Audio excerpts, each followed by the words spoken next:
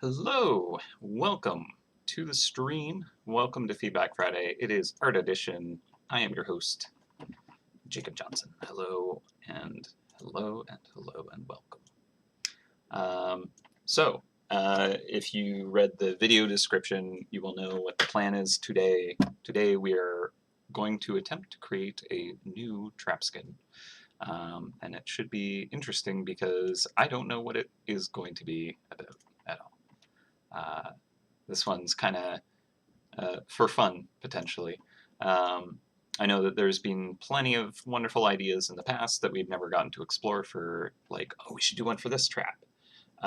Because often I'll purposefully choose a trap that I know a decent amount of people are using, and maybe it hasn't had a trap skin recently. So generally I'll kind of be like, okay, well, it should probably be this trap or that trap. And then, often it'll be like, oh, for the Great Winter Hunt or something like that. But I think that today it could be a lot of fun because, last stream, again, currently it's a nice moment of kind of like, okay, I can work on stuff that's not immediately on, my kind of roadmap.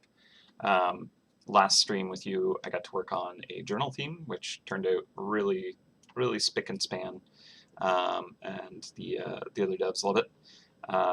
So hopefully we'll slot that in due time. But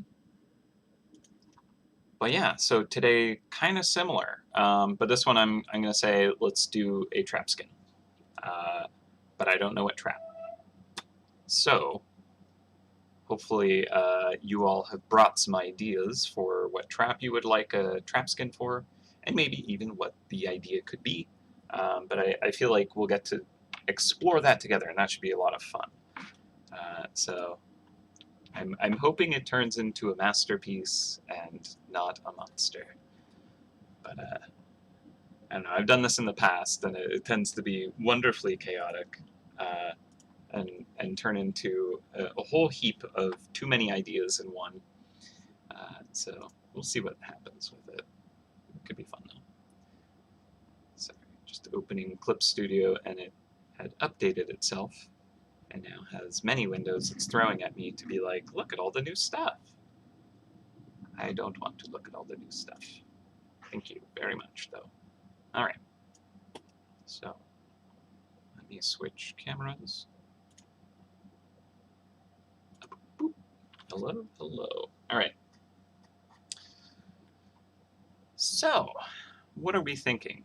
We could probably like chat for a minute here, and if someone would like to create a poll, or I shall, just kind of grabbing everyone's ideas and then letting everyone kind of collectively decide.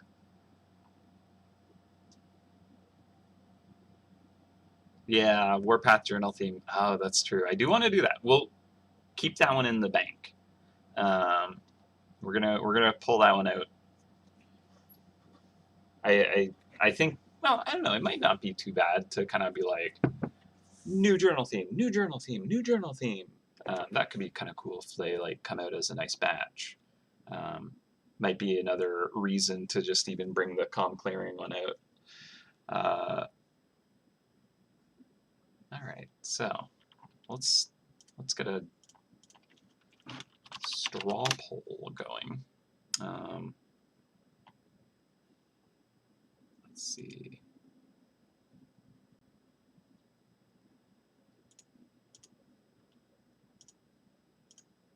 IP duplicate checking. That should do. All right. Let's see. We got what trapskin should create today.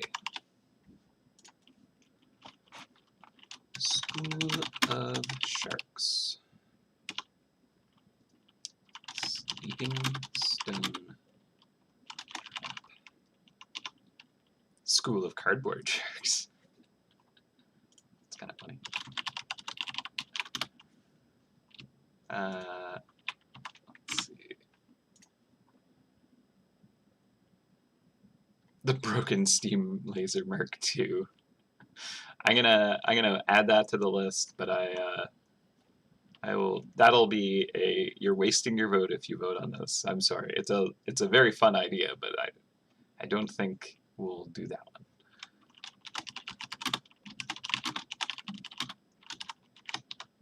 That's pretty amusing though. Black hole trap.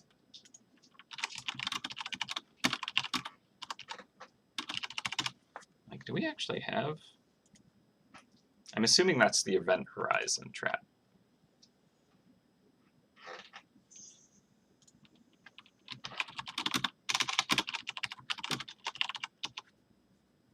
Which there's some weirdness around that one due to the kind of like limited upgrade tree for it, I believe. There's some LE stuff with it. Serial folly. Thought obliterator.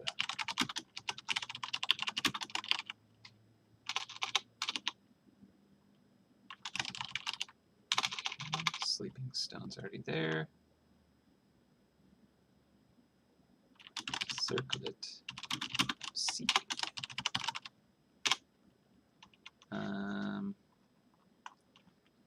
Stinger Mark II.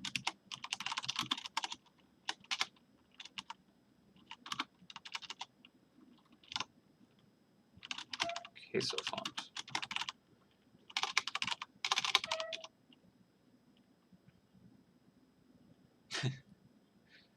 Steam Queso Shark Oasis Mark IV. Okay. Sleeping Stone, already got that one.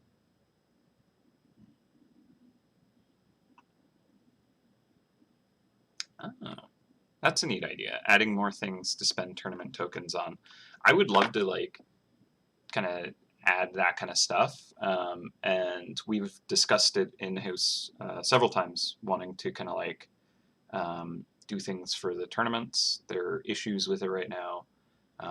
The systems are kind of like pretty old and baked in to the kind of like core stuff, and so certain events like during like certain tournaments during events can actually like be really difficult for the systems and cause like issues. So as much as it'd be cool to like add like some cool tournament stuff here and there, what we actually want to do is do like an overhaul of it. However, that's not possible until we kind of like do the 4.0 kind of like overhaul, which is a whole other big thing. So that's certainly something that's on our mind, and we're kind of like working towards making the leap to 4.0 possibility. But there's so many things that kind of need to be in the right place to like start to get that giant cog moving. So definitely would love to have more kind of like little things like that, but I think that would want to come with more of a kind of like we've fixed tournaments, and that's requiring something we can't do at present, unfortunately. So that's that. As far as I am kind of like in understanding of the coding situation, of which I understand very little, in fact. So yeah. All right, let's see. A lot of Sleeping Stone.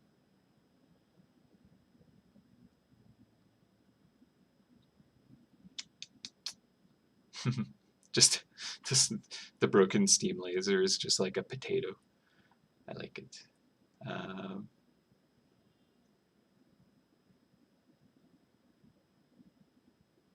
Tension trap. I'm adding it.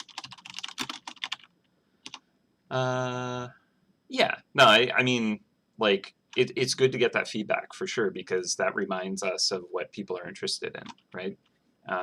Actually, every Monday during our kind of like weekly kind of like just team chat in the morning, we kind of like go over, like, here's what we're doing this week, here's all our kind of like scheduling and kind of like if you need to like do these things, you can talk to this person and just kind of coordinating, right? But we also kind of like open the floor to kind of like, hey, has anyone like heard anything interesting from the mouse hunters and like what they're saying? And so like things of that nature have totally come up all the time.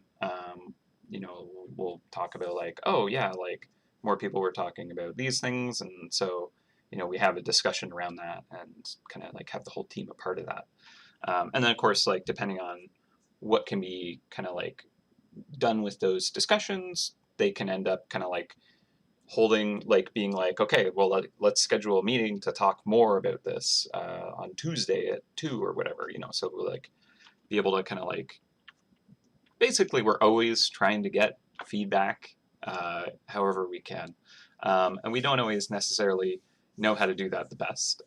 You know, of course, like when we first started, we had mostly just the like forums, and then you know we kind of like did a lot of just fun, silly video things, but we also found that we were getting kind of like some cool response, and that's how Feedback Friday happened. And we've been doing that weekly since. So, you know, I'm not always personally someone who's good at scrubbing out those details because I'm just like here to be like, what do you want to see? Let's make that art together. But yeah, Dave, you know, obviously, I'm sure many of you are very familiar. We'll kind of ask those specifics and try and share those with everybody. And then, of course, I'm not sure if all of you knew about it and were a part of it, but there was a survey that we had run. Tons of fantastic feedback in that. We're actually still, you know, tabulating all that data because there's so much of it, and so really excited to see everything that comes out of that. But yeah, so okay, I have on my list. Let me just make sure I haven't missed any yet.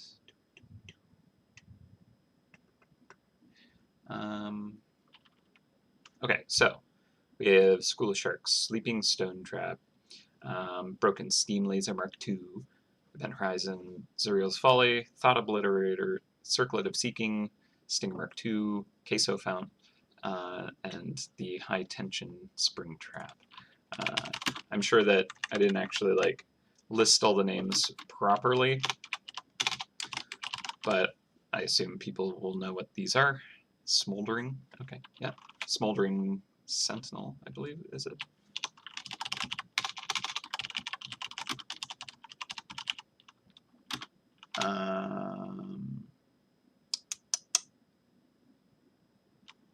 What was surprising to see in the survey? I haven't like gotten all of the like. I want to see like the actual kind of like percentage of people chose this and that.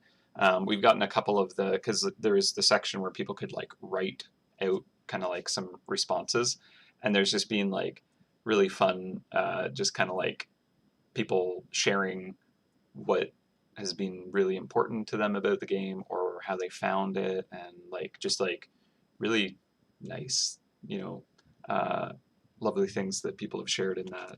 So that's been really cool. I'm also looking forward to seeing all the like really critical stuff because personally, I think there's a lot of improvements that need to be made on the game, and it's hard to do, but you know, there are many to be done, and so having that feedback on kind of like what needs to be kind of like tackled next, perhaps, is a big deal and something to get right. Sting Mark 1/2. There we go. All right. I think that's probably enough to vote. So let me grab this and copy and paste it into the chat. Pardon my spelling. I'm sure that there is enough typos in there. All right, so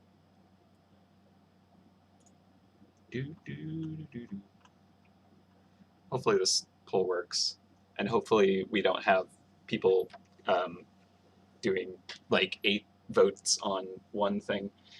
It does have the IP checking on, so that shouldn't happen, but we'll see. Um,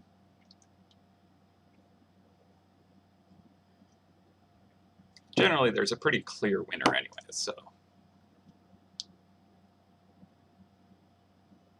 How are things looking for the island and for Jack? Really good. We're kind of like getting all the kind of we're feeling pretty good about the internal balance, and we're going to be doing kind of like more extensive testing. There's kind of like stuff to, we want to make sure that things are, sitting in the right place. We were doing a lot of kind of like uh, discussion around Jack yesterday, and so looking good about that too. Yeah, no, pretty good, pretty good. Coming along. We're a school of cardboard shark. Oh, okay. So now I'm actually looking at this, and we have three pretty clear. Well, yeah, three that are fairly far ahead. Sleeping Stone Sentinel. Is it Stone Sentinel? Sleeping Stone Trap. I actually often don't know the in-game name of things because I'm so used to just like the internal name.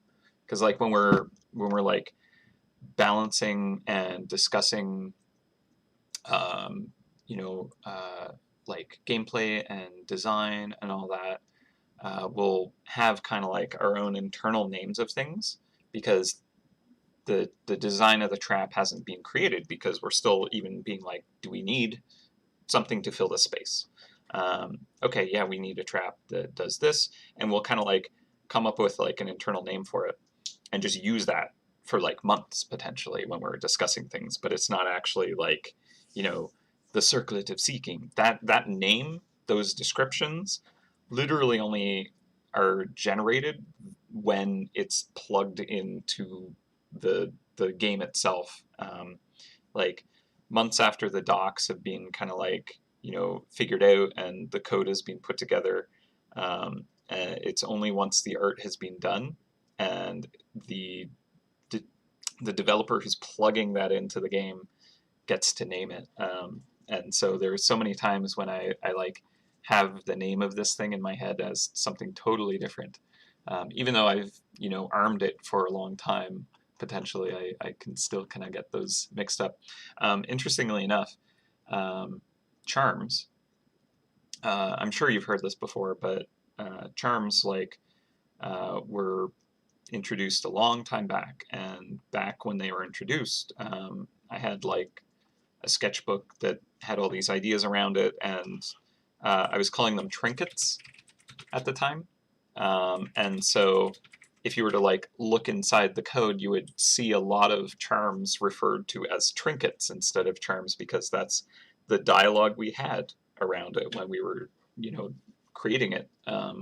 Before it like finally had that pass, where it's kind of like we're thinking about what the player is seeing and naming it more appropriately for, what we think would work best. And once it's like in the code there, you can't really change it easily. So a lot of them are trinkets, and that's just how it is. It's not worth kind of like tweaking that name. But when I talk to some of the devs, they'll sometimes say trinket instead of charm. It's kind of funny. All right. Well, we're looking pretty solid on the Sleeping Stone. So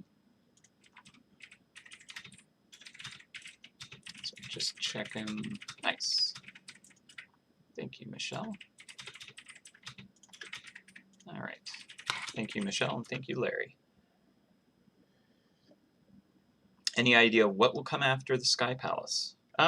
Yeah, we have actually quite a few ideas that we've been kind of like getting into the more kind of like not production ready, but like discussing the potential around making it kind of like, okay, this is what we could slot in next. And I think there's obviously so many considerations around what would be the next appropriate thing. Like the Sky Palace is, the current top game content, and what most of the player base is doing. However, do we need to address, early game stuff? Because honestly, you could always argue that that is something that is worth doing, because the early game's pretty bad. I don't know if you've played it in a while. It's not great. There's a lot of just not design there. It's kind of rough to get through in a lot of places. So it's like one of those things that I always want to go back and deal with, but it's always hard to find the right time. But we're kind of like finding the right people, adding to our team, and trying to kind of create a little bit more runway around that kind of stuff, and let people focus on what they need to. So obviously we're always going to be kind of like building the next area in MouseHunt's journey. It wouldn't make sense to be like, this is the final area for all you, active players, and we're just going to go deal with the early stuff and never make new content for your rank. Obviously, that's not feasible. But yeah, hopefully, we can do something to kind of like add a HUD over there or something like that. But at the same time, developing kind of the next cool area. And we have ideas. Oh, we have ideas. So many. Yeah. I'm excited. Good stuff to dig into. But we're not there yet, so I can't dig into that with y'all. All right, so Sleeping Stone. That is the one. Let me.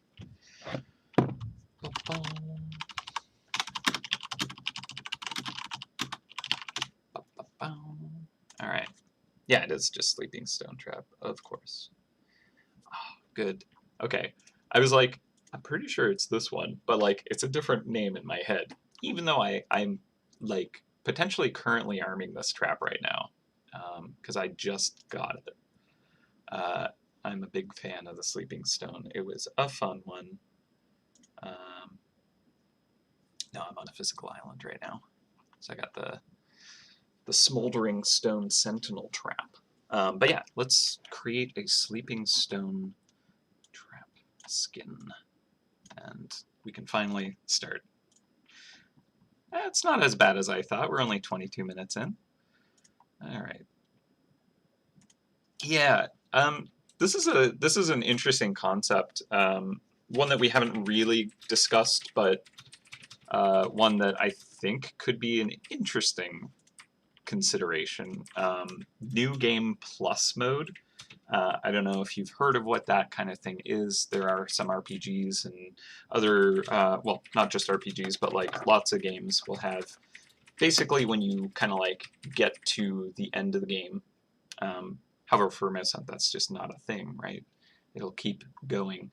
You can basically like reset your account, but with that like bonuses active and stuff like that. And it's a cool thing. Like there's clicker games and stuff that is essentially, that's a huge part of how you play those. You basically go as far as you can before the it just slows down too much, and then you like reset or ascend or whatever and gain permanent bonuses that then stack and stack and stack, and it just becomes this number go brrr, which I think are always fun. I get horribly addicted to those. Speaking of which, I'm actually playing Cookie Clicker again because I mentioned it to my brother once, and then I'm like, I could play that again. And it's been running for 3 days now. All right, well, let me ignore that.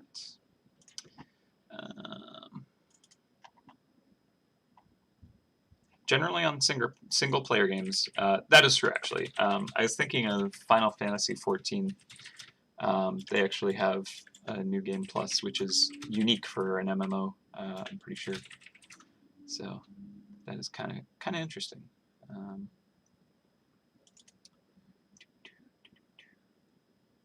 Sleeping Cookie Trap Skin. Yeah, actually, we'll potentially, like spitball ideas, and then maybe even run a poll for those if we would like. I need to open this file. I'm like not actually thinking. I'm just clicking. I was like in the mouse folder I'm like, this isn't where I'm supposed to be. I'm looking for traps. Wake up, Jacob. Okay. There you are. So we're looking at the base model of it, obviously, not the like crazy, like upgraded, good luck getting all the jewels anytime soon version.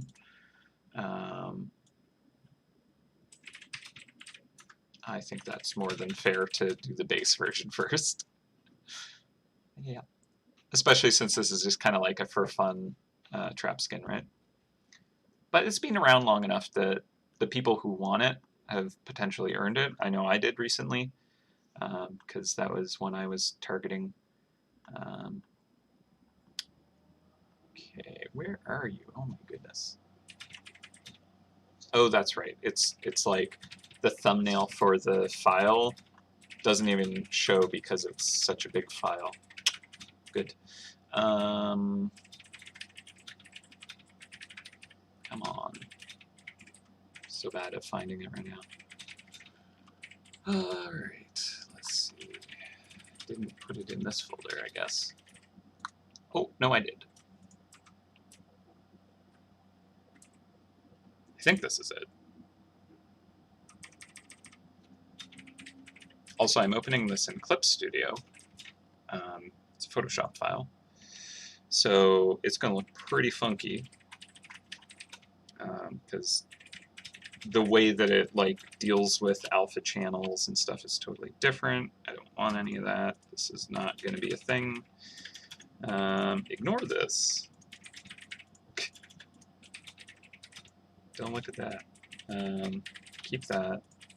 Alright, so what is all this? Oh yeah, I forgot about that. That was cool. Okay, that's the backdrop. Basically what I'll probably do is just flatten. No, that's probably a bad idea. Because I could skin this, but keep the backdrop, and if they're separated, that'll make my life easier. So I'll do that. I think I'll just group this into a folder and maybe flatten it down a bit just to have fewer layers, although it's not crazy amounts. Base I'll keep. Okay.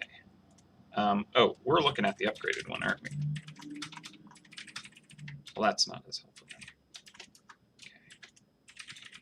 What do I do?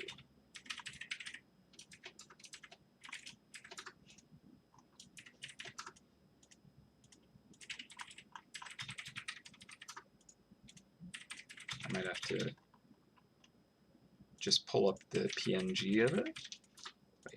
Wait, oh, wait. Hang on.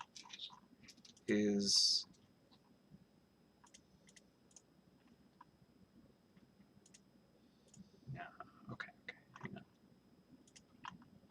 This might have been easier to deal with in Photoshop. Okay, is this the base one? It might be that one.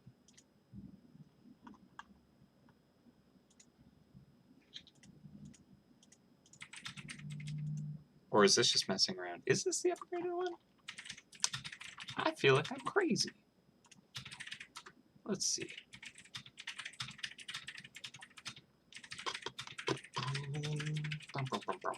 Traps. Am I like potentially even just looking at an outdated? Okay, yeah. So.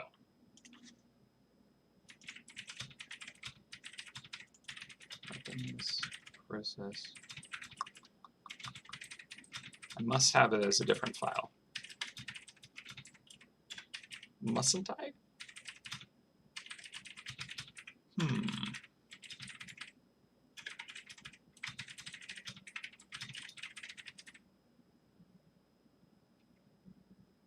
Where are you hiding?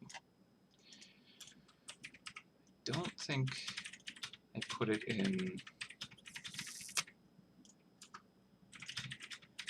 I still gotta finish like updating my file layouts. I started doing it, but I never actually like made it all consistent. I'm so bad at being organized. I'm sorry.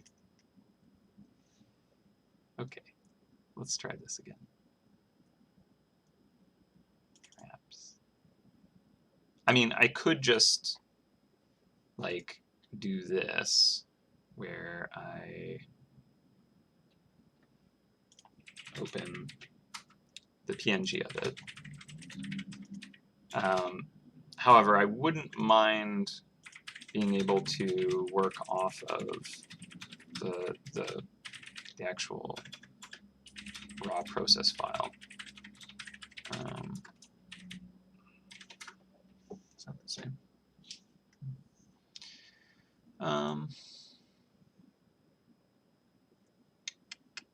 That's the long one. Okay.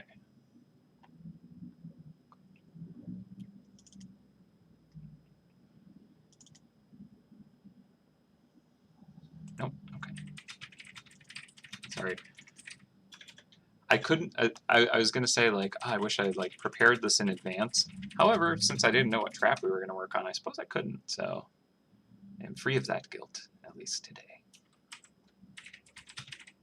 Although I always have that, just like I could have prepared better, but I didn't. No, I feel like it might just be in the same file, and I'm just looking at the wrong layers. So doing one last look over through my files, and I do not see anything different.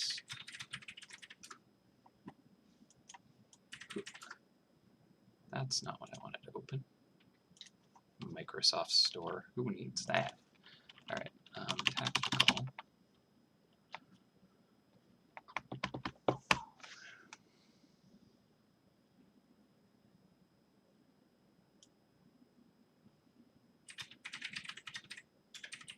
Yeah, no, I think that's the file. Okay, sorry. Very roundabout way of kind of like dealing with this. All right, so we have our cheese chunks. It's obviously not in here. We have our folder with many trap layers, which I will try to decipher what is going on. This was a cool fan repaint that inspired the upgrades.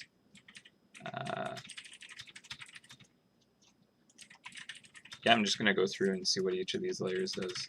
That's kind of an interesting angle. It's very wonky, but dynamic. Change the wings. Okay, wait. That's interesting.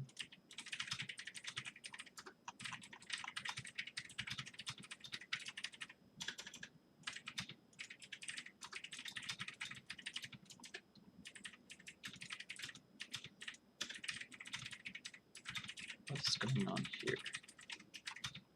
These are all just backdrop characters. Huh? This might be it here, actually. Hide that.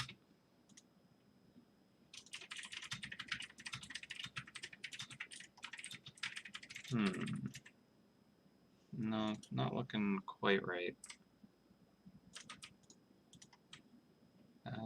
Maybe. Fascinating. I think I might actually just be better off using the PNG.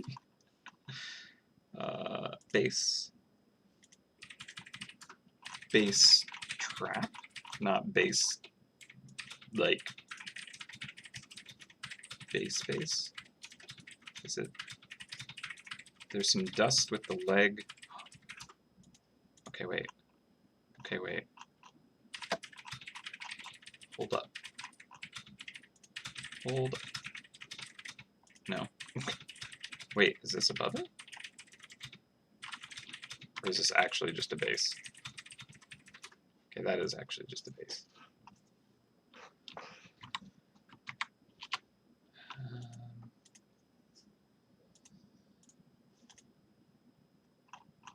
You there. Man, I messed up the file structure here, huh? Ah, okay. This is a little more promising. I think we might, like, I probably should name and folder things better. And you know what? Probably just do a different file when I'm working on a different trap. Silly me. Just using the one file is such a bad idea. Such like fundamental changes to the design, and then I just kind of like haphazardly tossed it into a folder, even though clearly it's a trap on its own. So that was silly of me. However, what I have going here is not going to be consistent with the live version because the backdrop stuff is going to be different. So let me pull that as a reference. I already have it open here. Okay, so it's pretty close. Basically, the main difference is I just have the backdrop stuff and a bit of a color shift. So these lads are gone.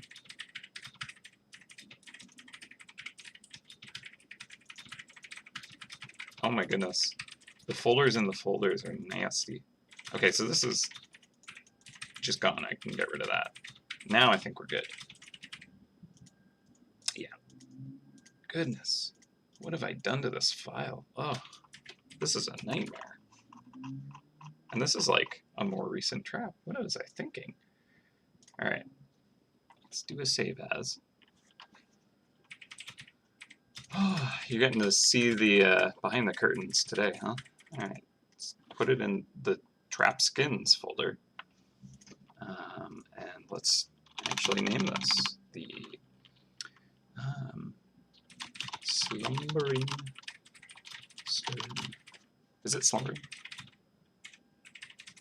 Sleeping stone? Sleeping stone? Not slumbering.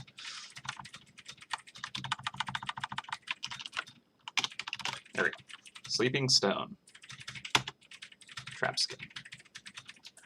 Oh no. How about chrome fly? No. Can you imagine?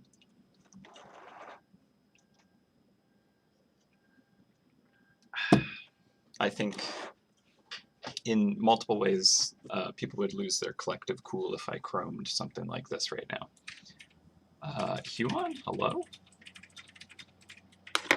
Time to calibrate. Everything is awesome.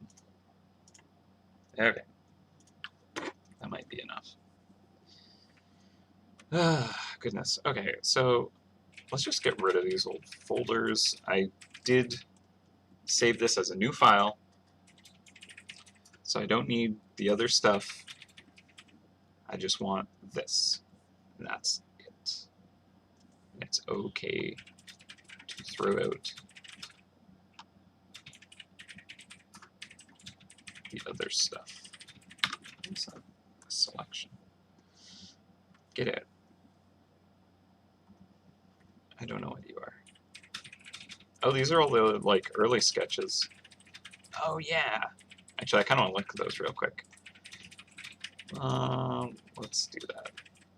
My goodness, what am I doing with these? What is happening?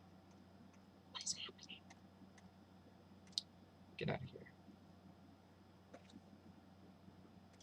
All these, be gone. I don't know what that is. This is a flying dude that shouldn't exist. Yeah, I think in... Yeah, does not have a flying dude there, so you're getting out.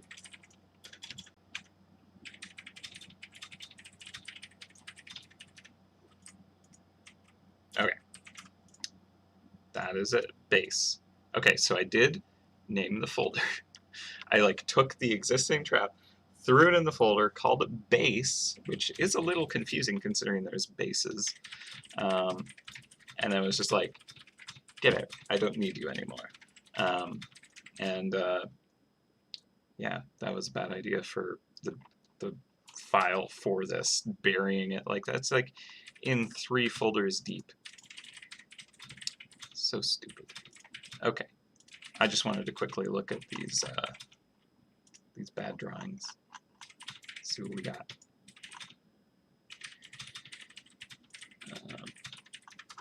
That was kind of neat. Oh yeah, I was like experimenting with the different kind of like armatures. Kind of neat text stuff. I guess it was kind of more like a little crawly slug thing. Oh yeah, because it was like the idea is that it kind of like folds into the boulder. So I was kind of leaning more into that design, which I'm a little sad that I lost that narrative thread with it. Just some kind of weird floating thing with a hand coming off it. A little more like spider mech kind of looking. This is kind of cool. I could do something with this later. Just a claw. I like. This is kind of interesting because it's playing off of the current tactical, like, island idea. Kind of, it's a hunk of the rock. Maybe there was like an arm coming off of it, I guess. More kind of hovering mech things on the rocks. Ah, that's cute. I wouldn't mind that. Kind of like that idea. Creepy. Yeah, it's kind of interesting seeing this evolution. That's kind of neat. Interesting. Interesting. Yeah, not terrible stuff. I actually quite like that. I think that it didn't have the kind of like element of surprise that I think tactical can kind of have, at least for this design. The kind of like, I don't know, pillbug hiding on a rock is kind of cute. So that's not bad. Anywho, we're doing a skin for this one. So,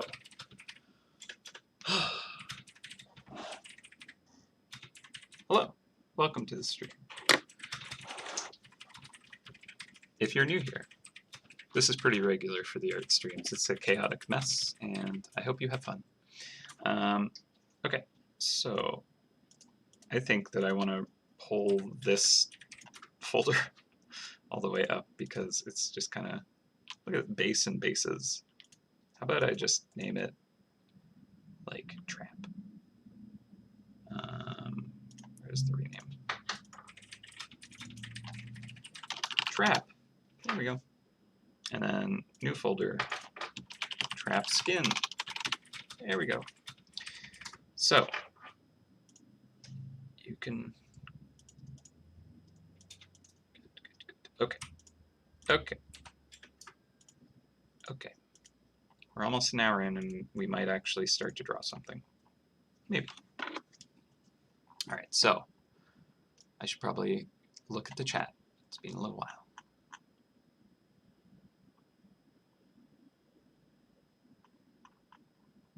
All right, so that's where the straw poll was.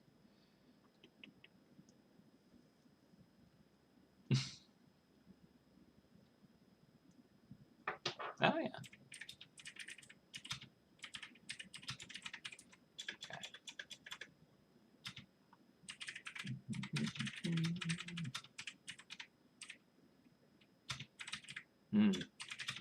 Some ideas for the New Game Plus stuff. By the way, that's not something we're discussing internally at the moment, so don't think that's coming down the line. Certainly something that could be an interesting element for a game such as ours, but honestly, I really would want to address a lot of the early game before we did that. You know, like, I think it'd be a cool thing, but certainly not before the early game is improved significantly. I wouldn't even consider it. Sleeping glowing alien egg trap. Ooh. All right, the sloth, sleeping sloth skin. Sleeping fat cat. Slumbering boulder. Yeah.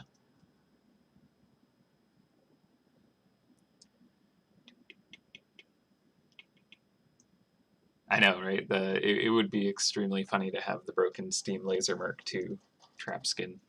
I'm kind of tempted by it, but it would be just for the jokes, really. It's clever, though. I like it. I had a good laugh. All right.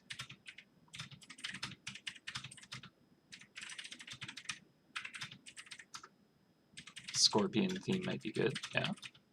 Yeah, yeah. So it took a while trying to upgrade it. um,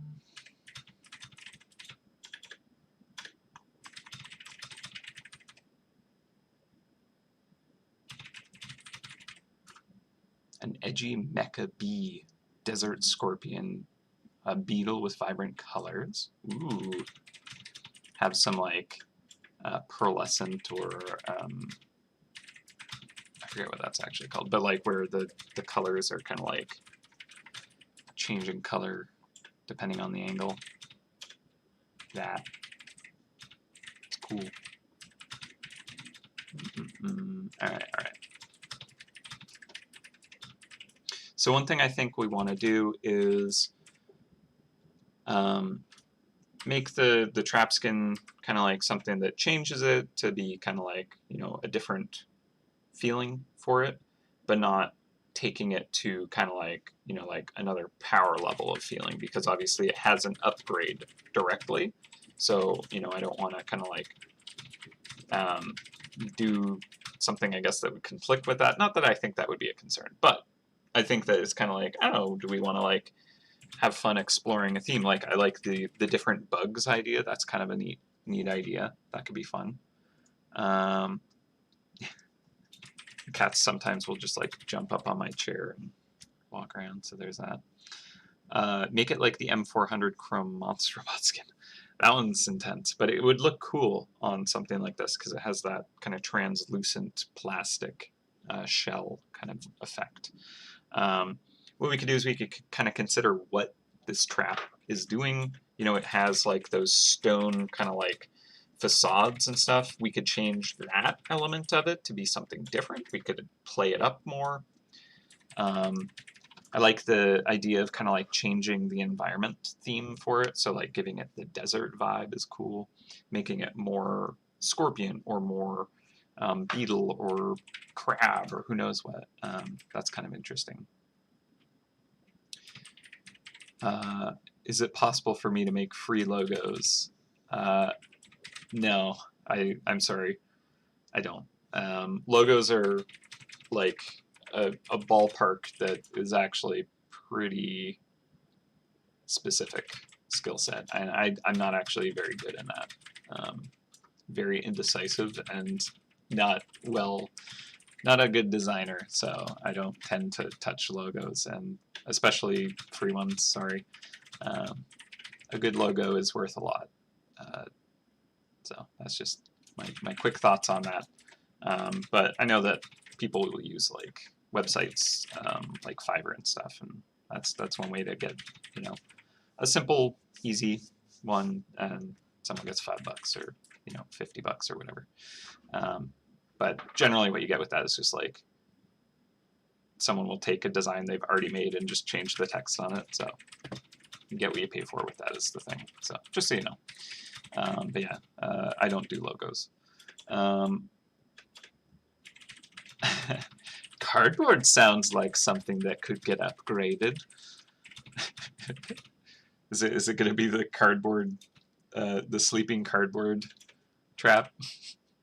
It's just like when you dress up like a kid for, you know, Halloween, and they're just wearing like cardboard as a robot. It's like a droid wearing cardboard to pretend to be this thing. Scorpion with ice blade claws. That sounds pretty sick. I like the desert theme. I think that could be fun because we can kind of like change the whole palette. Prismatic. That's a word I was trying to think of. Moonlander space theme. Ooh, very like classic kind of like old school tech, but like also like on the edge of danger at all times. That's kind of neat. Fluffy beetle. Oh yeah, where it has like the tufts surrounded by the carapace and stuff. That could be cool. Crystal translucent horn. Ooh, I like these ideas too. Like I like the idea of taking what it is and just kind of like pushing an element of it, because it's kind of got this bug thing going, right? And like I think it could look really neat to like just take that further. You know, we didn't necessarily get to explore that as far as it could go, so a trap skin is a perfect way to do that. And the crystalline kind of like theme or desert version of it, or you know, tiger striped or whatever, right? Like I think it's cool to kind of like explore that a little bit further. Sleeping cardboard, done. It's just gonna, I just like, all right, two trap skins today, folks. I just draw like a cardboard box just sitting on the trap. Done. One. All right, let's go. Next one. That'd be kind of funny. I won't do that to you. The cardboard is a great idea, though. I think it'd be fun. But yeah, I think it would be more appealing for me to illustrate kind of like the like different textured bug, however we want to transform it. So I like the idea of the horned beetle because they kind of can already have a similar profile with the kind of like flattened in front, and then kind of like the big kind of like horn or antler or whatever coming forward with it. So I'm thinking I guess I'll leave the trap as is, but no, hide that a little bit. All right, so how shall, going forward very quickly, since we opened this from a Photoshop file, what we're going to want to do is record the time lapse, because I always forget to do that. But now that I'm remembering, I might actually be able to make videos out of these, which would be real cool. All right, so we have our trap faded down so we can scribble on top of it together. And I'll probably want to draw with a color that's going to show up. So I'm thinking the kind of like making it more of a beetle, like a more of a different specific beetle would be cool. So like a scarab beetle is really pretty. The stag beetle, yeah. I was thinking the stag beetle because it kind of has that like profile, right?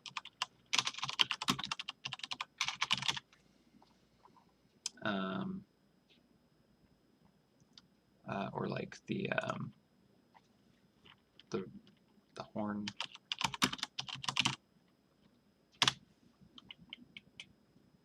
There's so many of them. The rhinoceros beetle. Ooh. Yeah. Those dudes are cool.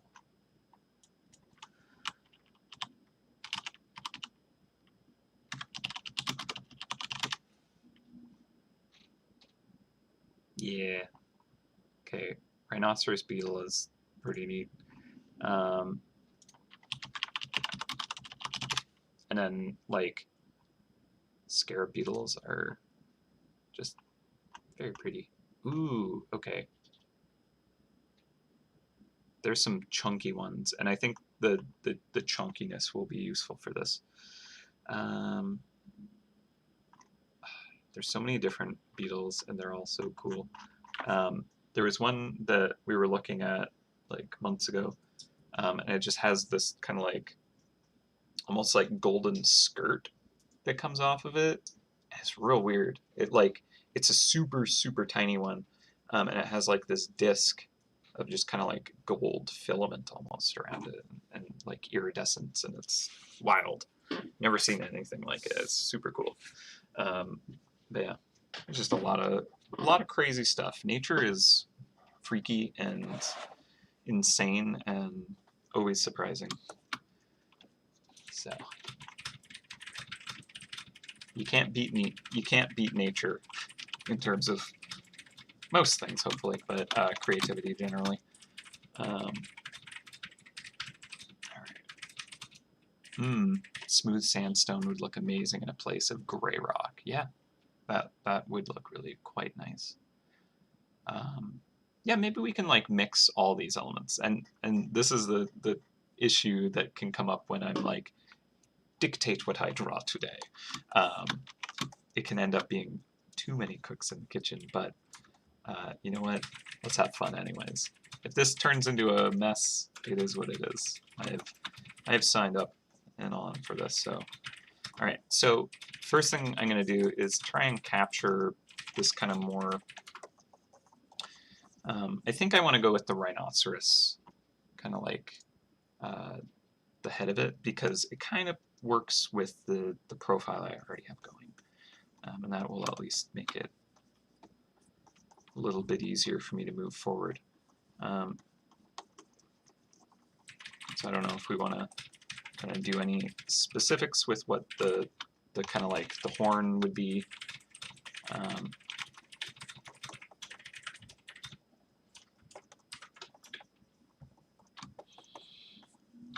And I think, so we have currently the arms are like raised up. It's kind of like standing up. And I think for it to be more beetle, we're going to kind of like drop it down to the floor a little bit. But because it's a trap skin, I don't think we want to go too crazy with changing the profile and like all of the dynamics of it. So what I'm thinking is, when I was looking through the scarab beetles and stuff, there is one that is just the chunkiest beetle that I've ever seen. Like it is a thick beetle. And so I think that that is probably kind of like the way that we can kind of like keep the same-ish kind of silhouette.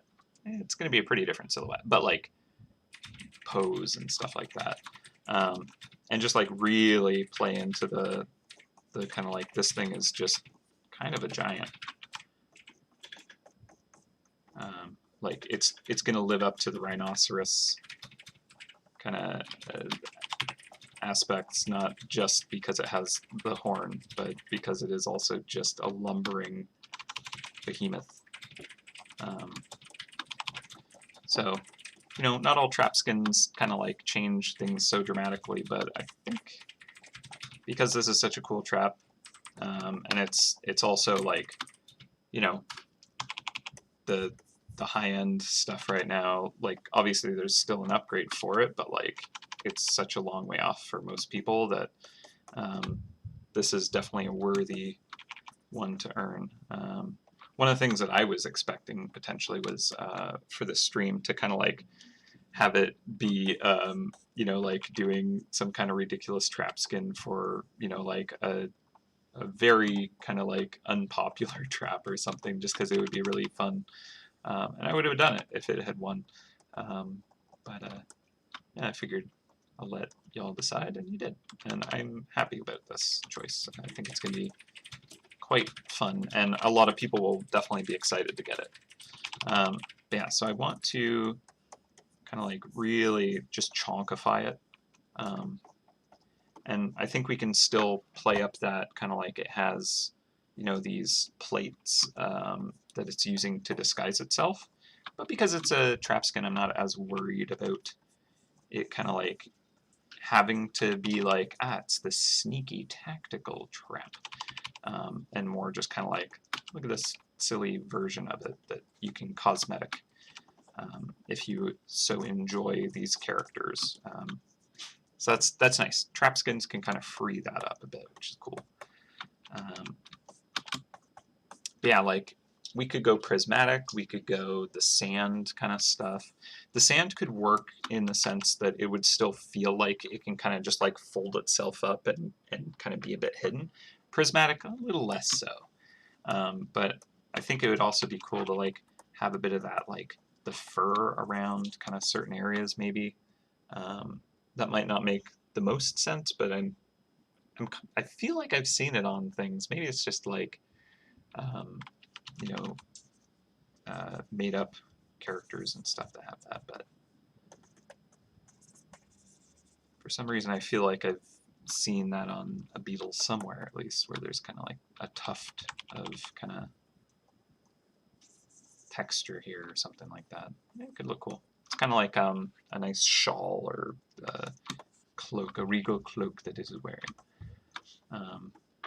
So it's kind of, I don't know, I'm kind of just trying to mash it into the spot. Might not fit so good like that. Let's see.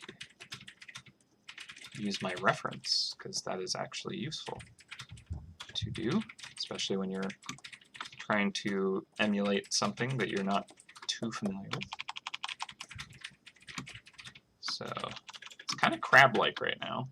I don't know if this horn makes a lot of sense just now.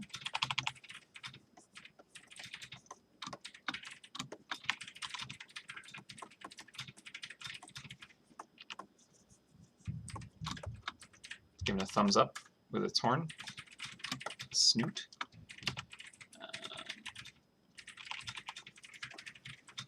Maybe I'll just have it kind of come up and give it like a nice satisfying curve.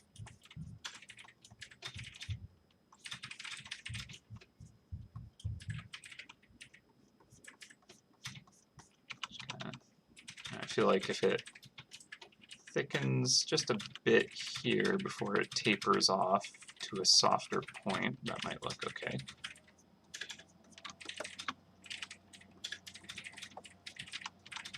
Maybe. I don't know. Maybe I don't like that as much. Some of them have kind of like the top will also kind of like pinch forward, which is kind of neat. Some of them even have like the bigger kind of, I don't know what it is, proboscis? Why do I want to use that word for it? I don't feel like that's right. Yeah. Let's see.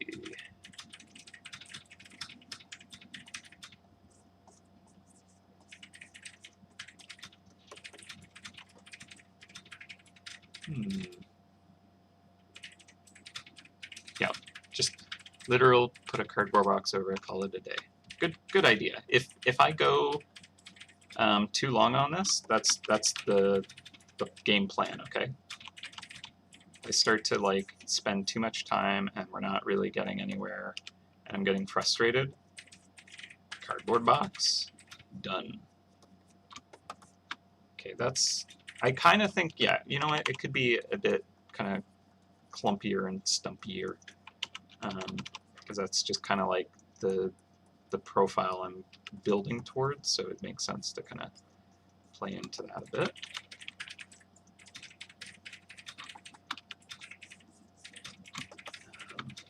So this will be coming towards it. Okay. Now, we could do all kinds of stuff to kind of give it a little bit more personality, like giving it the jewel for the eye, basically, in kind of like different places. So it could be, you know, the Cyclops thing that it currently has there, but I actually think it could be kind of cute if it had like, you know, like a little eye on the side or something like that. Not quite sure where the placement should be for that, or it just doesn't have it at all. Also a possibility. And I don't want to go too, you know, creepy crawly bug with it either at the same time, you know. It can definitely be, you know, uncomfortable when things are like, well, that's just a spider, because there are definitely people that do not want to see that, and that I do not blame them for.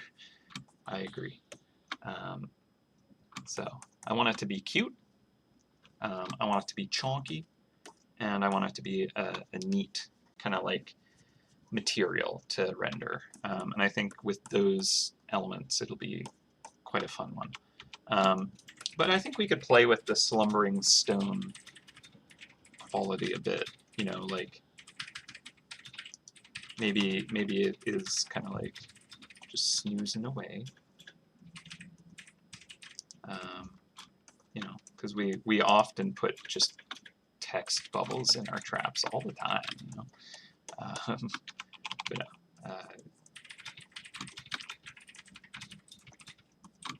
so we'll not do that, of course, but kind of cute.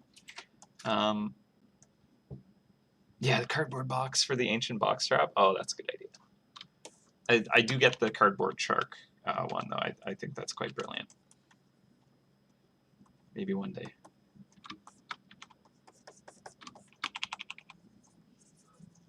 But only Andrew can earn that. All right, let's see. So I'm kind of like, do we want this kind of like dimpled in, maybe? Just to kind of like really play up that ridiculous rhino head horn beetle.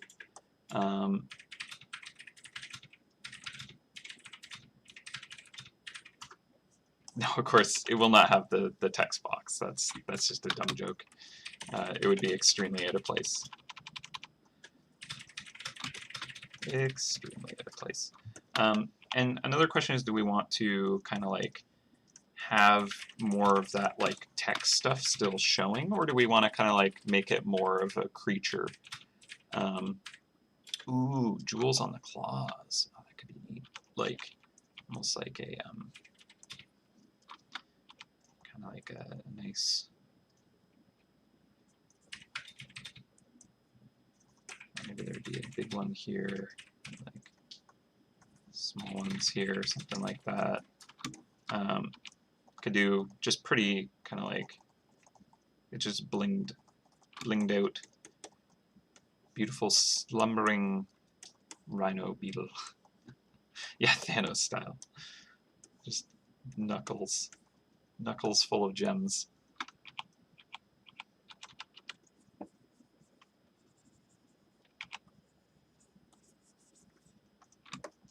I mean, if it's Thanos style, should it be like the horn has the jewels? Because that's what it's going to use to fight.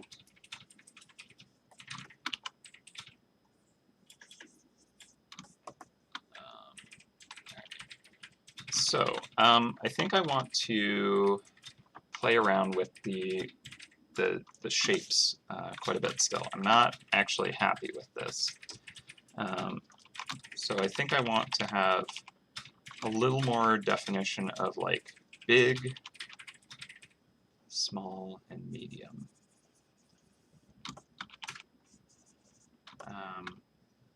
And it's like, should these be bigger?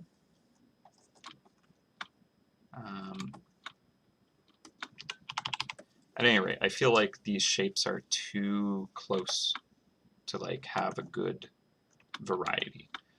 The head, I think I could make a little bit smaller. The butt, I think, could be bigger. The shoulders, one way to kind of make them take a little more interesting space could be to make them kind of come forward a bit. There's kind of like the rhino beetles that actually have, or horn beetles or whatever, that actually have kind of like their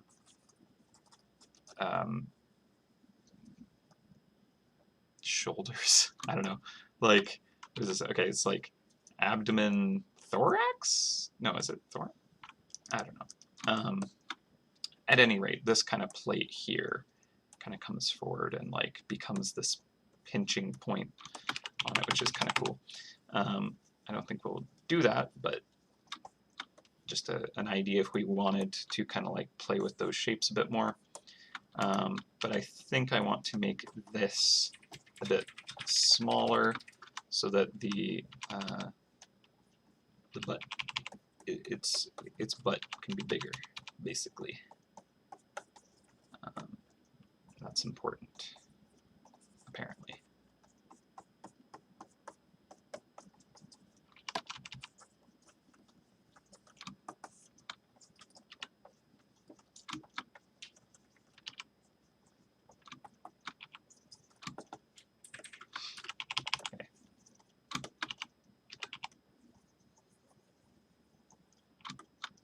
How should I change this? I'm not too stoked about it yet. Maybe maybe it goes off the screen even. Makes it quite a bit bigger, right?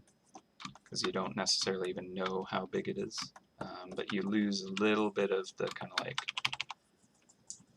understanding potentially of the shapes, although when it's rendered I think the volume will come through. I think the head is maybe too big. We could even move it a bit, although I'm worried that it's going to interfere with the cheese if I get too far forward.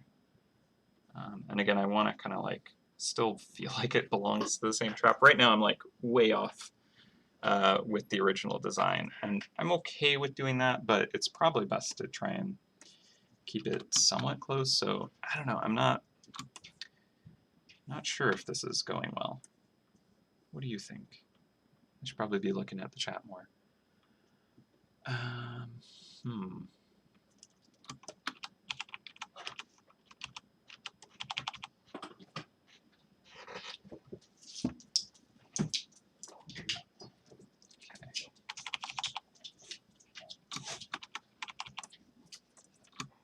Also, this totally feels like something for the living gardens, right?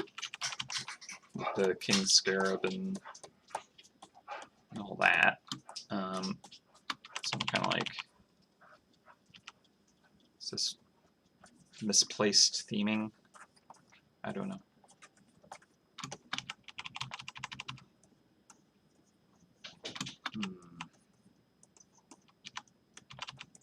I should probably pull up more reference. You know what? Okay, I really like one of the little critters I'm looking at, so I'm gonna try and actually like use that as more inspiration. Maybe I'll be more happy if I do that. All right, so you know what? No, I'm not gonna do it that way. I'm gonna start a new sketch though. All right, sorry if anyone was like super on board with what I currently had. I just think that it wasn't quite there for me. And I should probably use more reference. So this one has quite a bit smaller of a head. And it has like this nice big kind of like shoulder thing going on, which I think looks neat. And it's got some like nice layering of detail in it too, which I think is really cool. And even some kind of like weird dimpling, and there's like some really lovely texture actually going on with it. So this is getting pretty like, oh, that's a bug. So people might be a little bit unsettled by that. So I don't want to go too far with that. But I think it will be most useful to start on those grounds where it's like, okay, I understand what I'm trying to convey, and now make it a little more comfortable to kind of look at.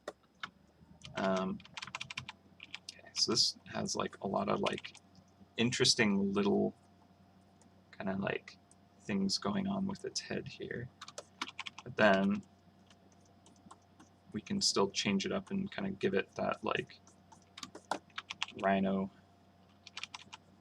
architecture on the face, and that's kind of fun.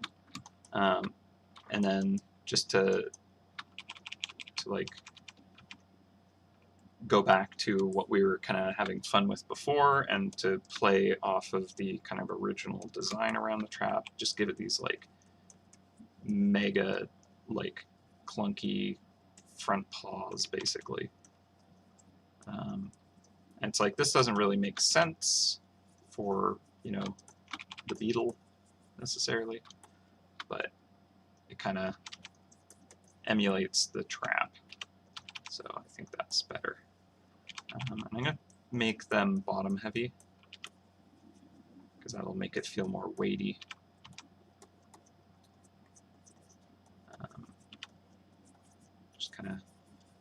using those kind of themes to convey that.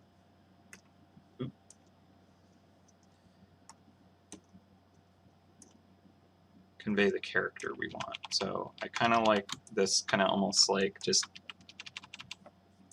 slow, lumbering, beautiful and elegant, heavy-duty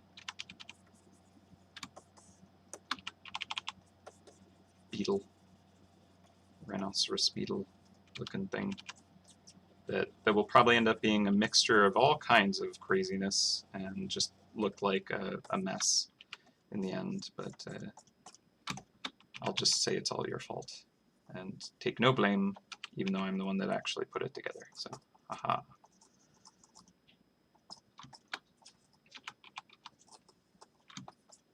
Okay, sorry, I have some messages.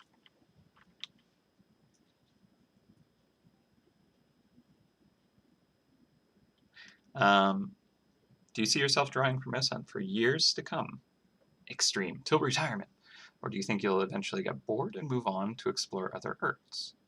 Honestly, like if you were to have asked me that when the project was first kind of like started, I would totally be like, I don't see how I could like even, you know, continue to be creative doing this for, you know, a few years, but you know, I've been doing this for over 13 years and I'm still honestly just loving it.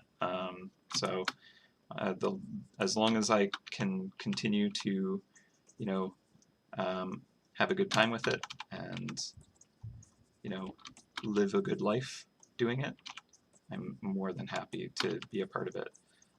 So that's pretty important. So yeah, basically, yeah, I wanna keep doing this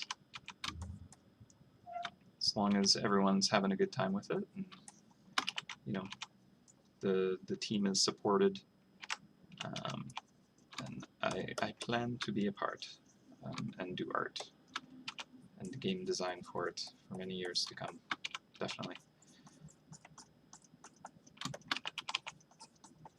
It is definitely a very kind of personal project for me, you know?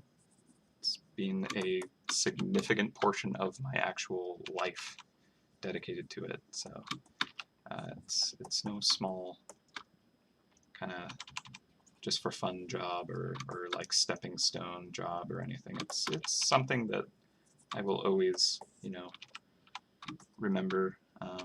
It's definitely a part of me, so can't ignore that about it. But yeah, no, I'm more than happy to like be working on it. I can always find ways to be creative with it, which surprises me because I'm just, you know, often drawing mice. Still, 1,000 mice later, there's still more mice to draw. Many more mice to draw. So it's interesting. Let's see. It's a good question, though. Thank you. Yeah, I suppose it's kind of like how Bob Ross could just paint a million landscapes and still love it.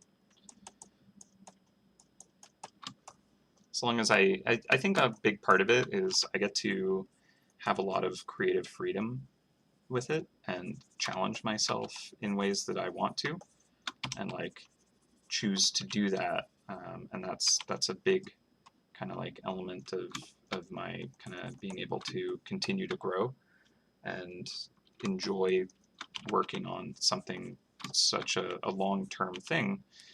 When you're working on a project or you know, like doing a career or something like that, if you don't get to kind of like better yourself and kind of like explore and learn and stuff like that, you can stagnate for sure.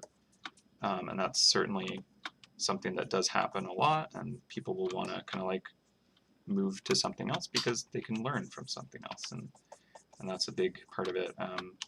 Something that I'm doing and trying to do more, but it's hard to find the time, is working on kind of like the prototypes for the kind of game design stuff that we're doing in MouseHunt, because I've always had a very big interest. I've always been very heavily involved in designing the areas and been learning how to code and stuff like that, which lets me kind of like create my ideas in ways that I can actually be like, try this, play it. So you know that was a big deal for me, like getting to create basically the floating islands and have people accept this ridiculous idea that if I just pitched it as it was as a concept, it would not have worked. So you know I've challenged myself to learn those things and grow in that space. And I'm always kind of like trying to just challenge myself with my art too, and learn how to do better with that. Although there are some areas where I could definitely improve quite a bit, and I don't like. Alex just stepped out to walk wash, but creating a you know a better streaming setup. I've been doing the stream for you know almost as long as I've been doing MouseHunt, and yet it's still just so not professional. I'm like one of the oldest streamers out there. Like I've been doing it for so long, technically, but I don't even think of myself as a streamer. You know, I don't do the like, comment, and subscribe kind of thing, which technically I probably should. You know, we have only like 2,400 subscribers to our channel, which is okay, but I imagine if Dave and I were kind of like more mindful of trying to grow the YouTube audience, we would be able to do better. But you know, we're kind of not necessarily of that mindset to do all that stuff. But it's something we should probably put more effort into, and we've discussed it. And I know things that I should do. Like I should definitely probably just have a stream overlay so I can at least look semi-professional and you know just kind of clean that up a bit. But yeah, I'm also incredibly lazy, and I apologize for that, but that is the truth. Not something I'm proud of though. I should probably spend one of these kind of like free art streams and maybe do that stuff with you. Yeah. It does look like a dung beetle, doesn't it? Yeah.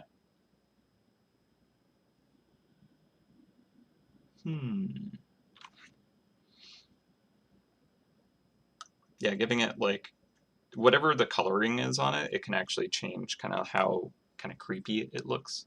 That's a good point.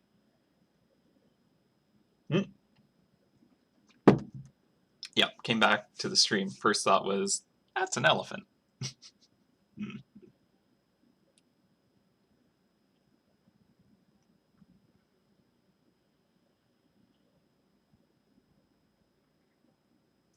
Laziness just gives more rise to efficiency.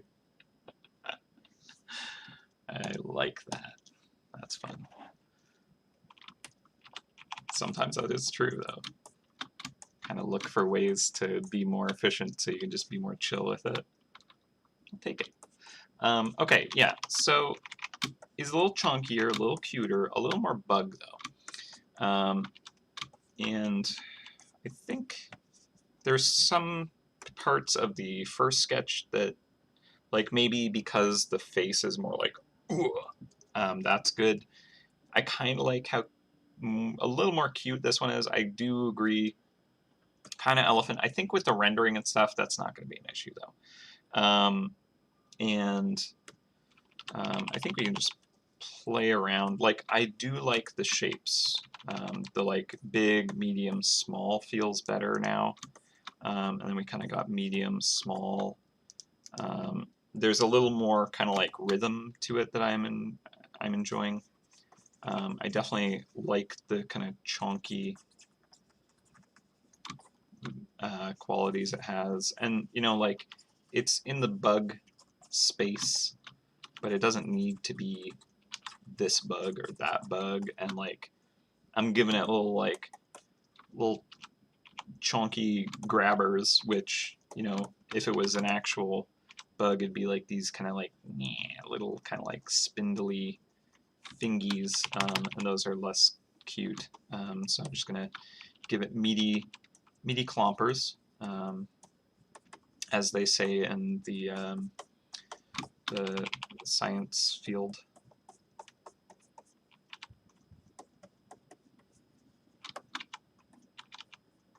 Meaty clompers. Like maybe I'll even make them like even more bulbous around to just really play up this kind of heavy, chunky. Like maybe it should be more squat than kind of just tall and round, because this is strong and like sturdy and standing up. But if I, let's say, this might not work, but I'm going to try it. Forgot that I need to like hold the hotkey first before doing this transform. So if I do something like this, maybe, where I'll just erase it. Hold up. Oh, it's doing its autosave. That's probably a good thing. Right. Okay, actually, there is a shape that I want to capture here on the reference, where like this divot and this kind of like big rugby shoulder plate thing going on. It's kind of a shape transform for the overall body, and that I think is what I found appealing about the original design. So I want to make sure to kind of capture that.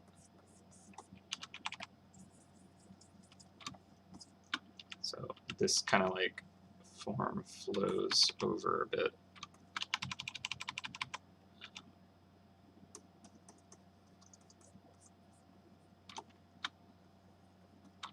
Just want to make sure that that comes across. Yeah, it feels nice and like it's just kind of like stomping around, which is great. I'm thinking this is actually like not a bad spot to put like a tiny little eye.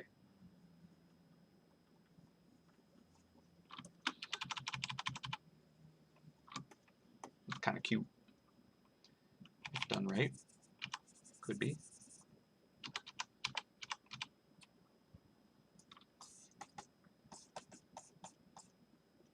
Clomping around. And then even if it's like, I don't know what this creature is, if it looks cool when I render it, that'll be fun. You know, we can just choose some really interesting materials. Like there's some great suggestions with like sandstone and stuff like that.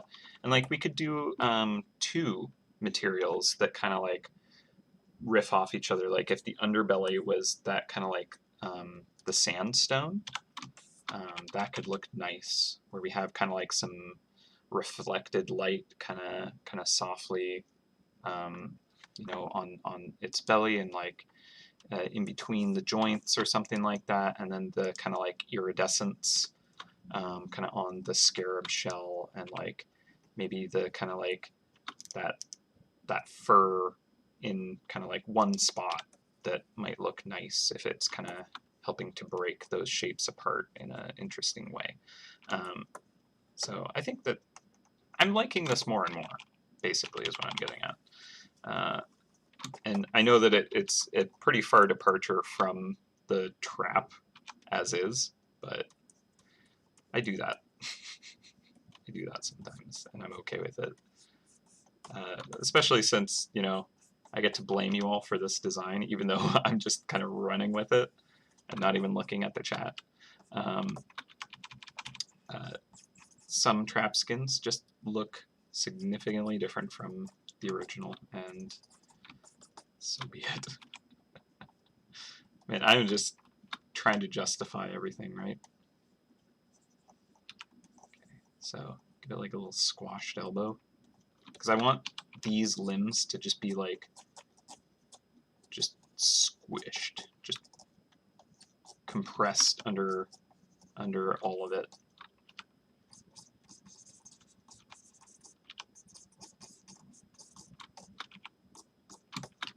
And we could definitely use the kind of like the tech quality of stuff, the trap and the whole, you know, theme of the power type has in this area, which is probably something that I should convey.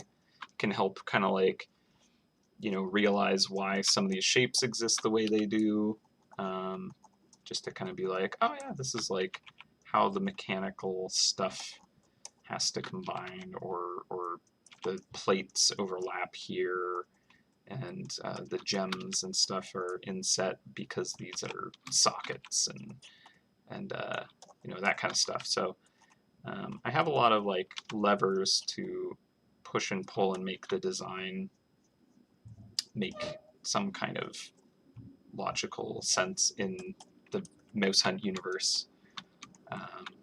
So that's good, because I don't know. Out of context, if I had to be like, this is a trap that catches mice, I would have a lot of trouble. You know, the MouseHunt traps are something else, you know, but like that's like a whole reason why I can have so much fun working on it, is like we have so much. I don't know how we managed to get it, but we have so much space to just explore the, like, this is not a mouse trap, but we're just having fun making something ridiculous, kind of area in art that is just a joy. Have a good time messing around and just creating, like, it's fun because a lot of it's so whimsical and stuff and such, just because the kind of like the way the game has evolved to be just kind of ridiculous. It's a lot of fun, and we can kind of just try and justify basically, you know, whatever, a wizard did it, and you all are pretty satisfied with that, it would seem. So that's fun. Not trying to excuse lazy design and choices, but that kind of is what it is, I guess. Just kind of like, I want to draw this because I think it'd look cool, and that's it. Like, it doesn't make sense as a trap. Just buy into it because we want it, because we all think it would be fun, and that's good enough. And then it's up to like the other devs to like actually try and give some kind of logic in the description, and I don't have to do that. I just kind of make something ridiculous looking and be like, your problem now. Sorry, everyone that has to deal with that. I'm a monster. We've learned that it's not the trap that we create together, it's just me. So I'm not sure what I want to do with this arm. It kind of looks like it's just like grabbing the base, which is kind of neat. It's going to like pick it up and just slap it on a mouse. Not using the horn, just like, get over here. I think we're way past the point of pretending to care about the realism of our mouse traps. Exactly. That years ago, totally threw that out the window. Which is really amusing sometimes when we're kind of like working on an area and we're like, does it make sense that, you know, like you go and do this and then you use that to do this, when it's like, like it actually kind of has a logic to it. But then so much of the game is like, there is no clear connection between elements, and it just doesn't. It's fine. And we're like suddenly so worried sometimes about like, yeah, but like, are people gonna get it? It's like, yeah, if the mechanics do a thing, the players are gonna be like, that's how it is. That's what it does. suddenly you can strap a rocket ship to your, you know, balloon dirigible and like fly to the upper stratosphere, and it's fine. Don't worry about it. Physics, all good. Yeah, and like, I don't know. Okay, I'm enjoying this. I think we're getting somewhere with it. It's cute. I think it could be very cute. I also just think it's really funny because it does look like it's going to pick up the base and just beat the mouse with it. So here, there we go. We have our explanation. Yeah. Needs the second shorter horn. The one on the top. Because we could do that with like this. I remember that the smudge tool changing doesn't work quite the same. So we could do kind of more like the upper horn coming off of the plate here, so it can still move its head to do that pinch thing. The lack of legs is disturbing. It skipped too many leg days. Okay, let's give it legs. I agree. But I also want to give it the like the chunky and too short legs because I think it's cute.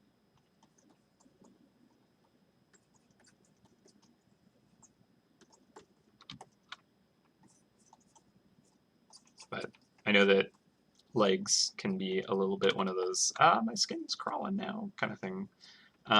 And beetles are kind of neat because they tend to have like the legs that kind of like are just flattened out to the sides. But because of the pose I have going, it might be kind of like, oh, the legs are like going way off the screen here, and I'm not sure I want that. So yeah, just stubs at the back of the base, exactly. Just chonky little nubbin legs. They're just enough of a presence that you're like, yeah, okay, it can stand on those, I guess. Oh, so my my stylus was dying on my Huon here, and apparently it had been going for quite a while because I've been having like a lot of bad art days for a while. You've been a part of them, where I'm kind of like, I can't draw very well today. Like it's just not working out.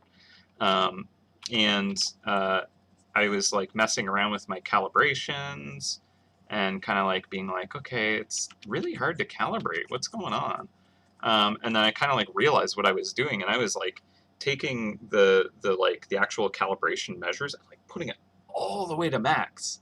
And I'm like, I can't like get the range that I need. And when it's set to kind of like a standard calibration, it's way off. Like it is not able to do anything. Like you touch it to the screen, just touch it, and it goes like full pressure.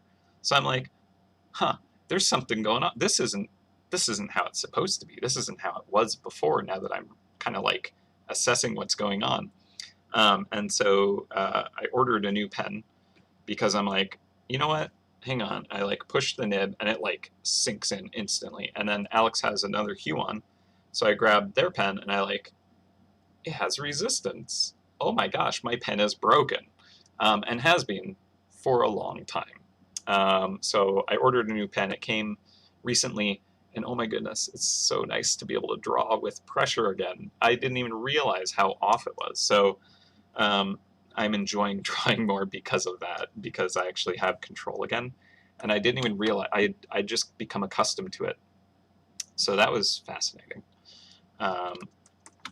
Yeah, just had to share that because the reason I thought of that just now is my pen is very squeaky. When I like press down, it's just, and I noticed that now. But it draw better. I have control again. Normally, if I tried to do this, it'd be light, pure black, like just like that. That's all it could do.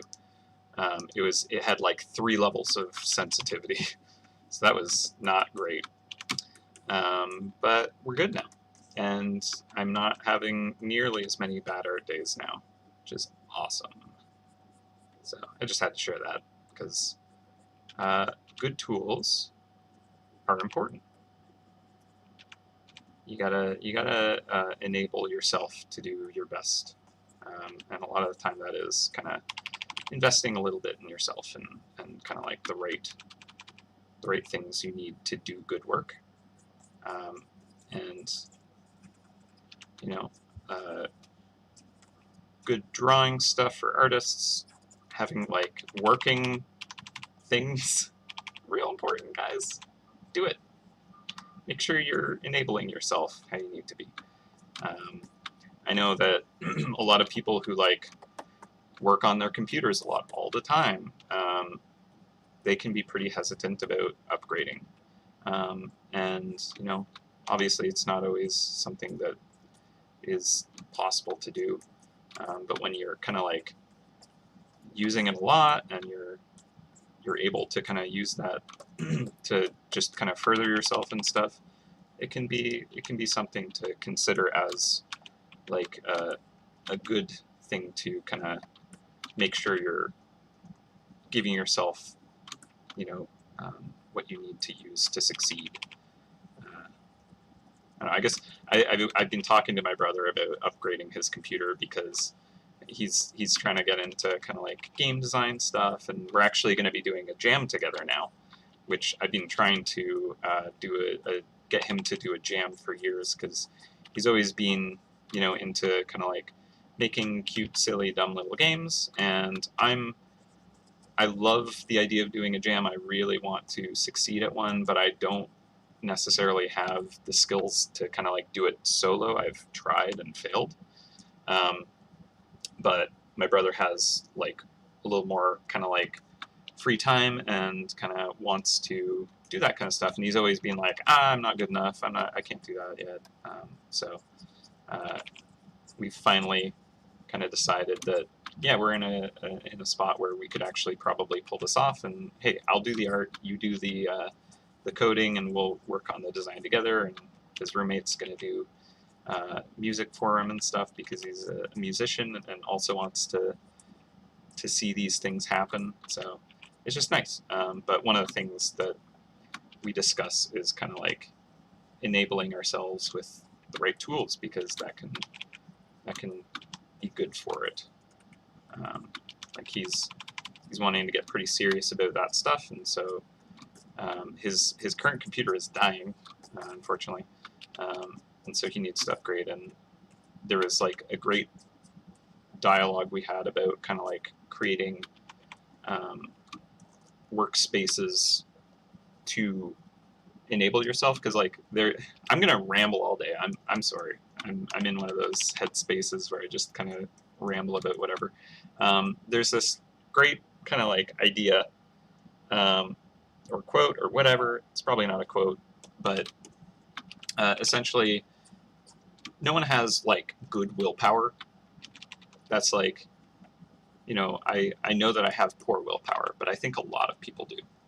I think the difference between people who are kind of like able to just get stuff done, like I feel like everyone kind of has like a limited battery that they run on every day. You only have so much energy you can kind of like dedicate to everything. There's so much that happens every day that you got to deal with, and I think that people who kind of get more stuff done just kind of like make their environments suited towards their goals a little more than people who might get more distracted. And so one of the things we were talking about was kind of like, if you get a computer with the intention of kind of like being able to do, game design and programming and stuff, what if you were to literally decide to only ever use that tool for those purposes? That way, when you're using it, you're not going to be like, oh, I'm just going to kick up some StarCraft and kind of like, you turn on that computer, you open it up, and immediately, because it's set to only ever be for that thing, you're going to be in a headspace where it's like, I'm working on these things. I'm honing these skills. I'm exploring game design. I'm kind of like, you know, doing that. And I think that that's a pretty valuable thing to give yourself. I know that there was kind of like a really good CGP Gray video about kind of like how to make yourself a better person, I guess. But it was kind of like at the start of quarantine and talking about like it's going to be really hard for people, and like what can you do for yourself to give yourself the best shot at kind of like being able to come out of this whole thing feeling good about what you've done in a better space. And one of the main things that it talked about was kind of like creating spaces, literal spaces, like physical spaces, where it's kind of like I'm going to use this to kind of be dedicated to that thing. And so it kind of helps you, because like you can't go to the office, you can't, like that's something that we've kind of like found challenging, is because we don't go to the office to work. We all work from home every day. You're in the same space that you use to just kind of relax and just kind of unwind after the day of work, and those can kind of blend together, right? So one of the things that that video suggested is like giving yourself ways to kind of like separate those, you know, your work and relaxation and stuff like that are good to kind of like be able to kind of create very clear boundaries around, so that you know when you're done working and you can kind of like let your brain kind of unwind and such. So rambly today, but yeah, so I guess that was a thought that I had about enabling yourself with hardware, because if you want to go to that level where you're like, this computer is only for focusing on furthering these goals, you're definitely going to be more focused on it when you use it that way. So it's a good idea. That's all. That's what I wanted to say, I guess. Totally random, but thought it was kind of useful, perhaps. All right, so what do we think? Kind of cute, kind of creepy. I should probably be looking at chat. We're also going to go on lunch break soon. Hi, Ribbon. Yeah, so the cool thing about Clip Studio is you can really customize stuff. And right now this isn't even as kind of like sensitive as you could set it up to be. So like this is specifically this brush where you can change all the subsettings, and this is one of the things why I'm like, I really like Clip Studio a lot.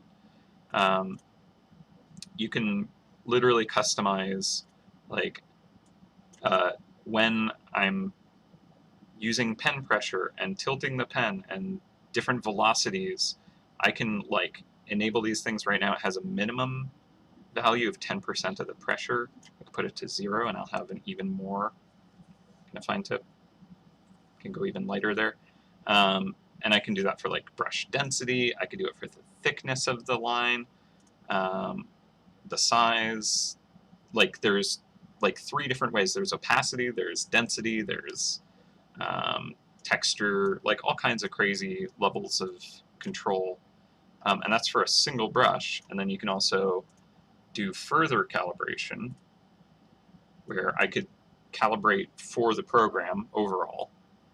And then on top of that, I also have the actual Huon calibration. So I have all these kind of layers of calibration.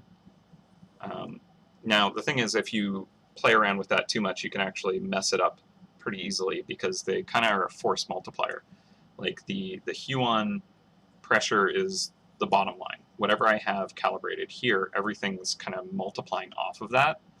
So what I had, and this is going to be wild. So this is like no adjusting. This is straight up as raw an input as you can get, and it's because I have a pen that is not broken, I can actually use this. This is how it's intended to be. When I had my previous pen, this is what the calibration looked like, literally.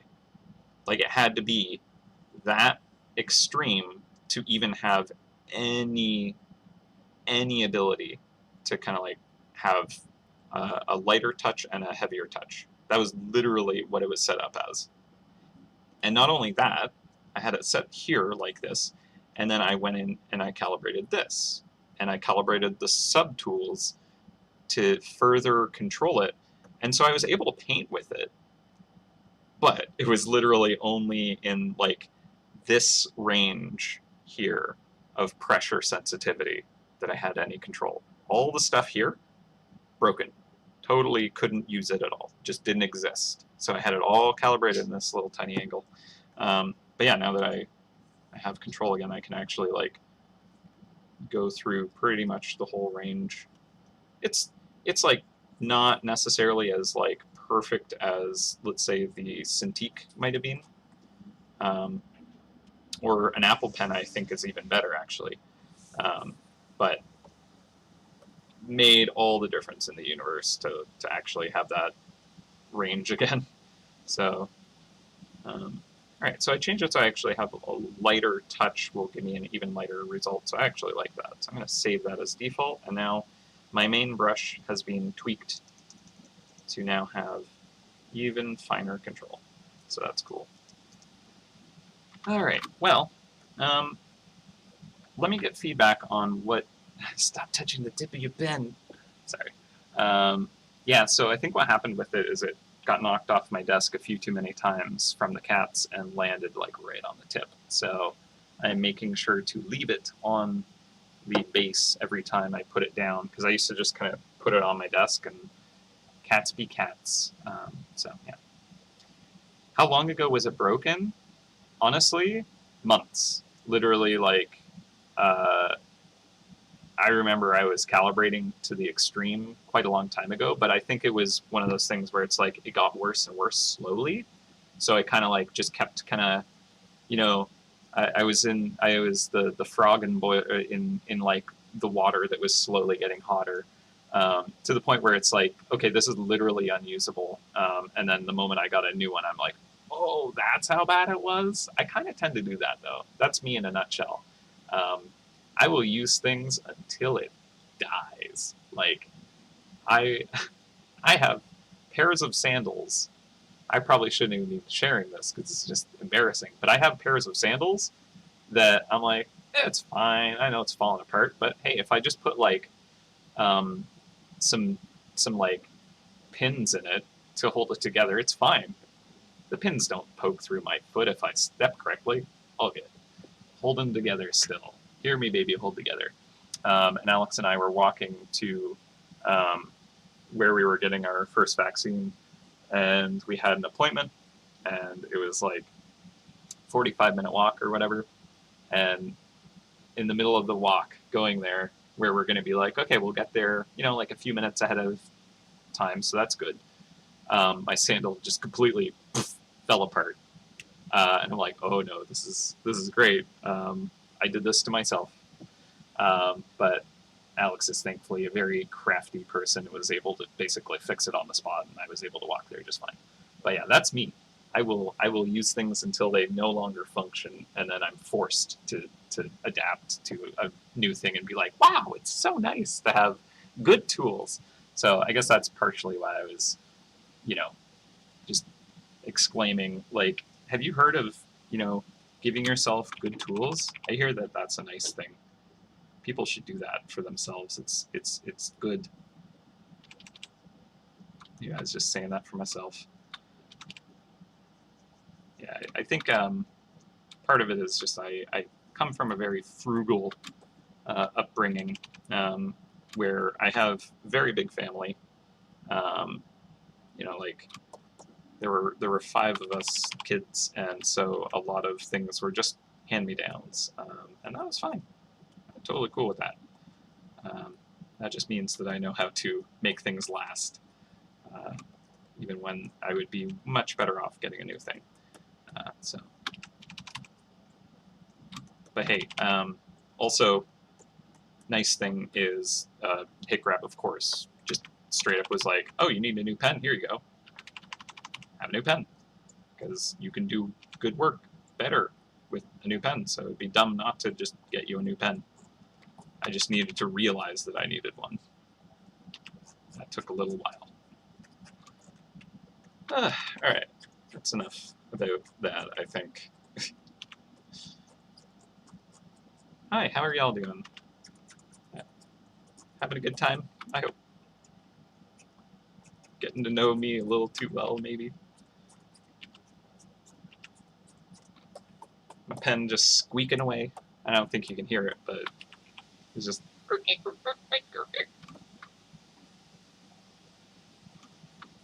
What do we think of these little fingy feet? Nubbin toes. Which I like this kind of almost spilling over. So I think I want to capture that more where it's kind of like chunkier, kind of wrapping around the form, because it's just too big and too heavy. And I think I can do that for these feet here too. And that actually does feel bug-like, because they actually can have these kinds of like limbs that kind of do this, right? So that kind of like works to kind of have that big to small to big to small kind of look. I think that's good.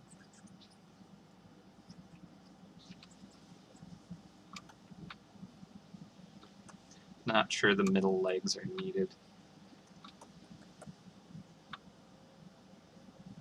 Or should it just have like this leg and the arm and anthropomorphize it a bit? I think it's cute with the three. I think maybe this could move a bit forward, maybe to just kind of create a bit more roundness of the shape, maybe.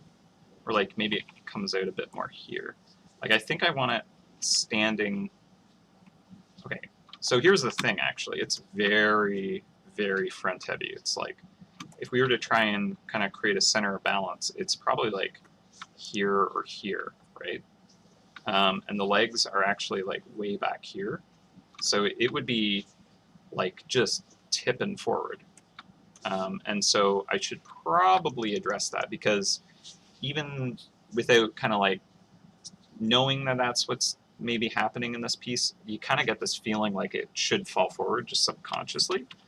And so I think that I would like to make sure that doesn't feel too awkward, because it would just feel like they're really unstable and going to fall over if I don't kind of like make that work. And one way to do that is actually just this arm being kind of like more a stabilizing force.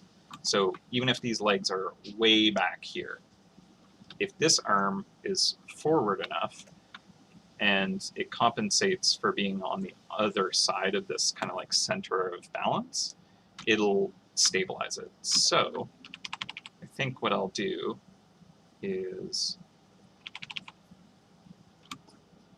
maybe I could move this arm forward, but I think this arm will be the most kind of like clear for making that work.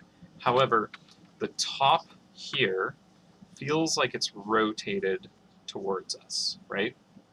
Because we're seeing above it, and although we are kind of looking down at it a little bit, technically we probably shouldn't see the far side of the shell like we are without it being rotated towards us.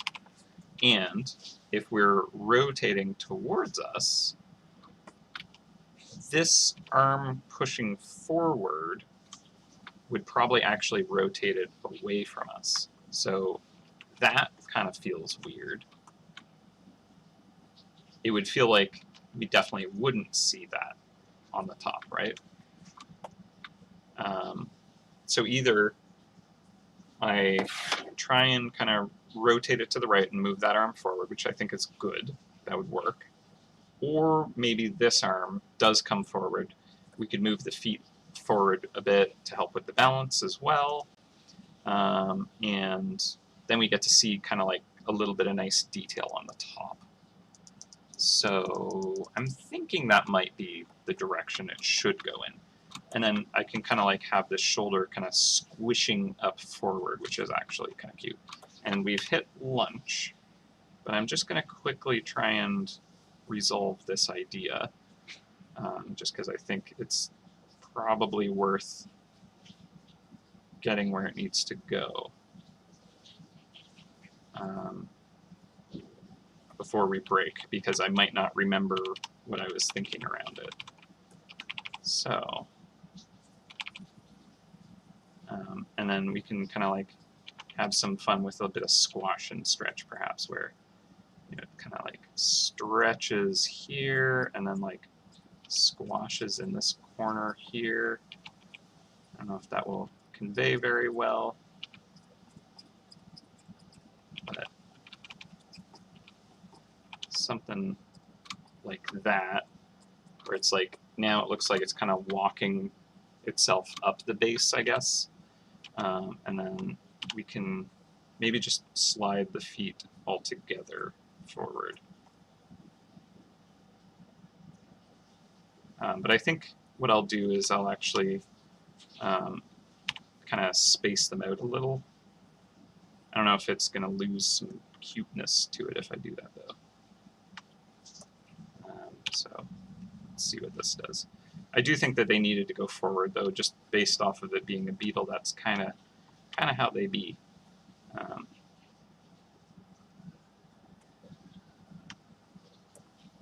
so that seems okay. Make this just, I'll get rid of that foot. Wasn't doing enough. Okay.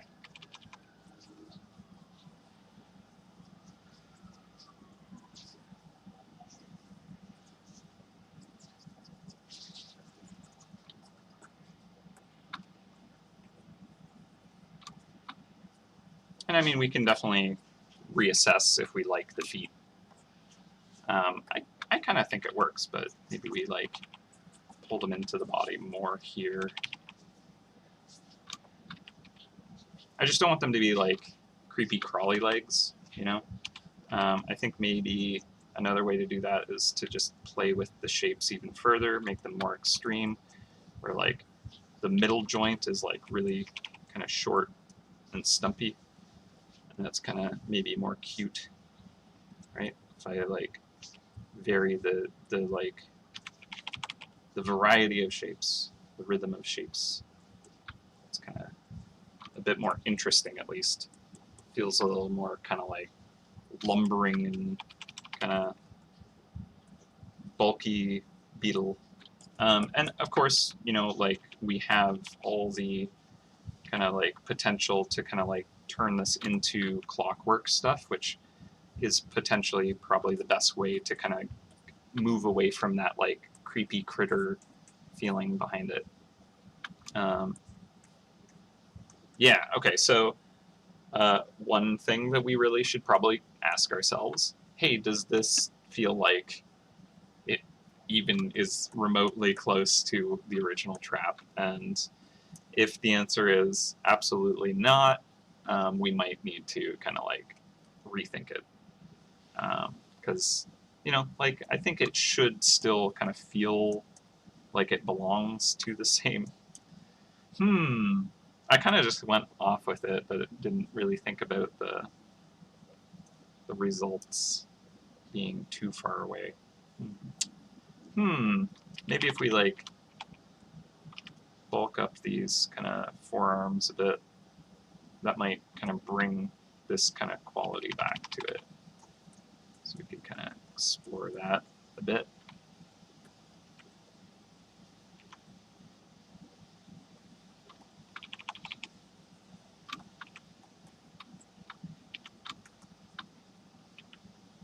Yeah, it has the monster bot hands. That's a good point. It does. And maybe I should not go that route and instead go back to these kinds of hands, which I think is actually the right choice. So instead of having fingies, just having it be these kind of just, I guess, just slabs that it kind of stomps around with. I think if I give it the slabs, that's immediately going to feel like, oh, okay, I know what this trap is, right? We can still have a lot of fun with that and change what its materials are, or like the story it tells. So that is probably good, actually. Yeah, actually, you know what? I think that I enjoyed the cute little paws. I thought they were adorable, but all told, this is actually going to be more true to the original trap, so I think that's good. And necessary, to be honest. So, yeah. Okay. All right. Well, with that, I think I'm pretty happy with sitting on this and like looking at it after lunch or during lunch and kind of like, you know, getting a quick fresh look at it, see if we're happy with this direction, and then either go forward or make some changes. But for now, let's take lunch and we'll come back and see where we're at with this. Yeah, I think I'm probably going to move those hands around just a little bit even. But yeah, let's do that. So when I come back, I'm going to have Larry Link for you all, but I'll be back at 2 o'clock. So going to be 53 minutes, and I'll see you then. All right. Until then.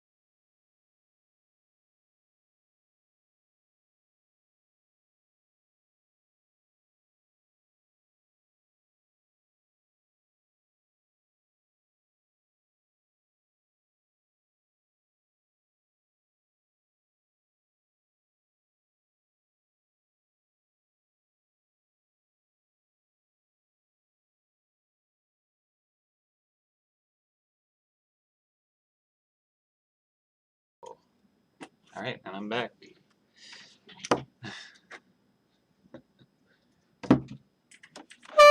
Ooh, that was loud. A rude welcoming, sorry. All right. So, where we left off, we had basically gotten a sketch to a reasonable state. I think I want to tweak it a little bit, but I'm mostly happy with where it's at. Before we continue that, let me just grab a Larry link.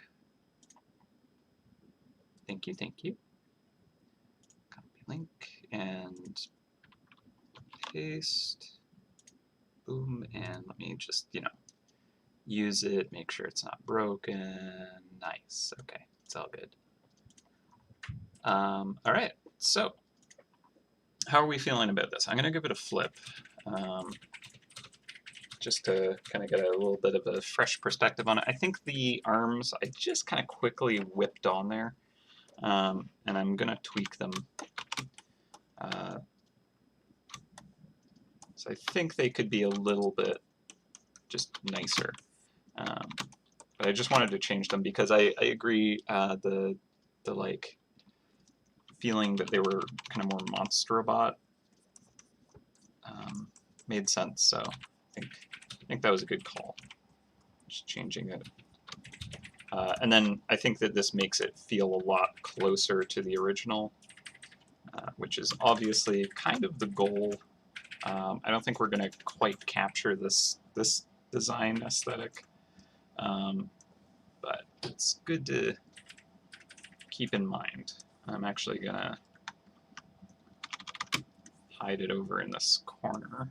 Well, I suppose down here because let's see what my stream setup looks like with that. I don't want to hide it with my face, but that's good enough. Okay, so I can work with that. All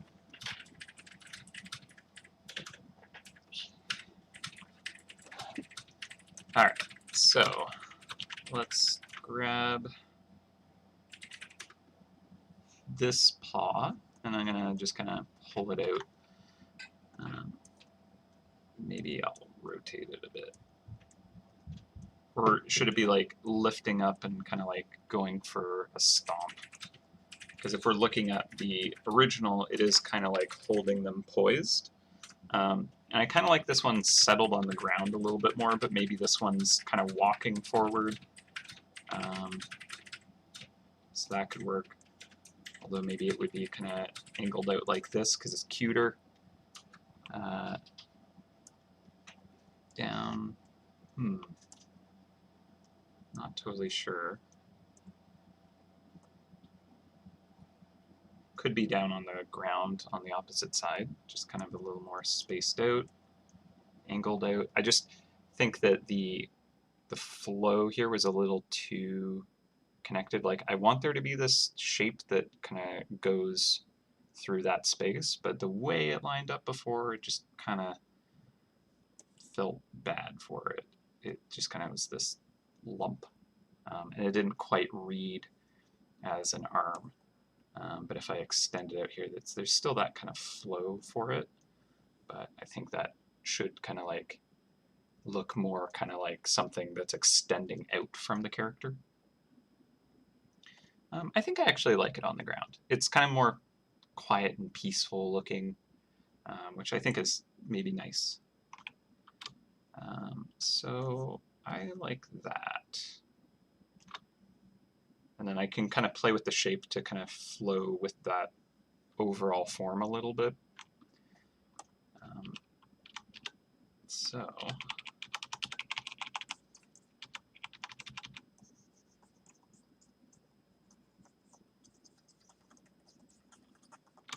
again, I don't want things to line up so conveniently that like it looks odd. Like right now the head here feels like it's kind of, things are aligned a little too intentionally. It kind of feels off because of that. An artifact of kind of the design. And pulling it in felt too...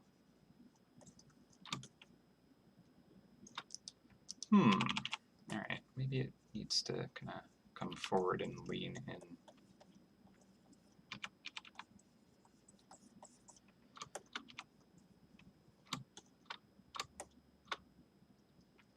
Okay, so with it leaning it forward like this, it's like tilting it forward. It has more of a kind of like momentum to it. It feels like it's kind of intending to walk forward. If there's too much kind of like conflict with the face and how these things line up, it might be a good reason to kind of have it hovering in the air a bit. But I think that we'll make this work. And again, I want it to feel like they're kind of like similar to these paws here, you know?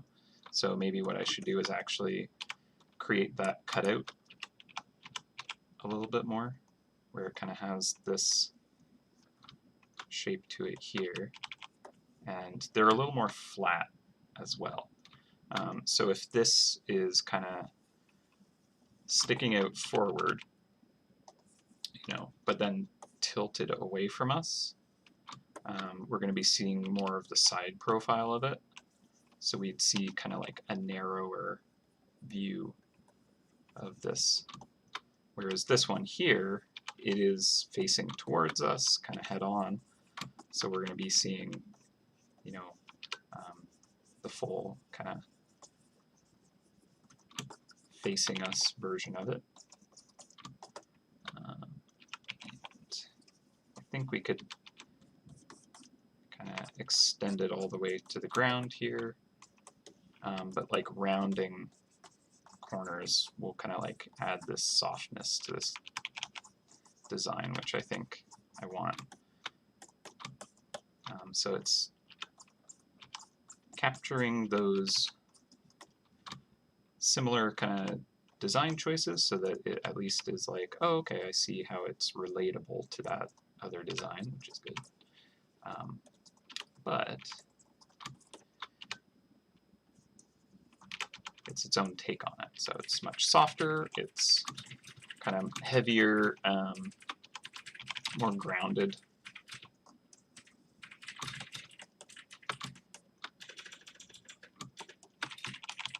And then we could do like stuff like adding the gems onto that if we wanted. Yeah, I think that at least is helping it to kind of have that connection to the previous trap, which I felt like it was a bit lacking. So it's probably best to do this. This one, I think we could pull it in.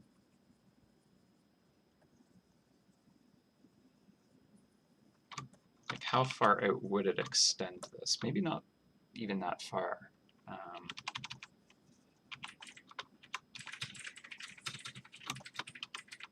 I guess it could depend on where we want it to be landing. And then the other feet.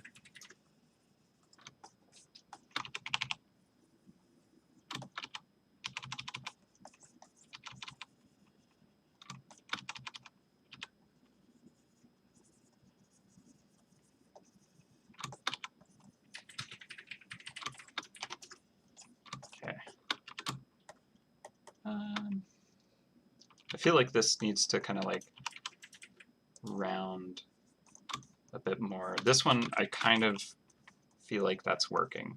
If I like round the bottom of this, it implies this kind of convex shape here. So I think I want a little bit of texture on this, but I think it'll match a similar texture to the shell on the back. So if we do like a nice like iridescent kind of thing on the back, and maybe that like the fur line here, if we want it, we could do kind of like maybe a just fur trim on the top of this, and then like the iridescent kind of shell there would look neat, something like that. I don't know, the fur there doesn't quite work. Maybe it would work right here though. Or even just kind of like little fibers along the inside here, but I don't know if that would add too much of that kind of like creepy, crawly critter. So we'll see how that feels when we get to it. Alright, and I think that that's actually working pretty well.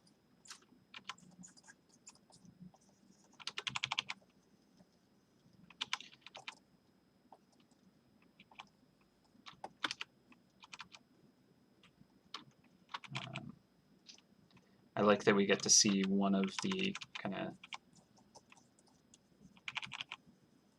the feet on the other side. We'll have to give it that kind of stumpier mid section of the leg there. And just kind of plant that down. And honestly, it might be just kind of rendered as a more of a silhouette anyways. I'm going to move it in. So I feel like if this is kind of where it might be connecting, it's probably going to be way back here, if not further back, to be honest. It's also good because I can make it more stumpy back there.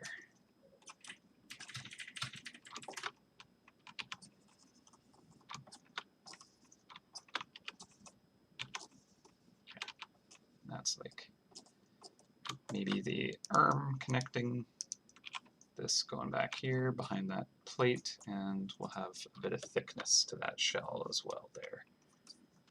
Nice. All right.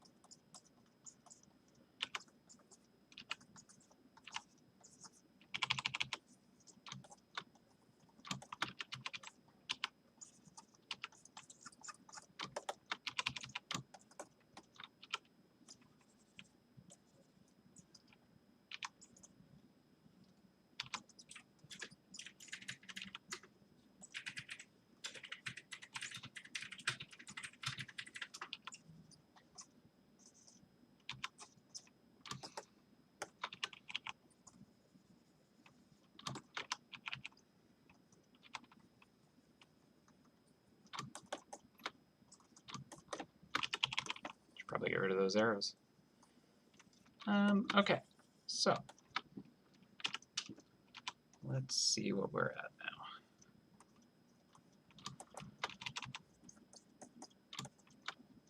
Give this another flip back to where it's supposed to be. And honestly, I think when we're looking at the two, I'm not feeling like it's too different. I think this will be facing us more directly, so we're not going to be seeing the side profile of this quite so drastically.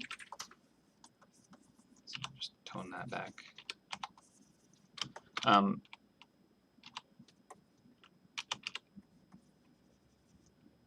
Still see the top of it, but not the side so much. Okay.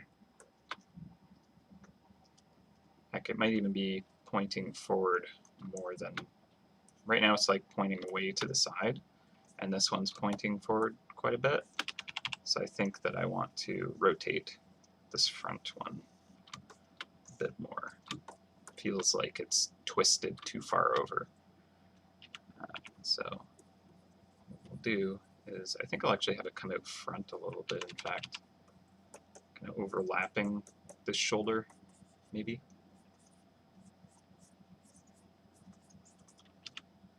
I think the easiest way to convey that is just rotating the base of it here a little bit more.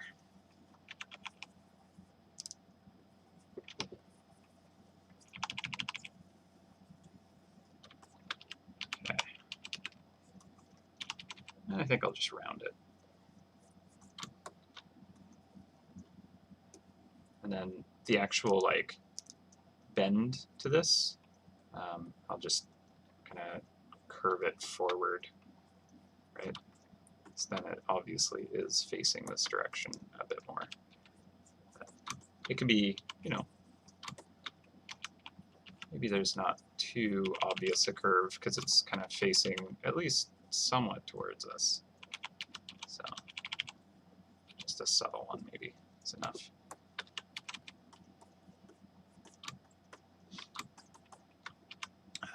I think maybe this foot here can come down a little bit to kind of like create more stability.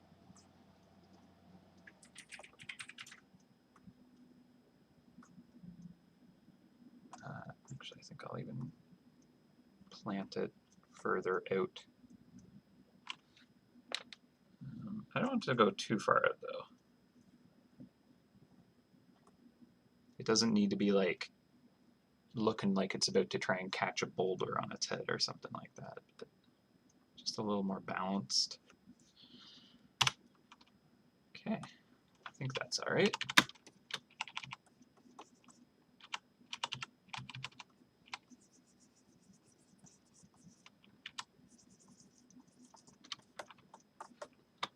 And I might just widen that plate.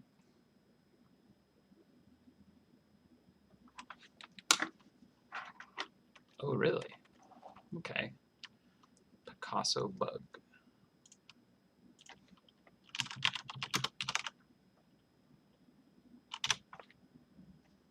Whoa.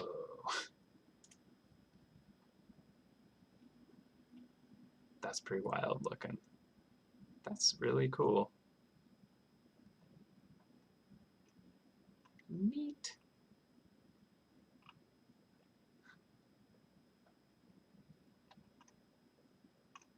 Impressive. Maybe, I don't know. I'm thinking something like that might feel a little too noisy. Like it's super interesting. But I'm picturing it on this form, and I think that that might feel like a little too chaotic and just kind of, you know, it's really cool, but I'm not sure if that's gonna kind of tell the story for this character so well. I think that if we wanted it to feel more like an Empyrean jewel, we could definitely just go more in that direction by giving it kind of like the like more like gemstone green features on the shell and maybe like gold trims and stuff like that. So I mean, if we wanted to explore that space, we got the potential right here, right? We could take those kinds of qualities and put them onto the design itself. So that's an option for sure. But yeah, I think that's an amazing looking bug. I've never seen anything that looks like that. But yeah, I think that for this specific design, it might be a bit much. But it's super cool. Thank you. I've never seen that. As I've said, nature is just, you can't beat it. It's so crazy, the stuff that you get. Wild. That's really cool. That's a good point, actually. Yeah, the base form shouldn't necessarily have the jewels as a theme, like unless it like costs jewels to get this. Then yeah, I agree. It doesn't really make sense, and I don't believe that that's how we'll want to introduce it, because I think there's already enough costs of jewels that we don't need to add more. So I don't think that would probably be very useful. So yeah. Good point. We'll avoid the like Empyrean jewel encrusting on this character. Trap. It's a trap. Does not feel like a trap, huh? It's like, just looks like some kind of creature that be alive and running around, and you don't arm it. Be something you discover and capture or something.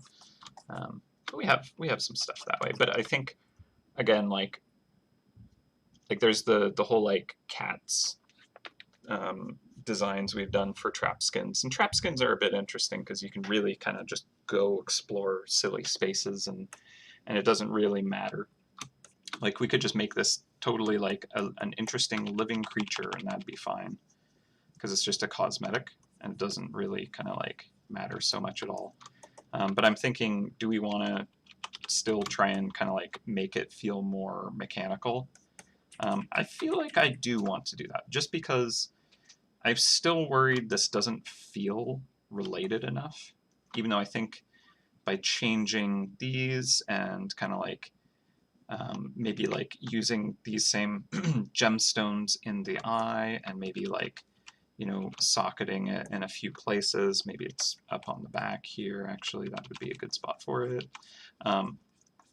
By kind of like, you know, using those same features, it's going to work, but I do think that if just a hint of it was kind of still mechanical, it would make sure that it would still feel like that trap, right? Because this is a very mechanical trap. There's no mistaking that this is some kind of cool machine. So I think what I want to do is all the kind of like underlying stuff here should still have that quality to it. And then it's kind of like just a different skin on it, which is actually what we want to convey. So that's probably more than fair.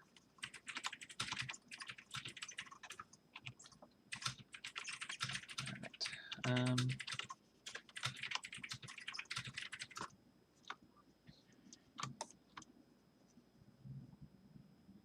Oh, did you find the weird gold beetle thing? Golden target tortoise beetle. That might be it. Let's see.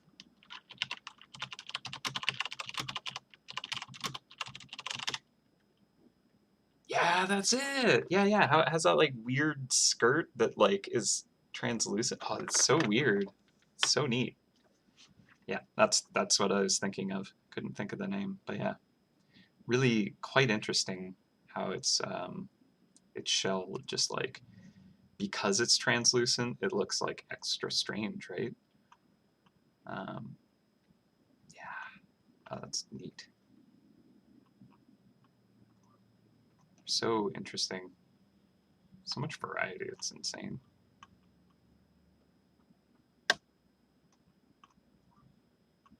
Crazy. Yeah. Yeah, search those. Golden target tortoise beetle. Awesome. All right. Good find.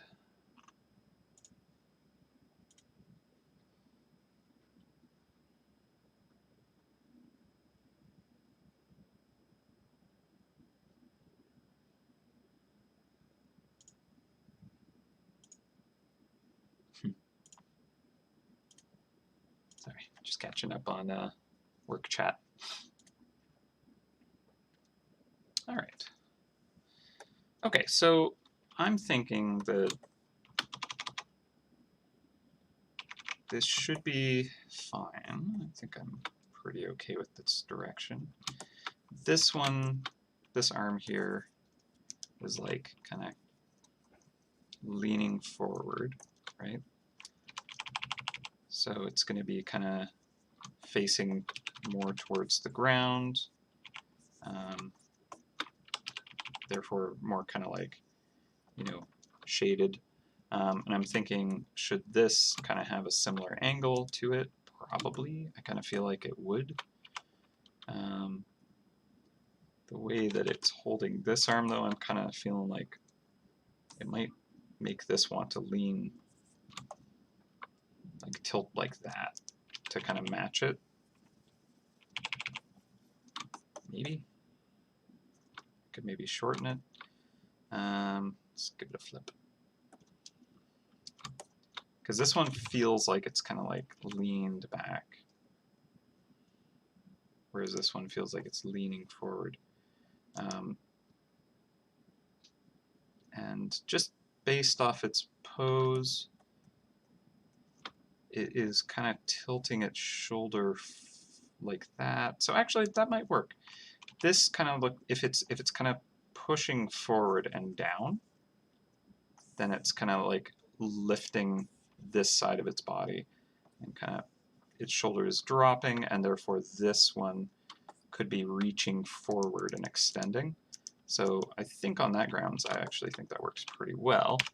But what I might even do is kind of have it reach forward with this to kind of like see if that works even better, where it's kind of stepping ahead or something like that. Would it be lifting it?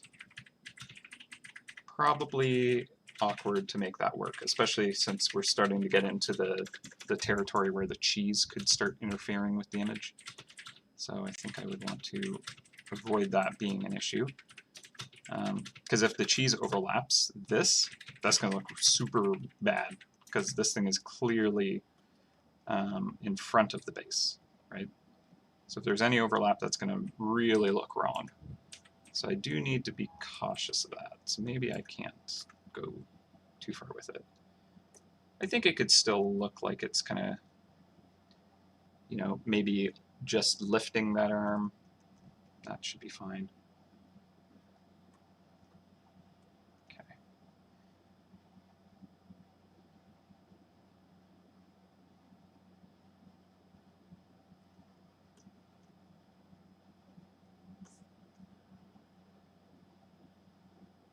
Now if it is actually lifting it, I'm hiding this shape, which I really quite like, actually. Maybe it's like lifting it back here.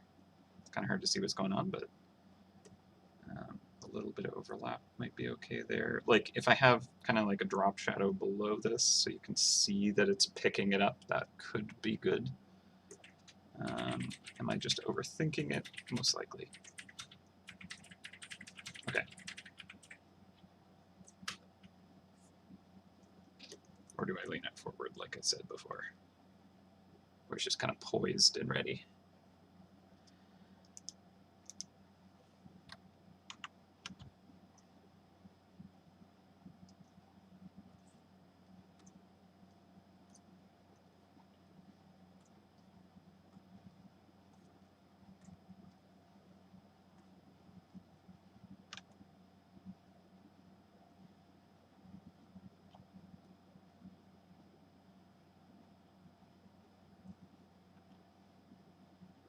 I mean, that's not bad. It does look more ready to charge.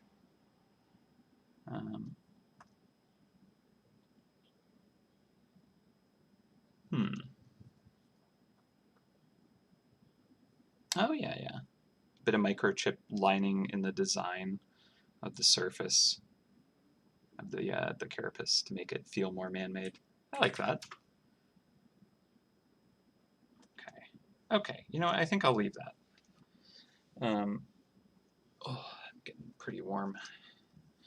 And for the top here, I feel like it still wouldn't have this steep of an angle, where we would see quite so much of the top there, but I think it would be okay to kind of just have the gem kind of poking up and out a bit,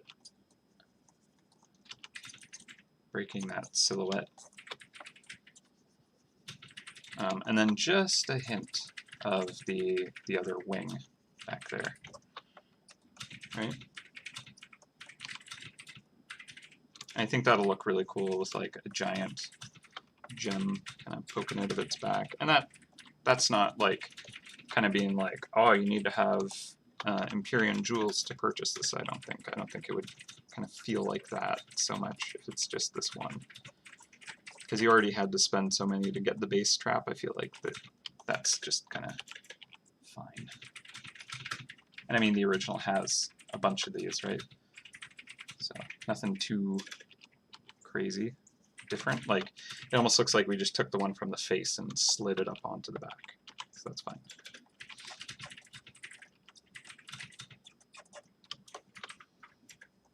So just a hint of the back wing there might be enough. And it still is very kind of tilted towards us, but like feels a little less extreme now. Even squash that down a bit.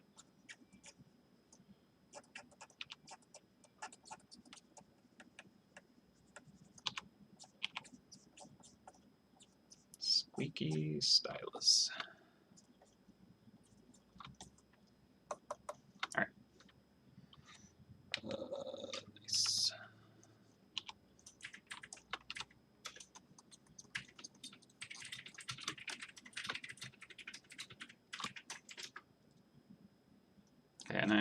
actually going to turn on the chunks here. Yeah, I feel like there's definitely still plenty of space. I know some cheese can have a little bit more kind of, you know, room and glow and stuff like that. But if it's just like a subtle glow that's overlapping, that's no issue.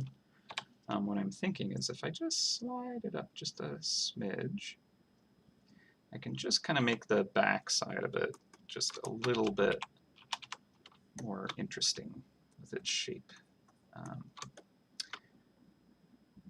Yeah, I don't think we get to see any of the other wing, to be honest. It just doesn't feel like it would be possible.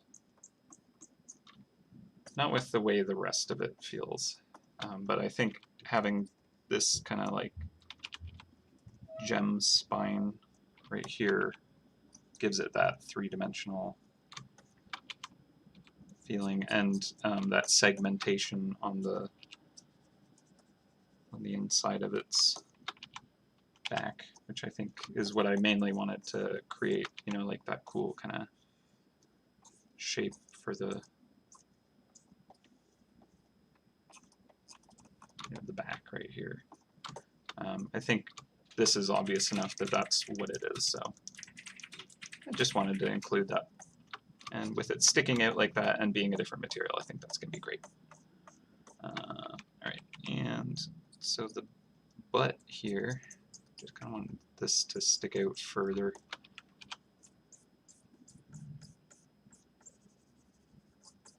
No way.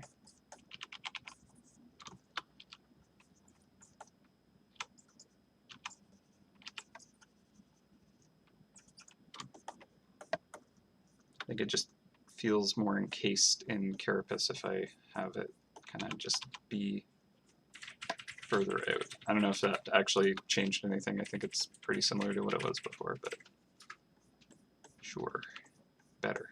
Okay, I'm thinking we should move on because I think there could be a lot of interesting rendering to be done on this character, so I don't want to rush that. And I think if I take any more time on the sketch, I'm going to have to. I'm thinking, I don't know about that like little fur trim. I want to make sure there's some kind of like volume to the thickness of this carapace, so I'm just going to use that space there to create that. And I think that's probably good now. Get an elbow there, perhaps.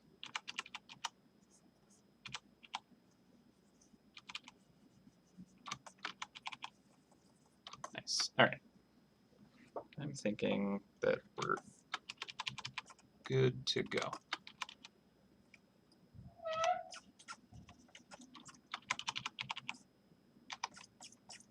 He says as he continues to fiddle, as always.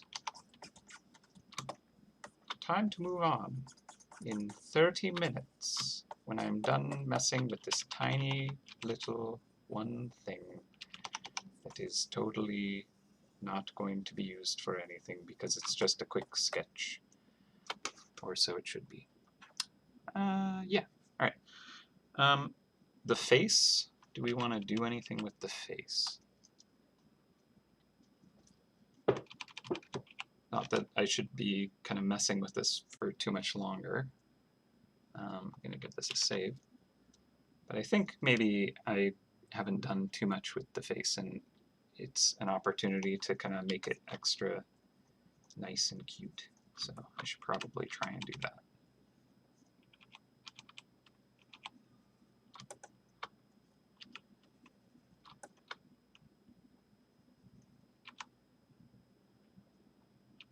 So it's kind of got this segmented, I guess, helmet is how I might describe that. And then maybe do we want the face to kind of be a bit longer down here?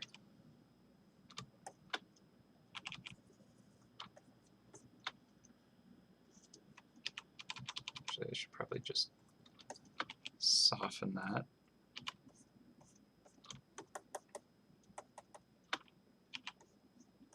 Smooth out those little kind of angles to make it a little nicer.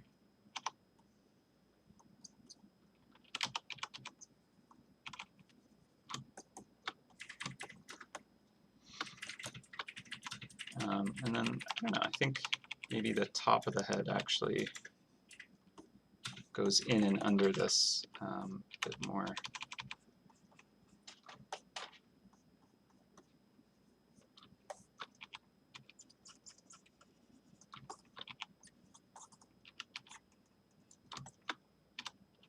I almost think of this as like a pompadour for it.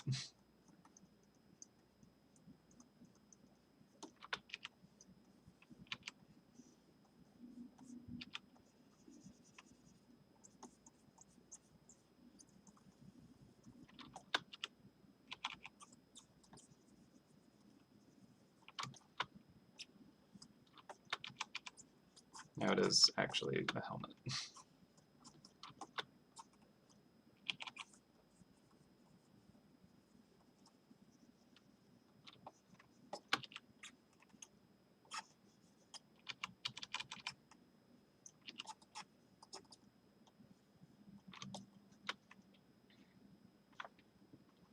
Kind of cute.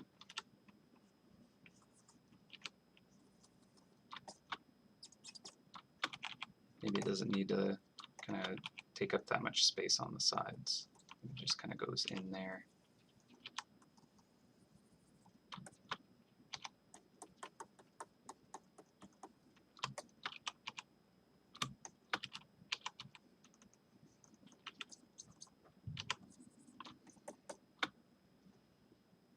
I don't know. Did I make that worse? Maybe. Maybe there's like a couple of segments. It's like the mandibles are like way up here somehow.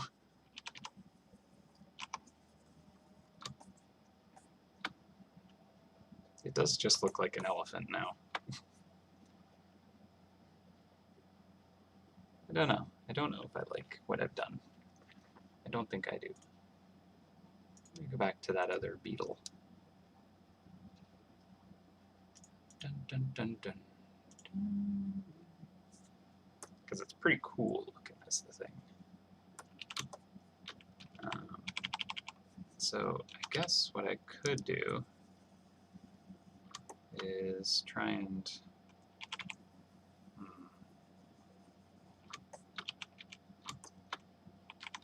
don't know if this is going to work.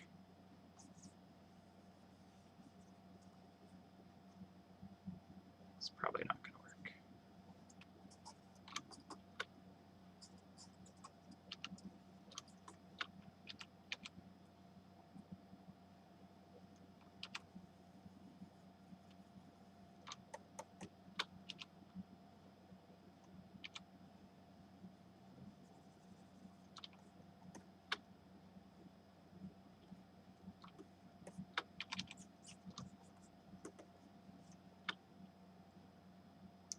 Yeah, I think I'm just going to go back till it doesn't look like a weird elephant.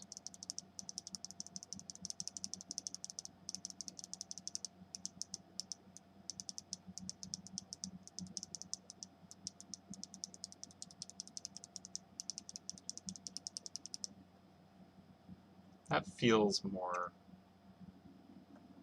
kind of bug-like, at least.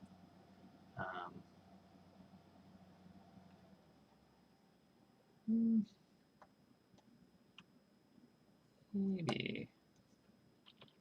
I don't know. Okay, I don't like the sideburn thing going on.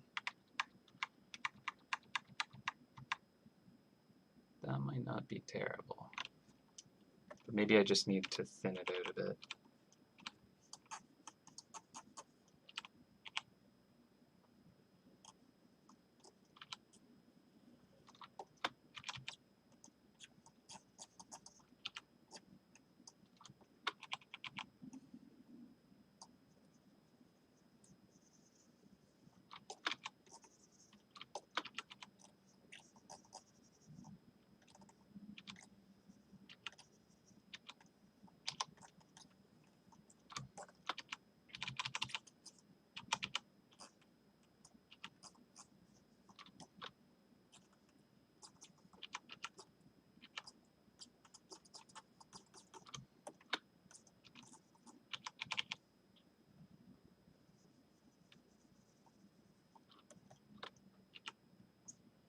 say I don't like the sideburn thing, and then I make it more pronounced.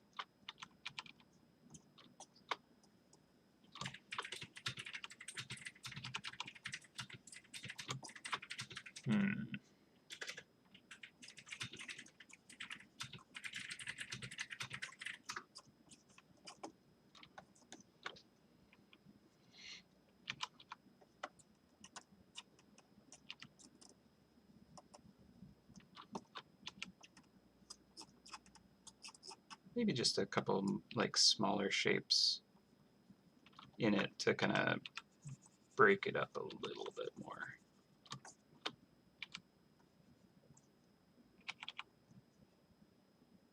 So I think the one I was referencing has just like a couple of little interesting angles, and that's something that I quite like about the look of it.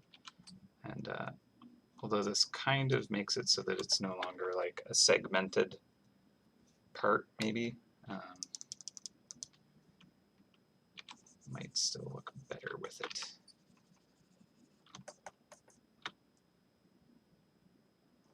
What's that cheese? This is the nutmeg cheese, I think, from Great Winter Hunt many years ago. It's just my default kind of like template file cheese because it takes up a decent amount of space. So I just kind of have been using that for years as the placeholder to just check if it's going to block most cheese. And it just kind of, it sits on the base. So if I ever want to have stuff that kind of like interacts with the cheese, like a plate or something like that, it just kind of covers those grounds pretty well. So that's why I have an old event cheese there.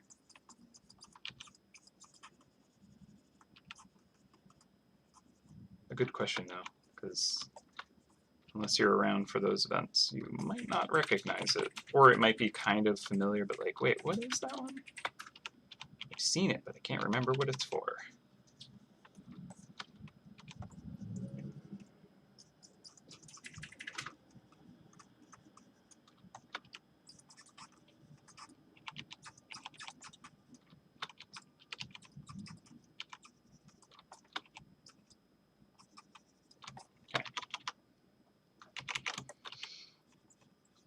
Bit. All right, I swear we're going to be done this sketch in a minute.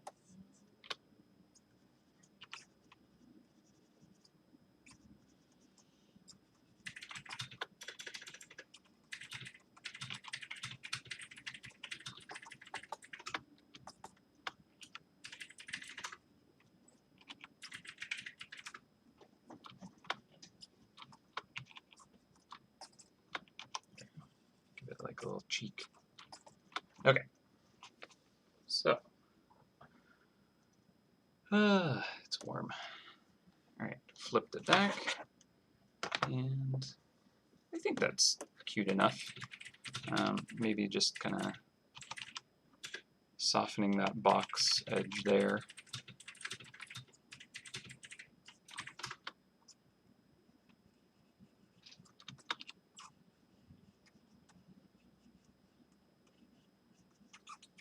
Yeah, nice.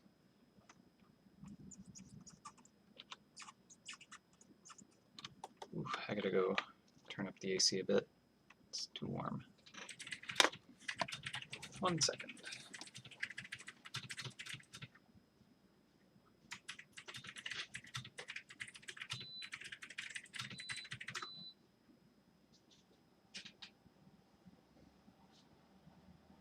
Oh, it's either too hot or too cold.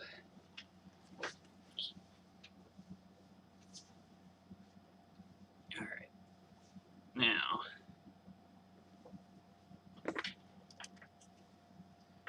where are we at? Okay, I'm thinking that we can figure out the materials and the like machinery looking stuff when we do rendering. So let's just jump into that. It's already 2:45, so it's longer than I like to spend on the sketch. So I'm just going to drop that down to about 30%. And that's an old one. You can put like gems on the arms as well again. But for now, let's just grab any old color. I liked the kind of sandstone suggestion, so let's just start there.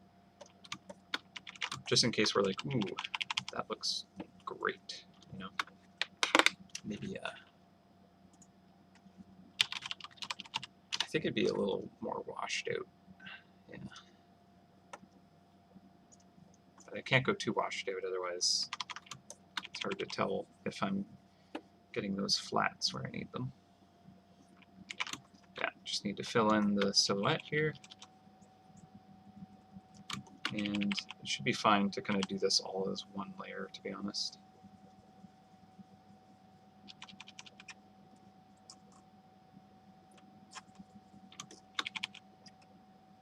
It's nothing too complicated that it's going to require breaking it into too many different parts. Basically what I can do is just have a base layer be one simple flat that's just the silhouette of this object, and then a couple layers on top of that that are clipped to it, that just kind of are like, this one's the carapace, this one's the undercarriage, that kind of handling, and then it should be nuanced enough to deal with most of it. Like I might do, you know, a different one for the inner legs and this arm that go below kind of the other segments or other layers that are going to be doing similar things, but in front of it. So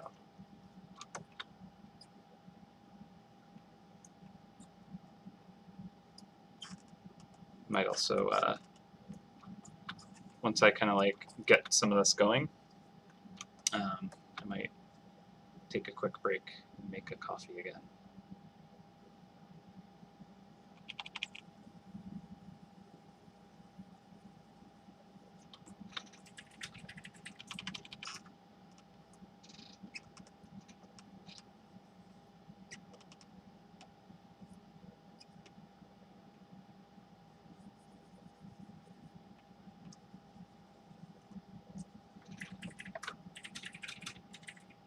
Ooh, I like that. A bit of moss growing on its back. That's nice. That'd be cute. Oh, that's a nice chunky leg. I think I want to make sure the other ones feel more chunky. Yeah, I like how chunky that feels.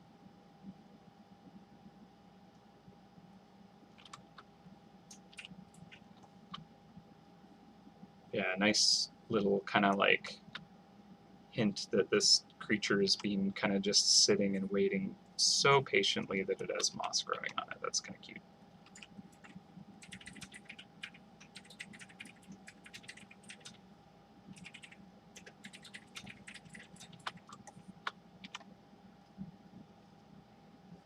But also kind of threatening, because it's like, if it's that patient, it might just be so good at catching stuff that it only needs to make one movement and it's got it. Boom. Or it's just very dirty, doesn't clean itself.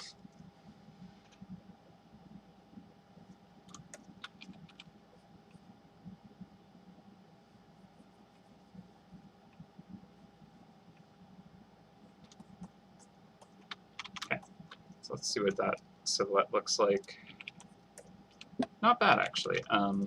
I think that you can still kind of figure out, okay, this is kind of like a shell feeling thing, and this kind of feels like maybe it's a horn coming out. If you know what you're looking for, I guess, is a little more obvious that way.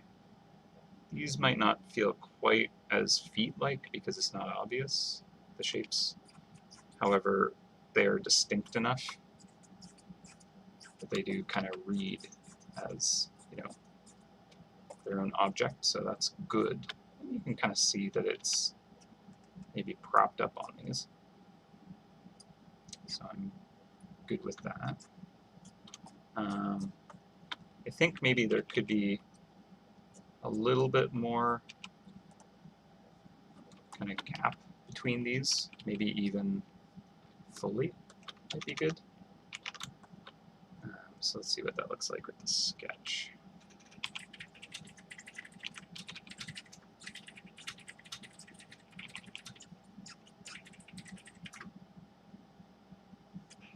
So it's really tilted forward. Is that too much? Maybe.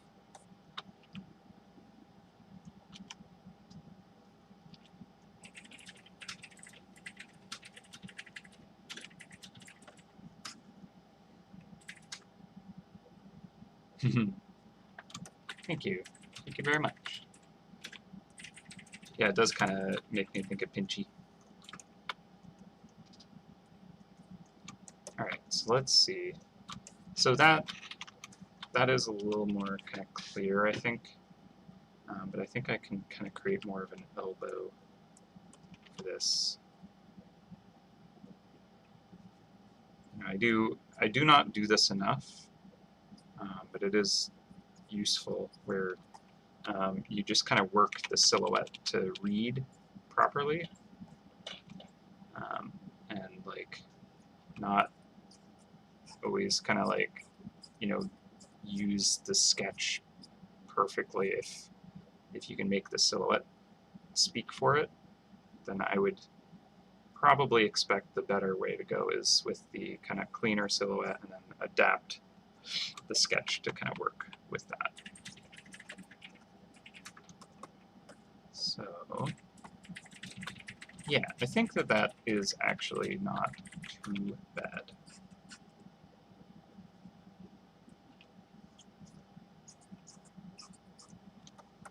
A little bit of texture to the plates here. And you kind of get that impression from these that you do off of this, where there's kind of that crunchy, grumbly texture. And I'm wondering if the outer shell up here should have kind of a similar, you know, quality to it. So they both kind of read like this more rock-like material. And then depending on how we render it, you know, maybe that's good or bad. I think if we do an iridescent style shell, this texture can still be fine for that. So I think just for that subtle hint to kind of tie it into the original, that's probably good to have these little kind of shape changes. Because it can be very subtle, but like just a hint of texture in the silhouette of something can convey that across the entire surface of it.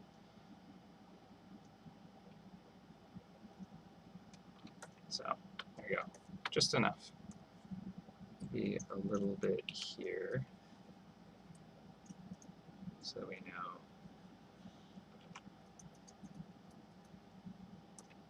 To stop using my smoothing brush here. It's kind of, when I try to do small little lines, it kind of tries to auto-correct it a little too hard.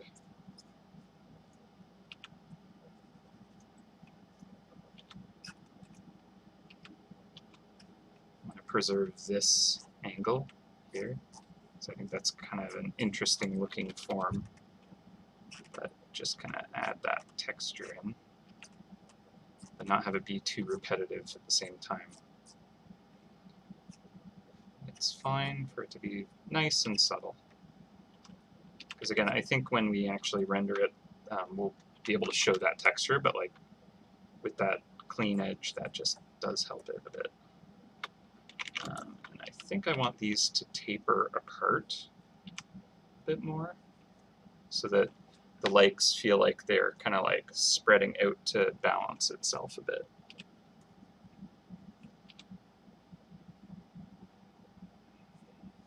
So instead of those being kind of so aligned with each other, I'm just going to shift that out up. And this foot, just get rid of that. Same thing here. I like how big that one feels back there, so I want to match it. And it's like really kind of squashed out. I don't quite feel like I'm capturing that yet.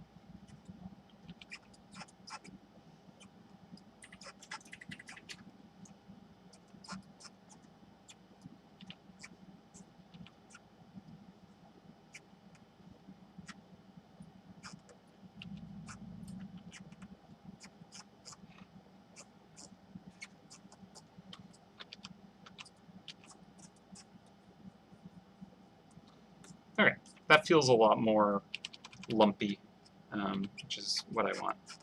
So that's good. I can see these relating to each other. So very good there. Okay, I actually think that there is some clear read. This does feel like rhinoceros beetle's kind of horn, and the carapace, and then this one on the left might not be as easy to tell, but the one on the right here does kind of convey the same idea that the original trap does with its kind of front shielding arms. So yeah, I'm pretty happy with that. Now bringing the sketch back, there is some inconsistencies, but nothing major. We just kind of like made that leg much thicker and nicer, and tilted this sketch a bit. So I can just grab this and move it over. Not that it even needs to have this. I think I can do just fine without the sketch being rotated. But I might as well clip it so that I can see that silhouette. And now that I have the sketch, or the flat completed, I'm going to drop the sketch even further, because now I'm just going to create those volumes, the different materials. So first I'll do the front arm here, and let's just use sure, a vibrant purple, I guess. This is definitely not the color we're going with, but just to kind of have something obnoxious that I know exactly where my line work shapes are at. So there, and based off of kind of how overlaps are working, I can use the same one over here too. No issue. May as well extend it off to the side, because that's just the same material, just a different plane of it. So that's fine. Do a new layer for the upper shell. Let's do just a pink. I want these colors to be bright enough that I can see the sketch. So I think the head I will do on a layer above this one then. Now this can be above whatever the next one is. So I could put the head on this one as well. And that, because these don't overlap, it's fine.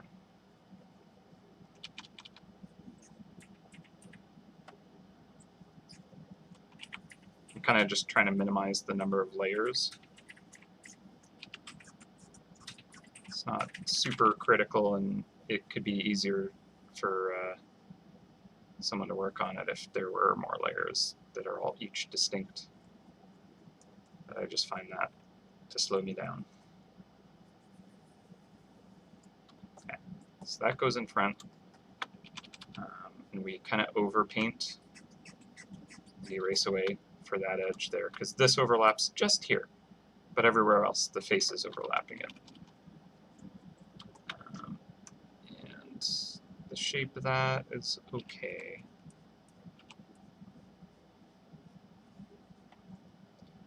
I'm going to just erase here.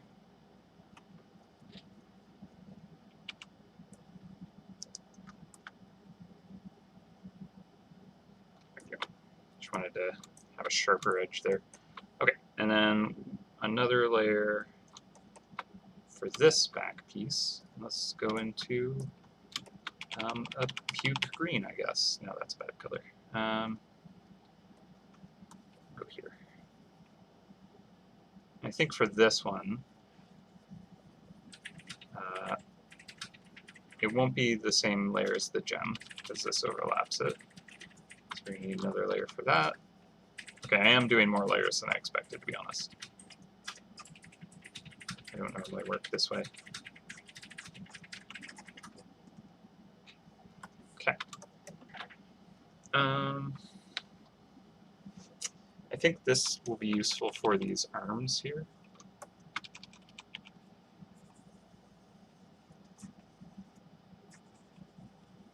Because the overlaps work well.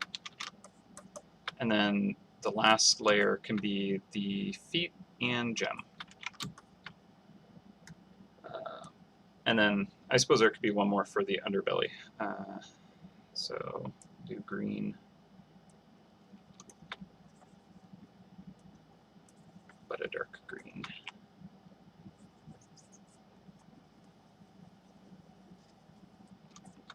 Okay.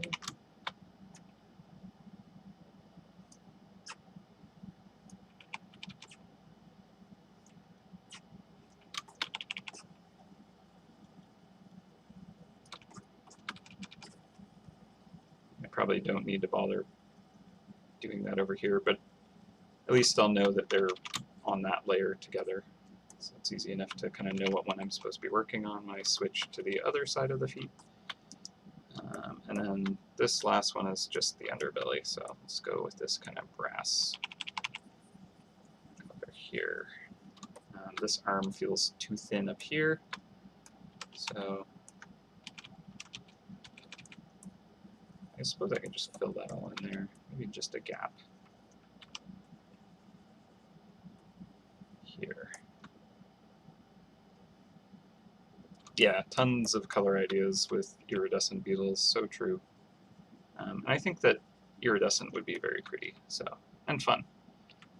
Not easy, but pretty and fun is good. Alright, so I think I'll actually erase this. Just so there's that like defined gap between them. And I can use this to fill that in. Nice. And I might even erase joints between the different parts so that they're more segmented. But I think that I'm totally fine to just manually paint all that anyways, so I don't need to go that far on the details, I don't think. Okay, so let's get some iridescent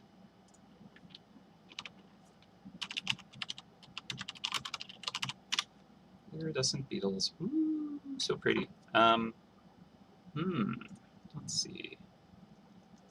I like how dark and light a lot of these are. They feel almost chrome-like, so that's kind of, well, I think as long as it's a very colored and almost like gradient thing, it won't kind of like go into that space. But yeah, they have a very metallic sheen, which is very pretty. And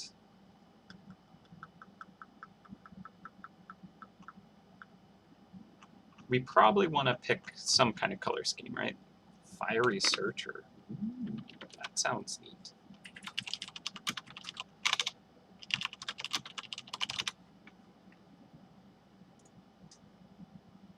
You know, I expected it to be like lots of reds and oranges, but this is neat. The kind of like green with like the orange edges is really cool looking. I like that. And like the top of the I don't think it's the thorax. What is the middle part? I think the thorax is the butt. That part is kind of like almost like burnt looking, which looks neat. So I like that. Just trying to think of what that might look like across the whole thing. I like the greens and such, the earthy kind of colors. And if we wanted to play with that kind of like the moss coating, that could be good.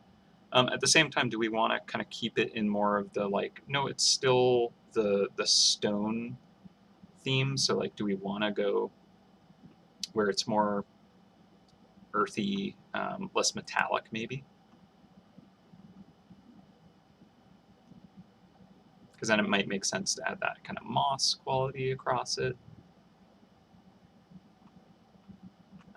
And well, they're a decent size too. If we have like a lot of the green from the fiery searcher, would that kind of make the gemstone kind of eye and the point on the back maybe less kind of, it might not pop quite as much. Yeah.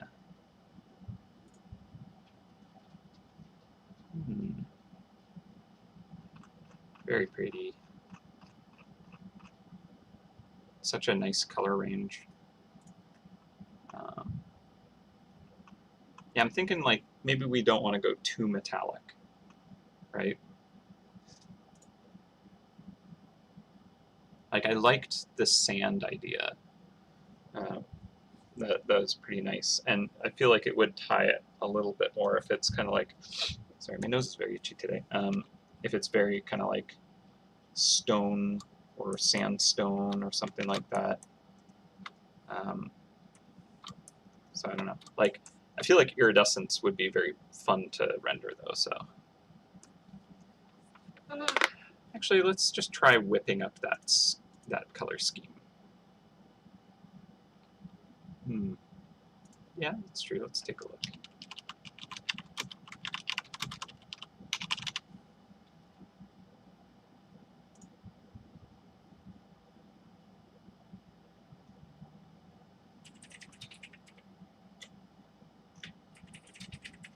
Yeah, more of a kind of classic plain scarab beetle in a sense, where it's not like super iridescent and colorful, but more matted.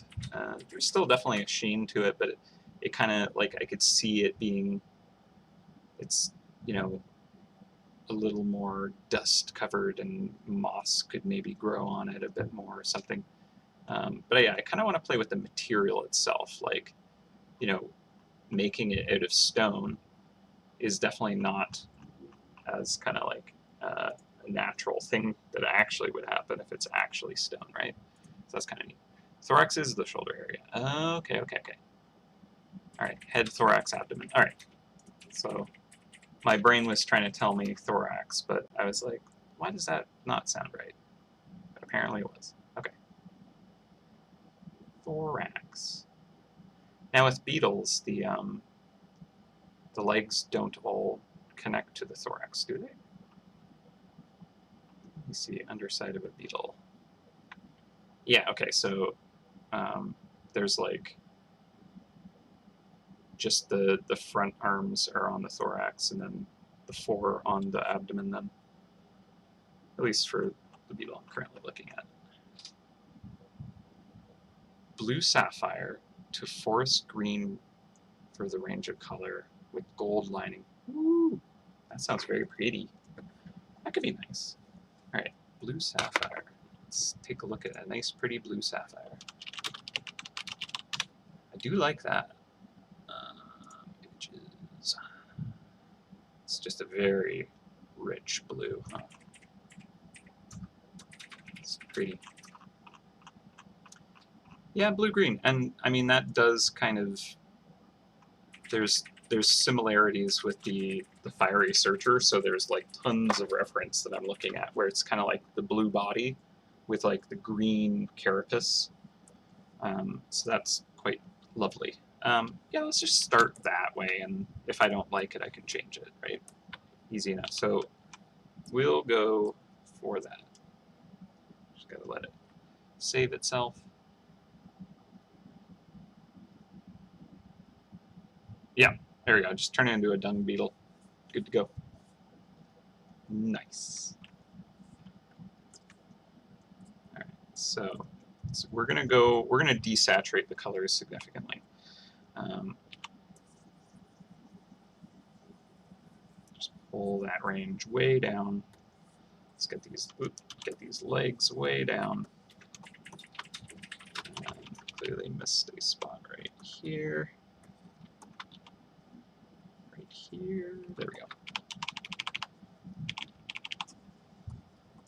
So they actually like go to like a black, basically, a blue black for like the limbs here.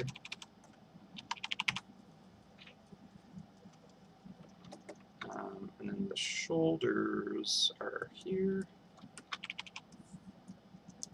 Gotta lock transparencies. Thank you. And okay, so another thing is I do still want that kind of like mechanical quality to it, because I think that without it, it's kind of too far away from its original form. So that is kind of important to add. So this shoulder is actually kind of realizing I don't like.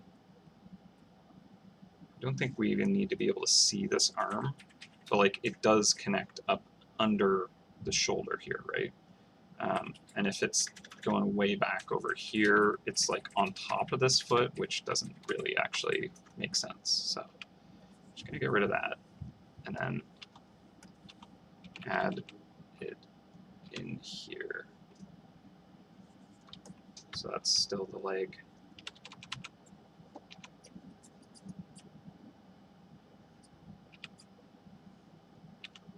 Good, great. And yeah, we just kind of maybe get a hint of it here, I guess. Sure. Sure, why not?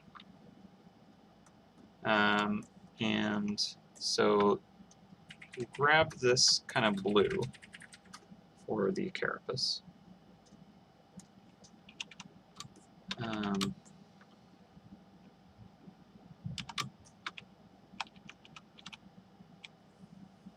We'll start there, but for the fiery searcher, which I think is pretty cool inspiration, it kind of gets rust colored along the fringe here, which I think is something I'll lean into even more with it.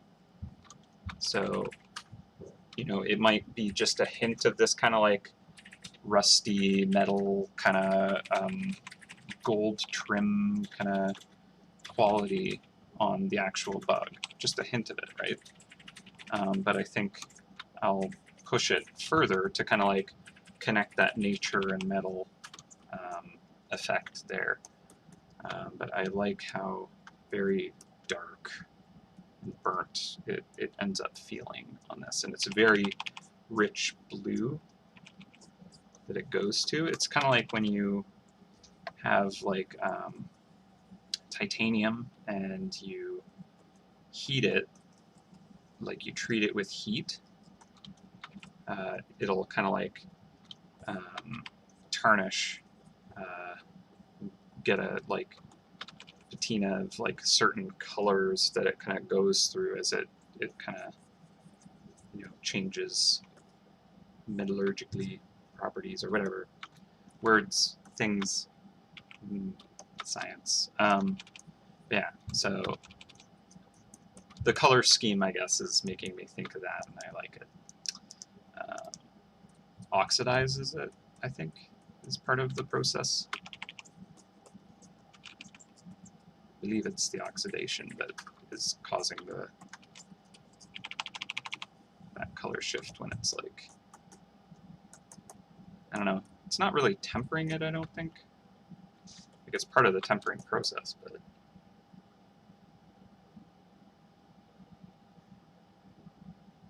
suppose it might be.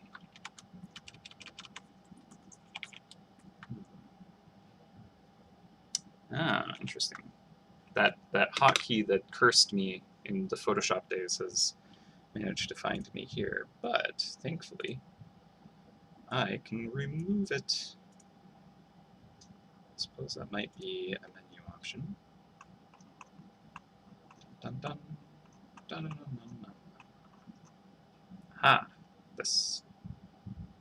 Delete. Delete. I don't want that. It's a hotkey that ensures that I will end up painting on the wrong layer at an inopportune time, and I will not notice until it is too late. Alright.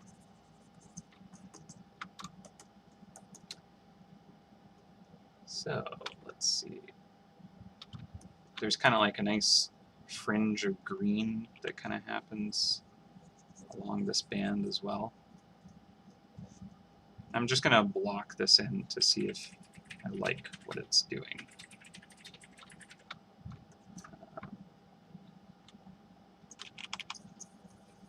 Don't need to kind of like render it to completion at the moment because I want to kind of do a pass over everything with what potential colors it will have.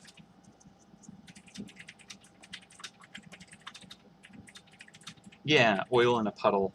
Right, yeah, the rainbow of blues and browns and reds, and like just at the outer edges of where things kind of like, crest up because of the surface tension. You kind of get these tight bands of color kind of, wrapping around the form, creating these beautiful iridescent puddles, waves of color.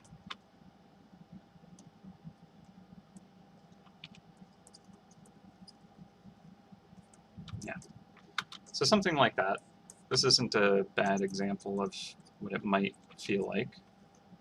It's kind of taken further, so I like the potential of it being kind of like pitted, like having that kind of dimpled surface, so we can have kind of similar treatment of the little bands of color kind of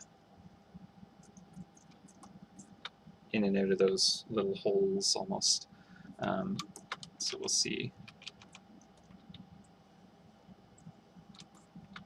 But I think that's good enough for now. And obviously there will be kind of like a bit of a light kind of casting across it because I don't want it to be necessarily too shiny, but maybe it'll have a little bit of specularity, bouncing light, because it's going to be a little bit shimmery and shiny. But where it is, we can have like nice bright purples like right along the kind of edge of that kind of lit surface, and all kinds of colors kind of just cascading around would be quite nice. So something like this, and then the divots nearby would kind of catch the light, kind of refract it a bit. So, something maybe like that could look pretty if done well. So that's just kind of a quick little exploration of that. And if I want it to be a little bit less shiny, I'm actually going to kind of like spread it out and soften it.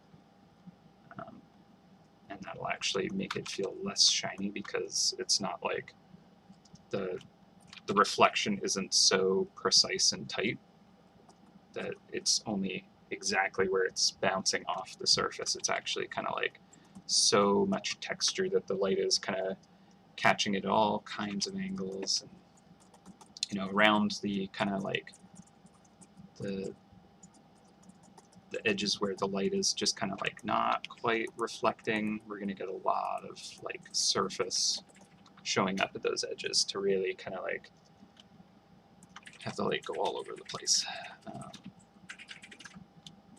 Yeah, like a lot of really beautiful textural stuff we can do with this. So I'm liking this, actually. I think this is nice. It's not too crazy shiny. It feels a little bit organic, but also like when we kind of like have the like machinery stuff underpinning it all, I think that'll kind of like have a nice combination together. So yeah, I like this. I think that's nice. And definitely like really great kind of like just direction with the fiery searcher beetle. Like it's such a beautiful kind of like detail, the way that it's kind of thorax has this kind of fringe of color that is just really fiery and quite beautiful. So I think I'm going to punch that up even further and get that kind of like transition into the like yellow here, but then it goes into this like fiery orange and red just right in the middle of that. But it's like surrounded by this kind of burnt looking. That might be a bit extreme there, but something in that direction. Okay, I'm going too far on this, but I think it's working. I do think I want to get just a little bit of blue and green at the fringe of the light there, just to kind of like give a little more richness to that bounce light. Just kind of shows just how much is going on this material. The light's kind of going crazy and not able to even figure out what it's supposed to be doing, I guess. Yeah, that's fine. Okay, so I like that for the thorax. That looks neat. And where it's kind of rolling off on the top, I'm just going to have it kind of like have a bit of the Fresnel, where it's more the environment lighting that's kind of like knocking it back, you know, and because of the trap itself, it's going to have that backdrop. So it's going to have a little bit of, let's see, can do this, I think. So turn off trap. I suppose I should just call this original, because there is the trap and base or background in this. Now, are we going to want to put it in the same environment? We are going to be limited for time to kind of give it a fully realized background, so that might be a challenge.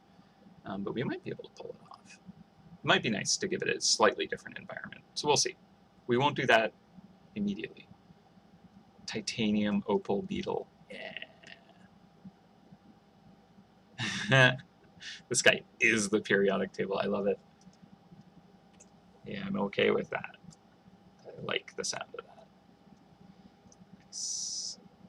Okay, so that shell is getting there. I'm enjoying that. Let's see if we can kind of like give a quick pass on the face. Now this is going to be a bit dark here, so it might be harder to see what's going on with the sketch. However, it's not too complicated. So if I just kind of block in the general idea, and actually I'll even put a new layer just for the gemstone there, so that I don't lose that.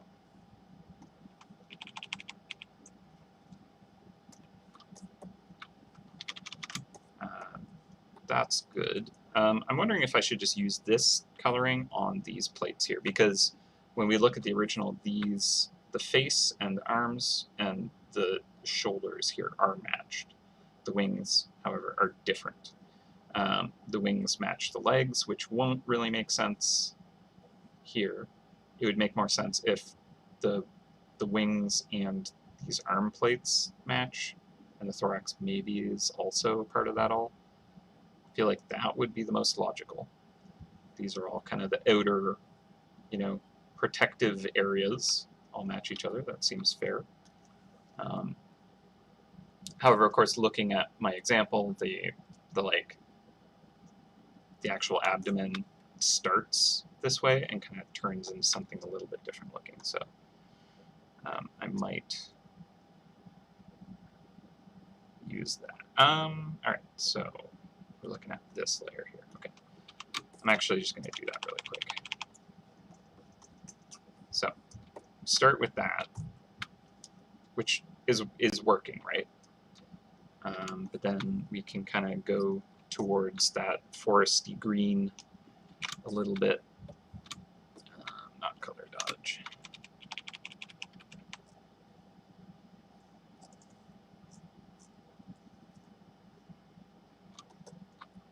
And this again kind of has that same burnt edge quality, so yeah, it is the same treatment really. I think it's just because it's like a bigger stretched space that kind of green comes out more. I guess I don't actually know, but I'll have it kind of like go towards that dark purple, and then because it's kind of getting the same treatment, it's gonna, where it's like rolling away from us, it's just gonna pick up the environment, so we're actually gonna lose a lot of that green, but it should be kind of 3D feeling. The one thing is, if I want to kind of really have that kind of crunchy texture, I have more kind of to play with, which is probably a good thing. I can really just mess around. It doesn't have that kind of stripiness so much. And maybe a little bit more of that going on. But oh, it does look pretty nice. Let's get some punchy yellow, a couple of spots, really fiery orange, and go back down to that like dark kind of purple on the inside edge.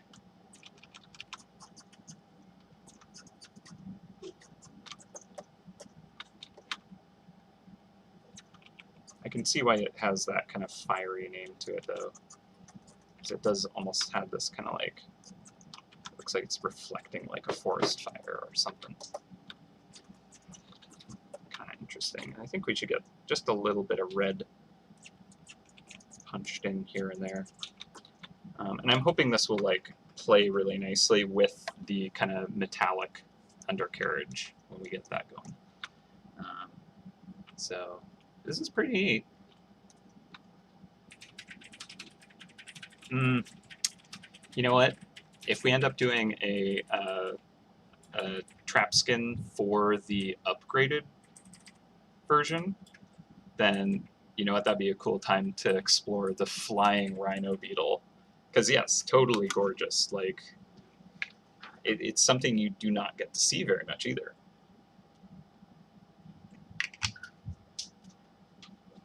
That sounds amazing. Let me find a picture. Rhino beetle flight. Whoa! Oh yeah. Oh yeah. We're gonna do a trap skin for the upgrade. Totally. Yeah. And it's gonna have like way crazier horns going on and stuff. Yeah, let's do that. Whoa! Look at the way it folds out. Holy cow! That's wild. Wow. They have a really impressive wingspan, huh?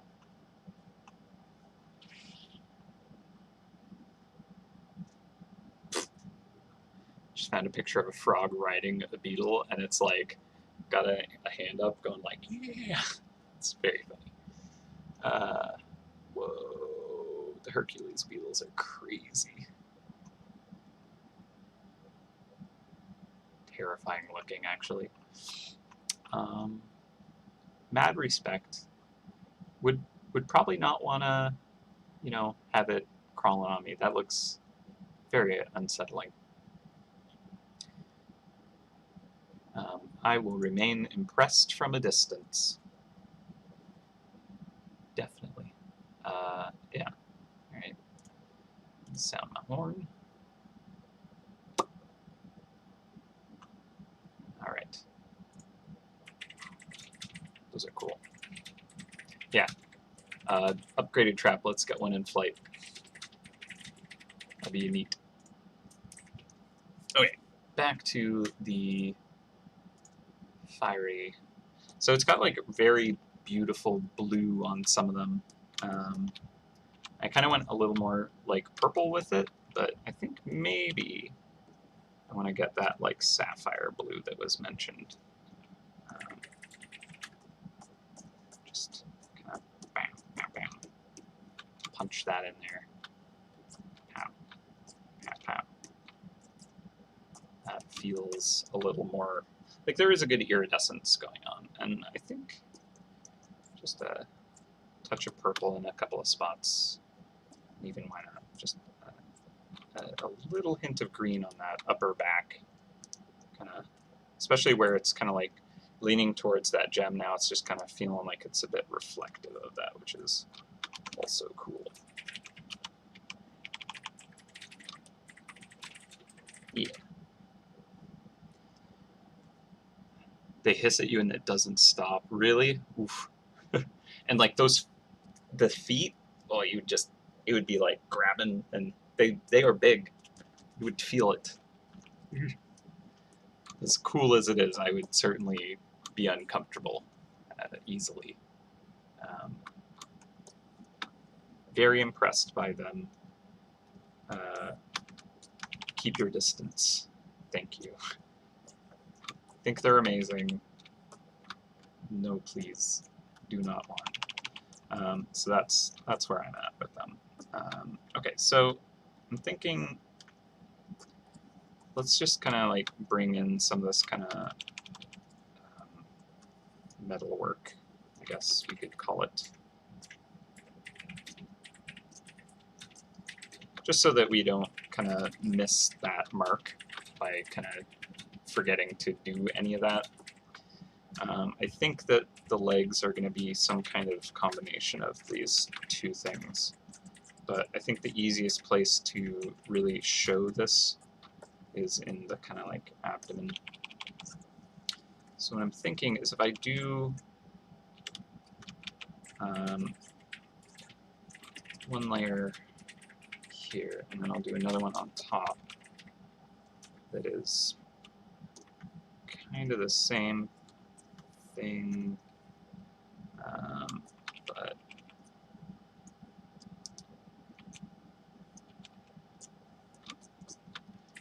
let's see. I'll follow those forms a bit better.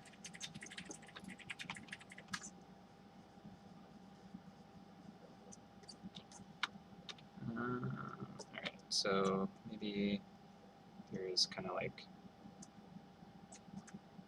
these plates that the limbs are kind of attaching to, and then they kind of go off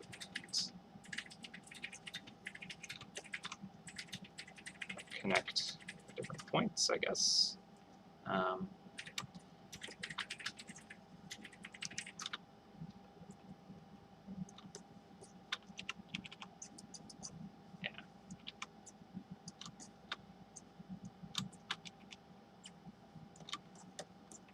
I have kind of some triangles going, that does kind of make it more engineered.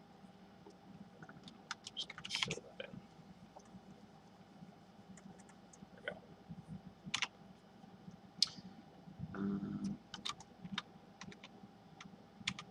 Yeah, that's the button. That's the hotkey.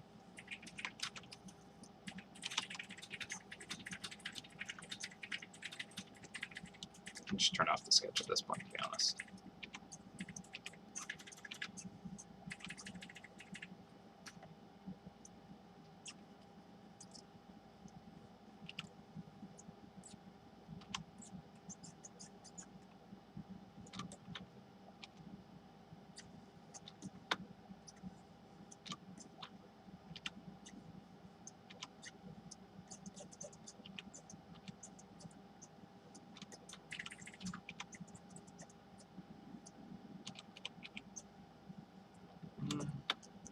think I want that cross segment that way. It almost looks like a could be like a piece of jewelry with kind of the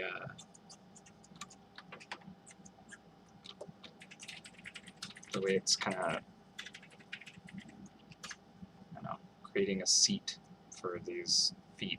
Looks like it could be like the same kind of thing used to hold a jewel in place. So that's kind of interesting. But I do want it to be more like there's kind of these layers of machinery. So this is just kind of the outer chassis.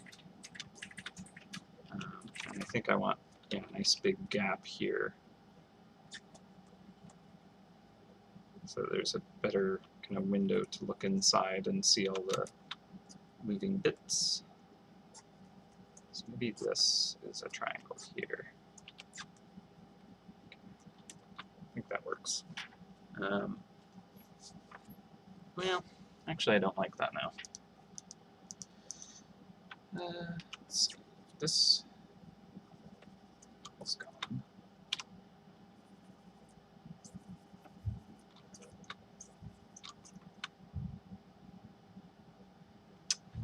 It's not as many triangles, so it's not as structural feeling. This might be okay.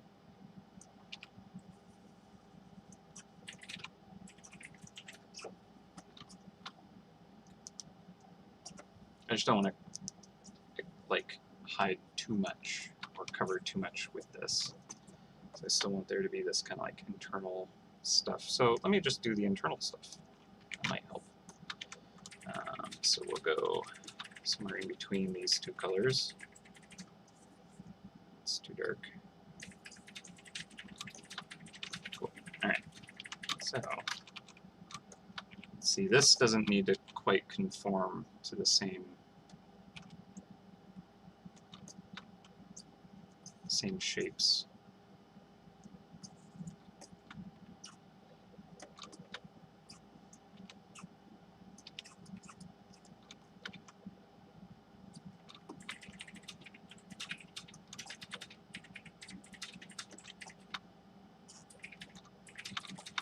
And then we can do things like have an internal glow if we want to kind of make sure that it feels like it's some kind of, you know, cool machine powered by something awesome, magical, or fiery or whatever.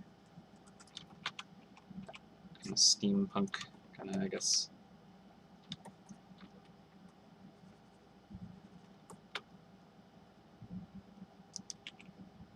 Even have just kind of the hint of a gear, I guess. Yeah. It's not the most convincing, to be honest. I'm not feeling it, but I think that it will work.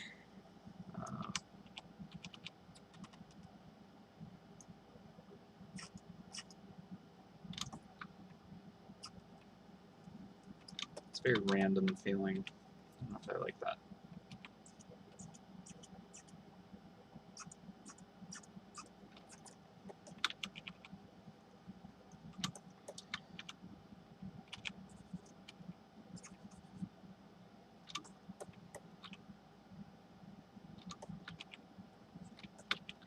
I think if I kind of cast some shadow into this and create a little more depth to it, it might help. So I can just kind of go over this with the darker value and knock a few of these back further selectively, round out some things, and the layer behind that, let's see what happens if I give it a bit of a glow. Now this is reaching more towards the upgraded version of the trap, but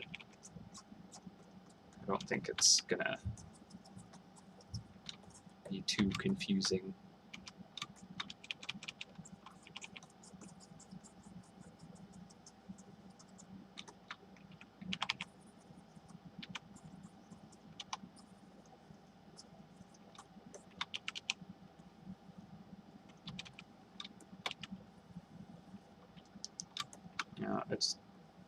It might just be a bit noisy. Kind of hard to tell.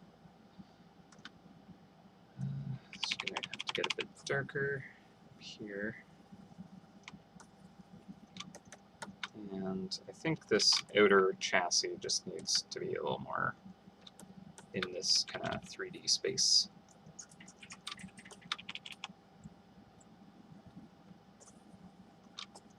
So do that, and then let's see, I could probably do one of these to just kind of give it that metallic kind of feeling.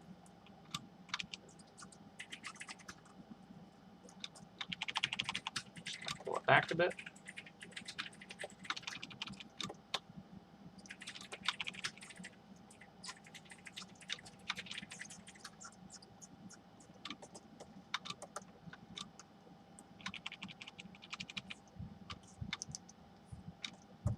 I don't know, it's pretty noisy, but it does at least feel a little bit more mechanical, I guess.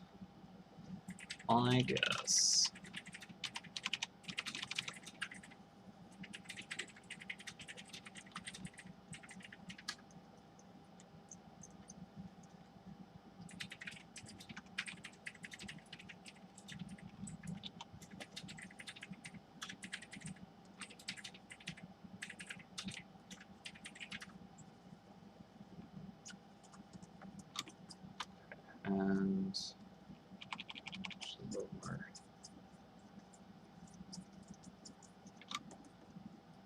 Like that, and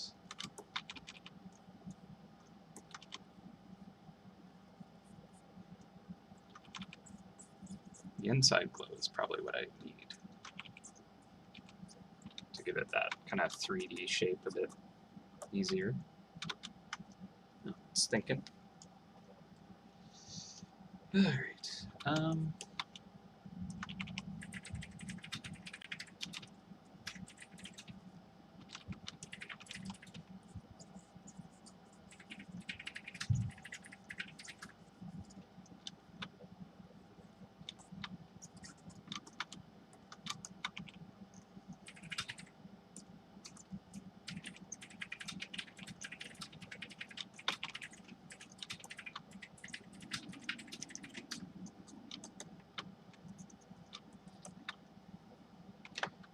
All right, that's fine. I think I can get a little more metallic machinery kind of stuff going on elsewhere anyway, so I'm going to move on from this part.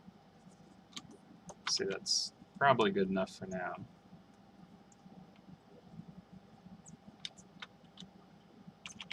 He says as he continues to work on it, as always.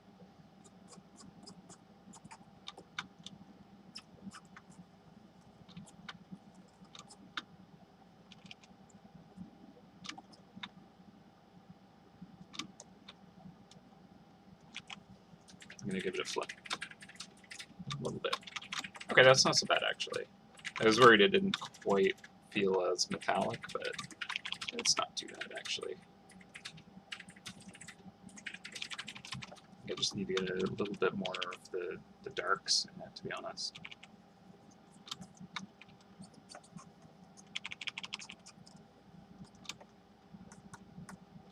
And one thing I haven't done with this yet either is doing a kind of like grayscale check for it.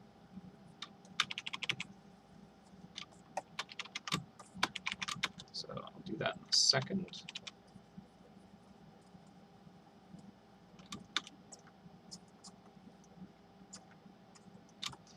And it's also, I think that there's just kind of like so much unresolved detail that it's kind of hard to gauge it very effectively without those elements being more complete. Like the legs, once the legs kind of exist in a better state, it'll be easier to kind of be like, yep, this reads well or not.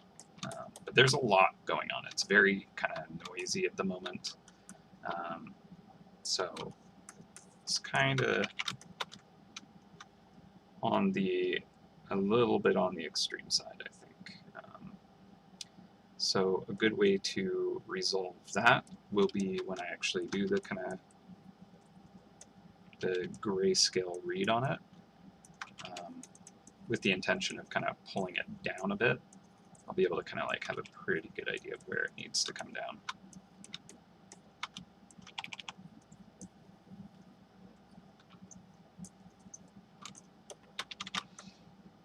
I do love those colors. That's very pretty. It's very it feels like a wizard's kind of, you know, cloak, very magical, which, you know, probably not the impression I actually want this to have because it's a tactical trap, right? So it does not need to look like an arcane trap. So maybe we want to give it a little more metallic handling.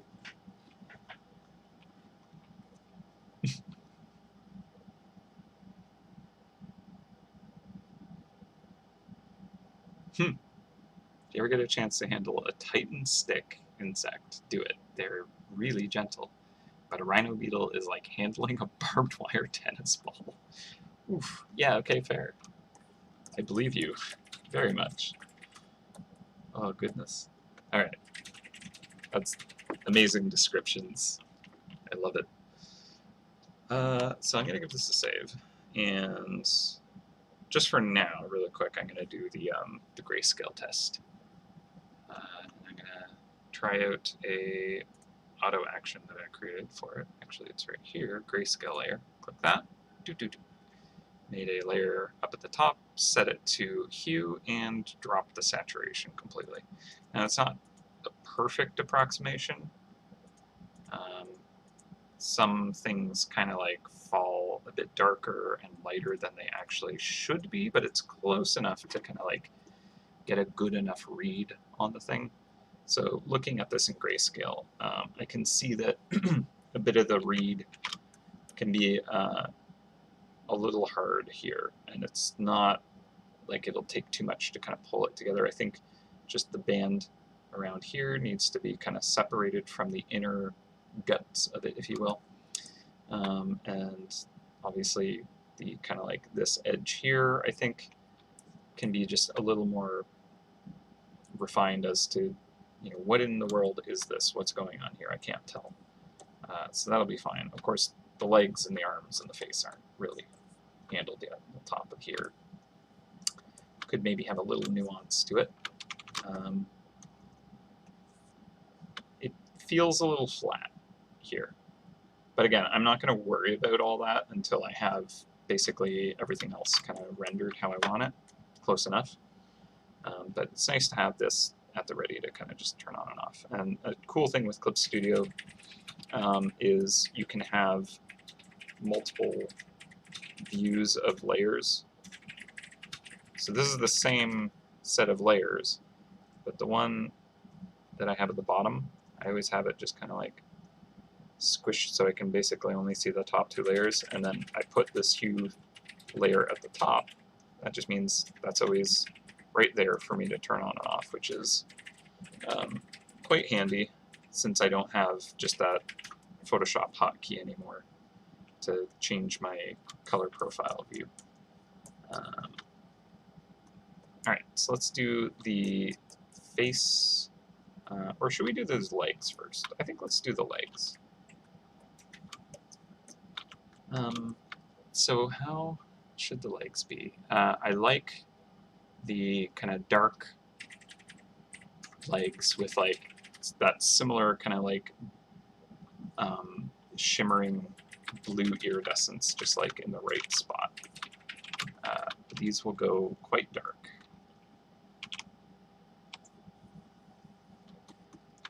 Maybe a little more desaturated.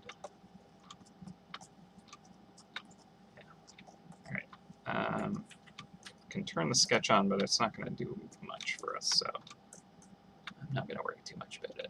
Now these are quite shiny on these little guys. I don't know if I want to go super shiny on these or not.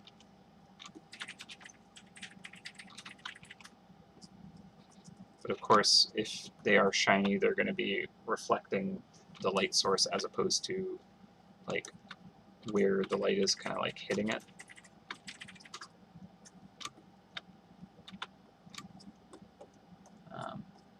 It looks like it's wearing leather pants.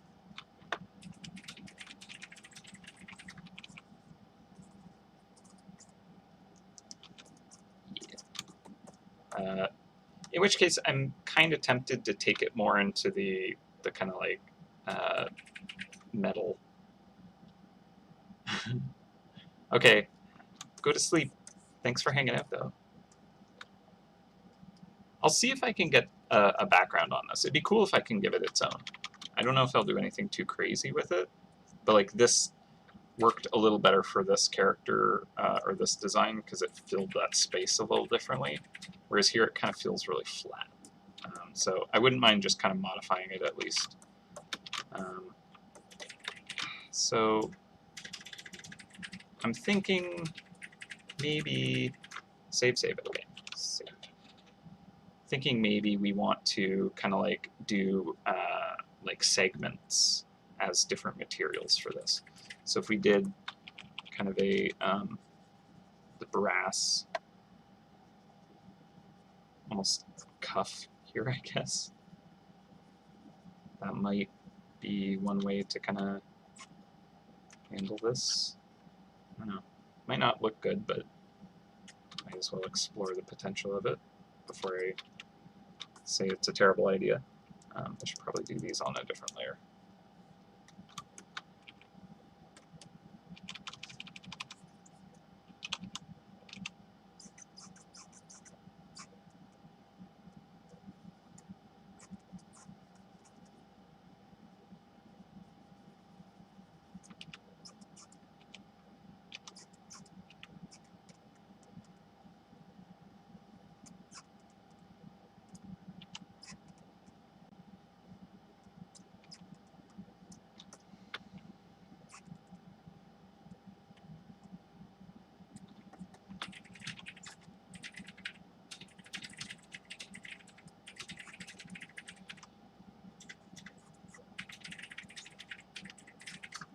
So at least with these kind of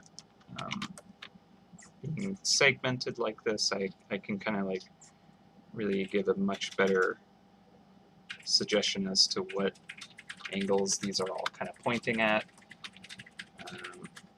So that's maybe okay.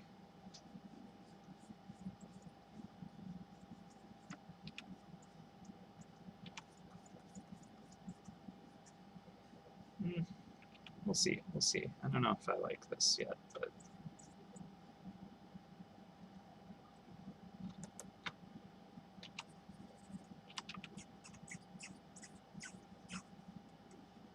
kind of doesn't feel like it would be just like the metal kind of forming like this. It still feels like weird leather pants with strange colored cuffs. So,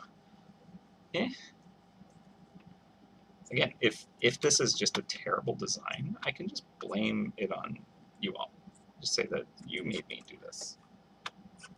I didn't decide this horrible scheme. Not my fault.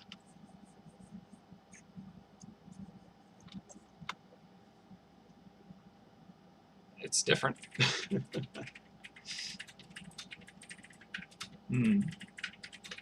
Since it's a shiny purple glitter-like background-wise, it might be nice to do a fungal cavern crystal cave kind of thing. That would look very pretty.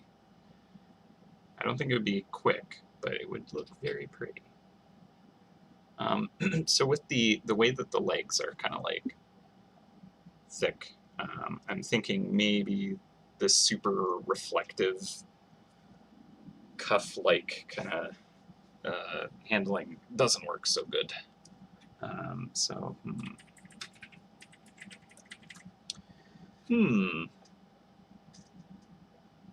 my gosh.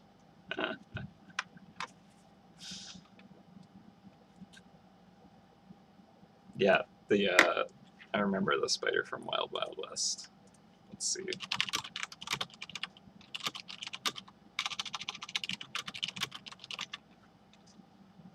Oh yeah. I mean, that would definitely be like, yep, that is a machine. So that could be a way to fix that. And then it's just kind of like the shell portion is this more kind of organic looking thing, and the legs, it's just kind of like, nope, that's a machine. So that's not a bad way to do it.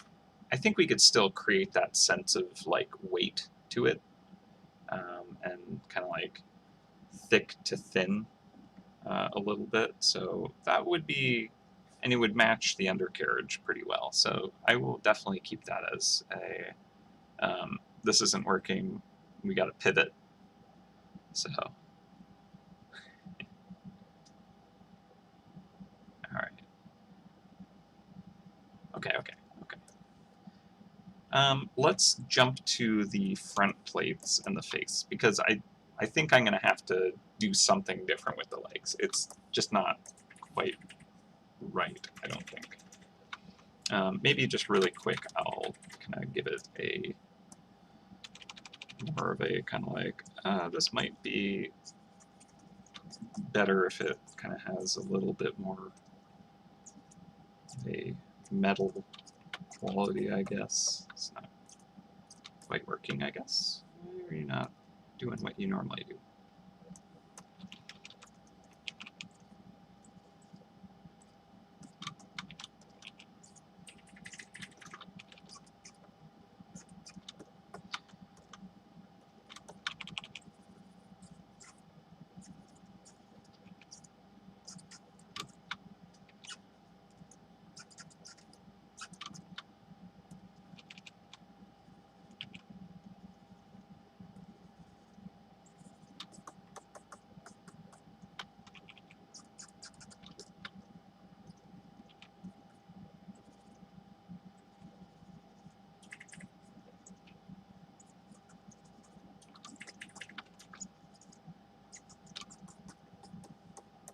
Like, it's very polished and shiny, and so it looks very regal, which is kind of nice. I didn't expect it to kind of go this route, but it's neat.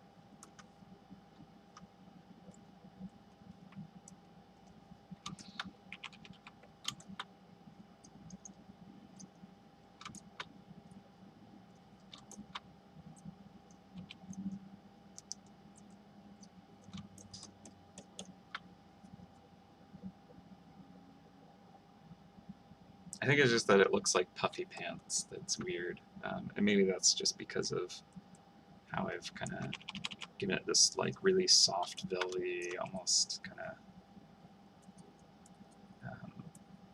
wrinkle to it, instead of the way that the shell is kind of handled with the like the pock marks. And that might actually be what it was. Because it just looked like this weird kind of just track pant that was just, you know, flaring out. But if it's more pitted, then we're kind of like going back into the, oh, this is carapace, I see, territory. So that might be what it needs to work still. So that feels a little bit less like a weird jogging suit thing, maybe, hopefully.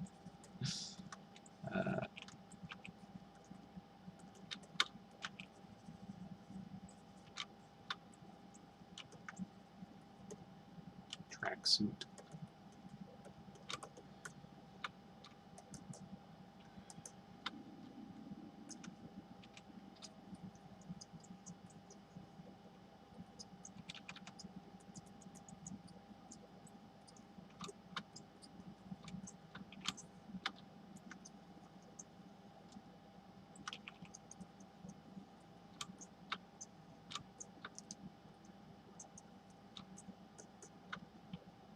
Okay, so I just made it way shinier, and maybe that actually was good. Okay. Well, we can like swing back to this later. That might not be so bad now.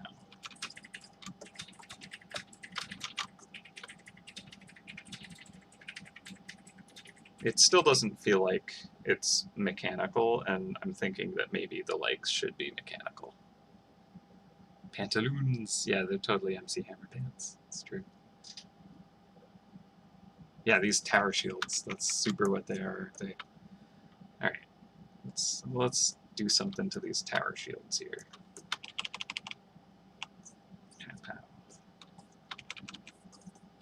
Okay, so we have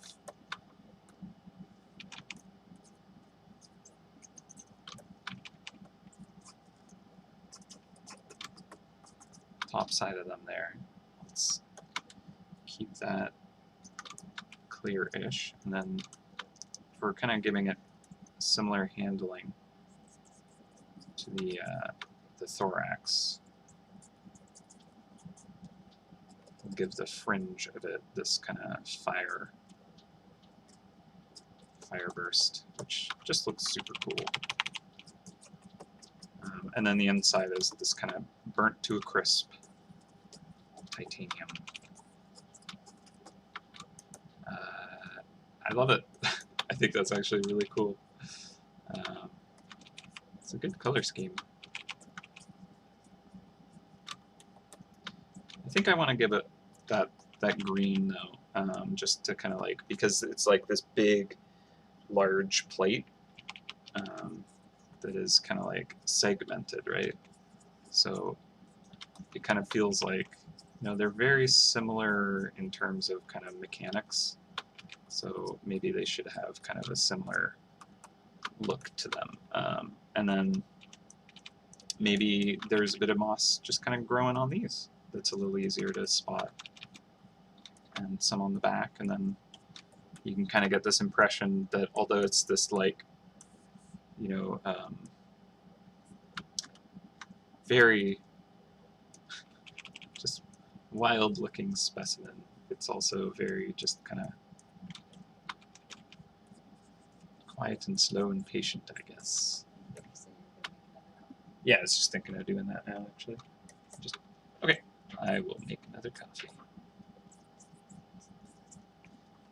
Yeah, I actually really want another coffee, and it is getting late, so I'd better do that now. Otherwise, it will be a bit too late to have a coffee. So, let me just kind of sprinkle some more flame around the edges, the perimeter of this. And then we'll catch some of this light, like up on these edges.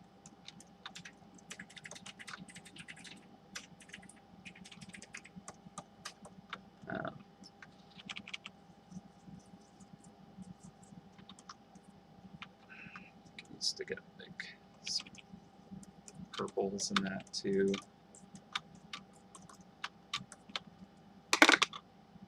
All right, save.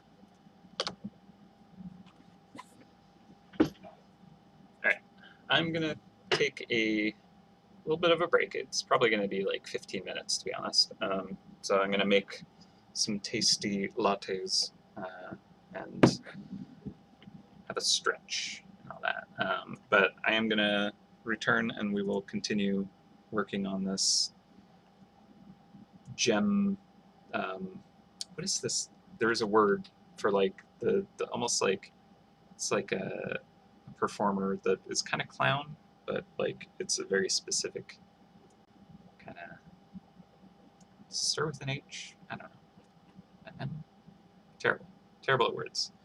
But yeah, there's this purple and green that is definitely saying it's kind of a little more on that circusy. Harlequin? I don't know. Jester? The gemstone beetle. Yeah, I think it's going to be really nice to have this like gemstone up here, kind of like really just kind of like, maybe I'll even have it feel like it glows a little on the inside. That could be very nice. Yeah, I think Harlequin was the word I was thinking of, I guess. Hopefully that's an okay word, actually. I don't know. When I don't know the origins of words, I am in fear of them being really inappropriate, actually. So don't know. Cosmic beetle. Ooh. Cosmic beetle. I like that. Could play with the backdrop for that too. Okay, I better go make that coffee though. Nice. I think just scroll that down a little bit. Sweet. All right, this is working. I actually kind of like how like it looks like a paintbrush stroke. It's like stretched that way. That's kind of neat. All right, I'll be back in like 15. I'll actually put up a timer. Give me the opportunity to actually take a proper break.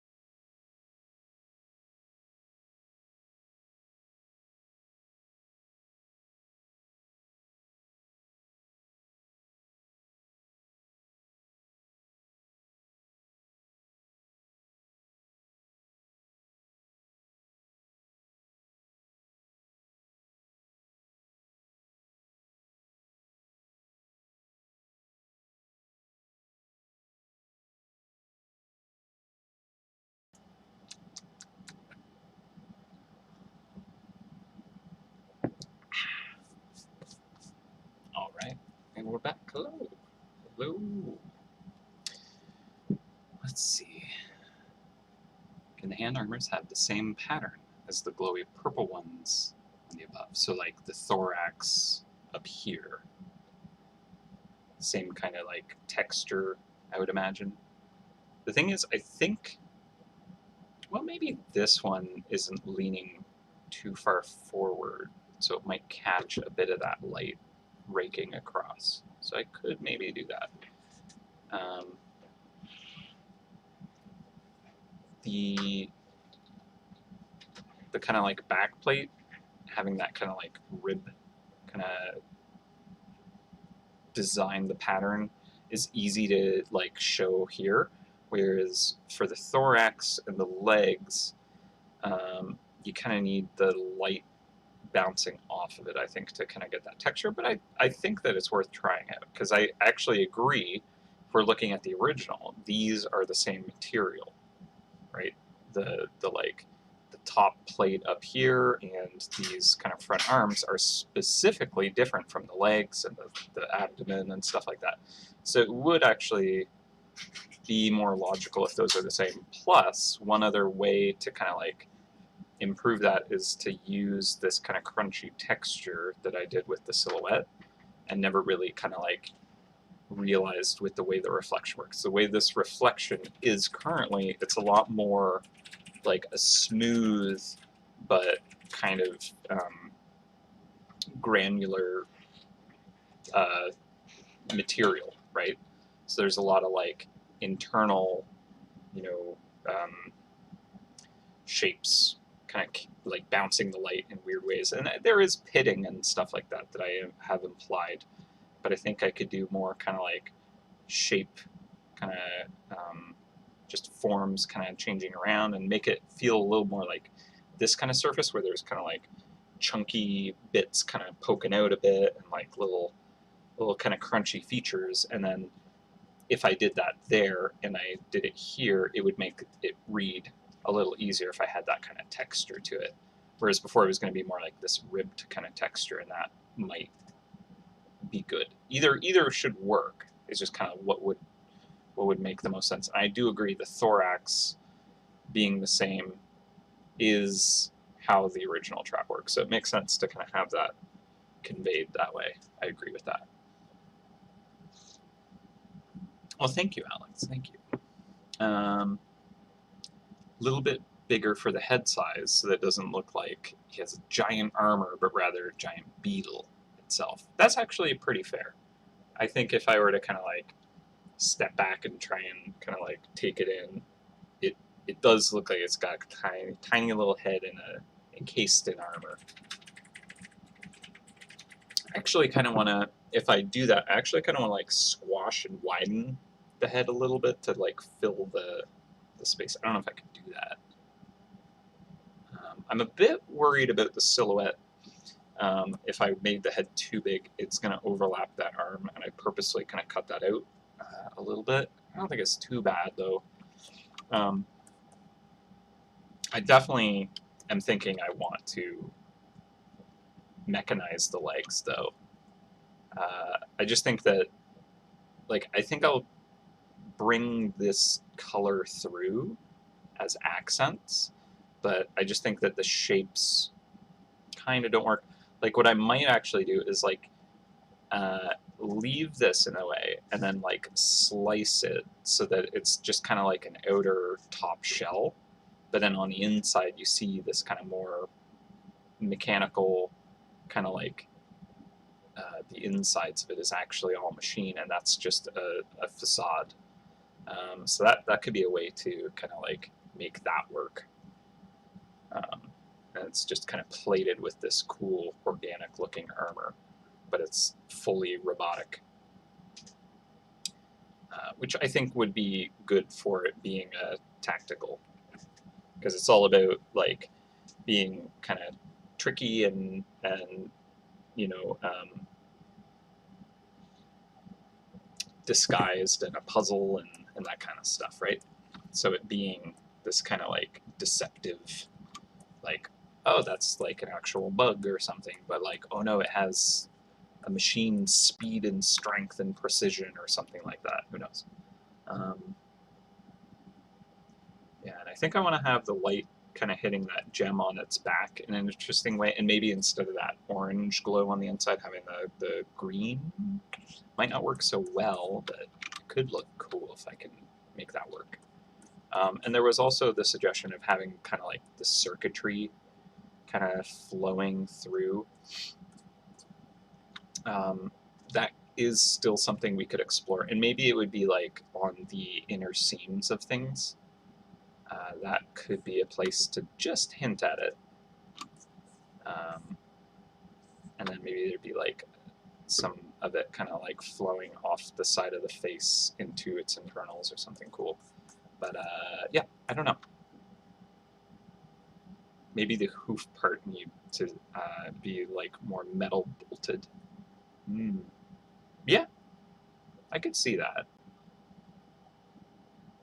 That could work. Just kind of more like.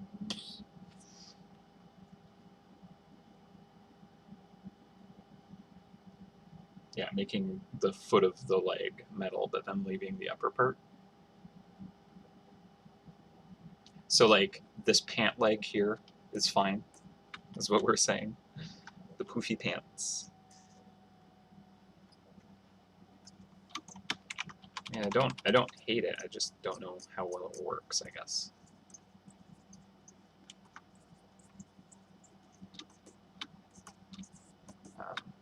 So then like this part down here being kind of more like a metal kind of thing here. That might work.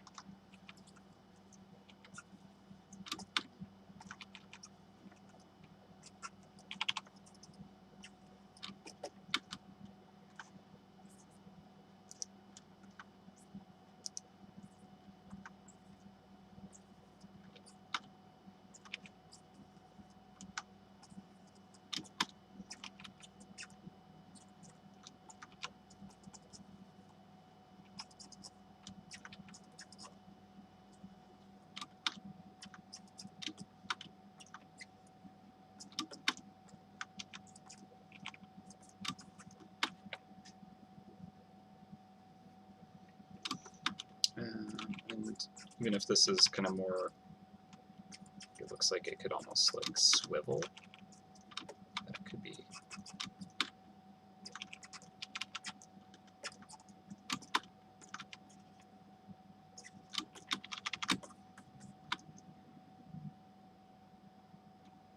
Maybe works. I don't know how sold I am on it, but it's not terrible.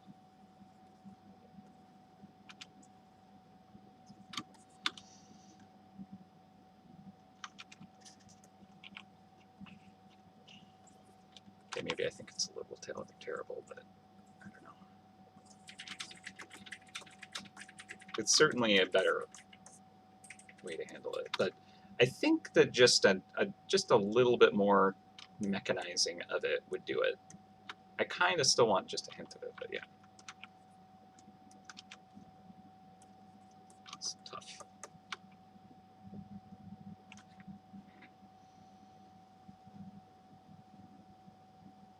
The connection between the legs and the body could be more metal. Actually, you know what? Maybe that is enough, where it's just like, just this one segment kind of breaks it up a bit.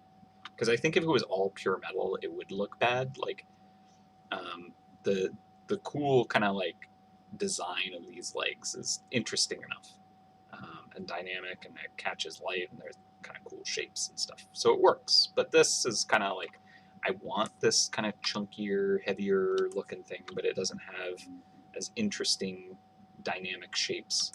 So, you know, it might not work as well if it's all pure metal. So it is nice to have that accent. But I think you might be right that I could try to just kind of like make this whole portion metallic, right?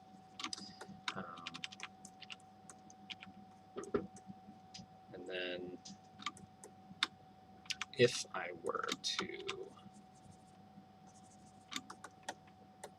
let's see, I could potentially have, like what I actually want it to do is to have almost like a more of a kind of obvious axis of rotation, where there's kind of like this pivot, I guess. So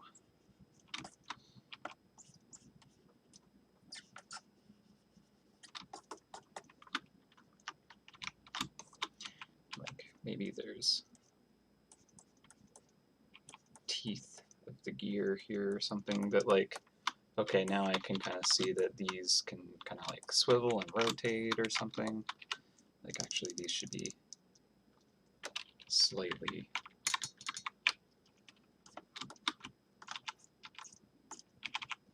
different angles or something like that. So this one will have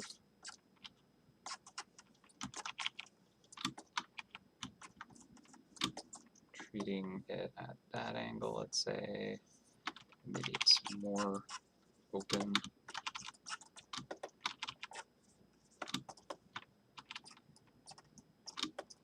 And then this one is at a slightly different angle.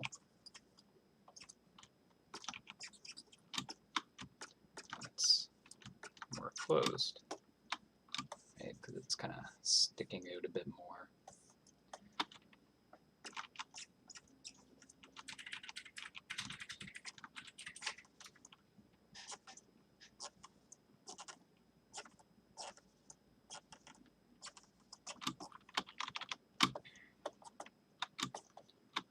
So that kind of actually is working there for me.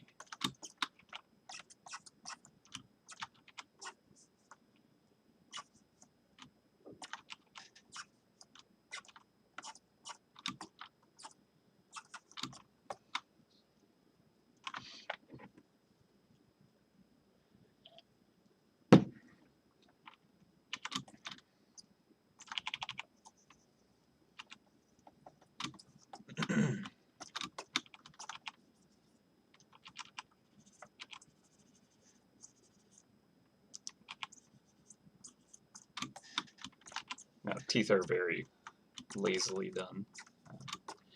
They're not spaced very well.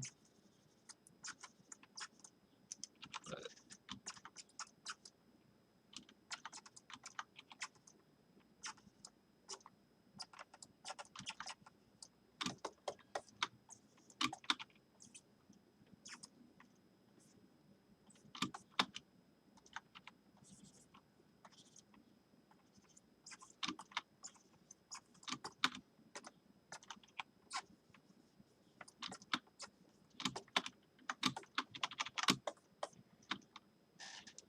so that feels a lot more kind of like mechanical, and it looks like it would be transmitting that kind of mechanical force through this system here. So that I think is actually going to work. Okay. And then it kind of comes out through the feet, and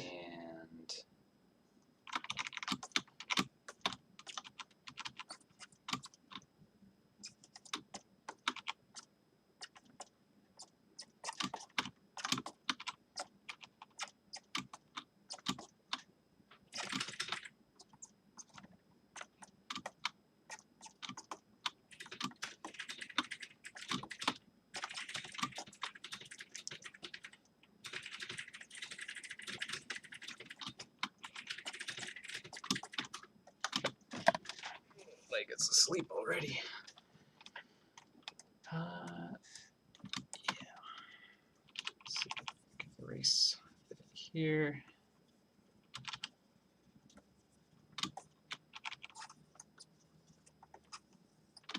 Cool. Okay.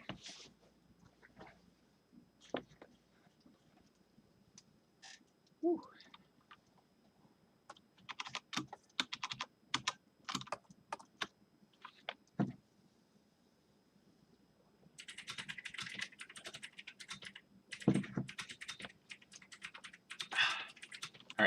this is a good challenge. I'm quite enjoying this piece. It's very, very difficult, but I actually think we're getting there.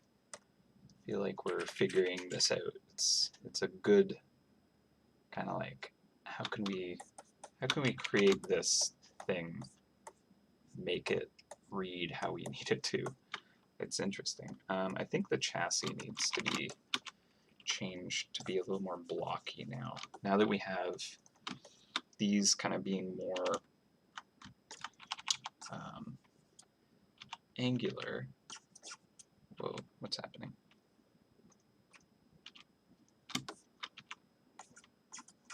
Interesting. Just was erasing, and I thought I had it in brush mode. So, oops. Yeah, I think if I make this a little more angular like that,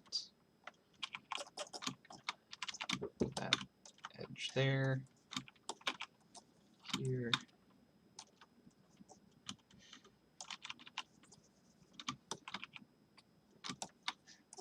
I'll probably want to do a pass on this when more is kind of like set in stone around everything. Like this shoulder shape doesn't feel right. It's still really confusing. I think I would just kind of cover over stuff with it, to be honest. But I think it's interesting what's going on. It looks like it's just trying to be a reflection, and that's actually confusing. So I'm going to tweak something there. Maybe just opening this up here.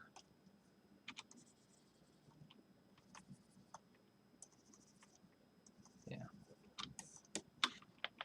Because I want there to be this feeling like the one closer to us is kind of like stepping down, so that joint is opening, and the one in the back is kind of like the leg is going up, so it's kind of closed. I think the difference is a bit too much, though, because I don't actually think that the angles are too extremely different. So pull that back just a bit.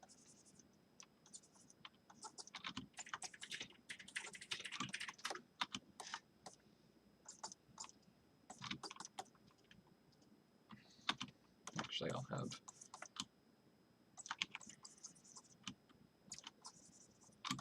make sure this leg looks like it is coming up more to make that work.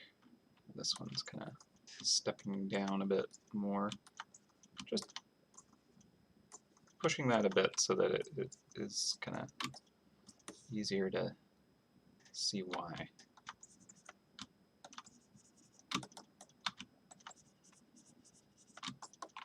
I don't even know if that's clear as to why or what it is, but eh. Ooh. It is saving. Because it's doing the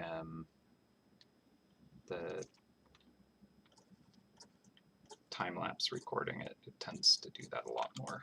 So I forgive it, because any other time-lapse recording is way too much of a hassle to even bother with. So it also reminds me to save every once in a while, periodically, so it's actually quite handy. So although Photoshop used to interrupt me like that, that was really irritating. It does not bother me with Clip Studio when it does it, because it's actually intentionally doing that. With Photoshop, it would just freeze. And you'd feel like, oh no, it's going to crash, because you can't click on anything, and nothing works for several seconds.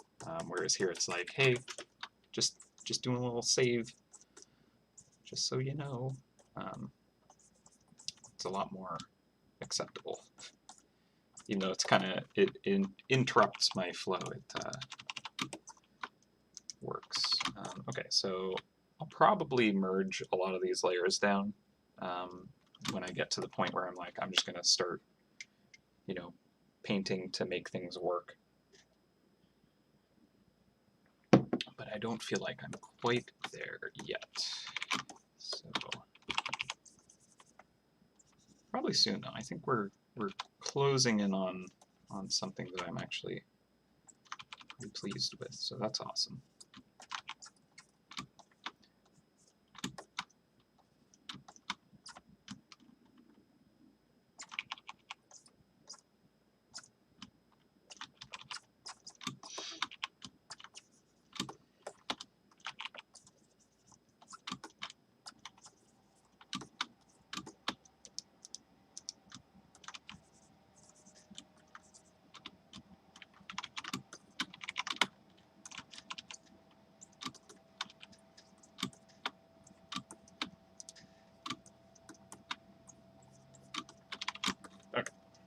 I will come back and fiddle with that later. Again, I think I just want to have more of that chassis reading. So I think I need to have more of that underneath here. So it's fine. I could actually even have it be kind of, you know, hinted at here. Where it's like, we can't see it on these ones, but on these ones you can see like, oh, it's actually kind of underneath the leg that machinery continues, and that's kind of a nice way to show that. So that works.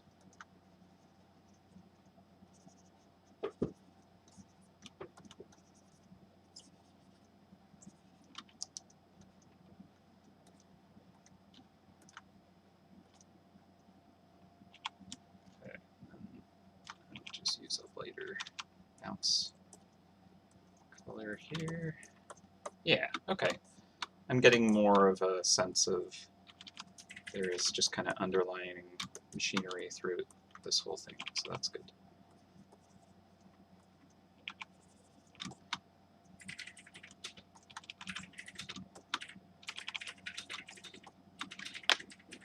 Nice. Thank you very much. I'm glad you're loving the colors. Yeah, they're really interesting. I based it off of a, what is it called? A fiery searcher beetle. I'm sorry, I don't remember who recommended looking it up, so appreciate you. Sorry, I forgot who it was. But yeah, really, really neat looking colors. It's got that kind of oil slick kind of edge to things. It's just very beautiful. So I found that quite interesting and inspiring for this. And it's not a color scheme I would have picked on my own, so I can definitely blame the chat for coming up with such a beautiful suggestion. So thank you. I actually want to get, there was in the original reference that I was working from, there was kind of this dimple that was happening along this kind of shoulder plate here. So I actually want to recapture that. And it's probably not a very deep dimple, but the way that the kind of texture is working, I think it'll be neat to kind of capture that. This might be pushing it a little bit too extreme, but I think it would be nice to try and get that shape going through the whole thing. Just, again, it's like a little more organic feeling. It's a little more interesting. It's nuanced, pretty. So there we go. Dimple. Wasn't too bad. It is definitely deeper than it probably needs to be. So just kind of lighten it up, I think. And it might not be as kind of like, I guess, almost like pock-marked on the inside of this.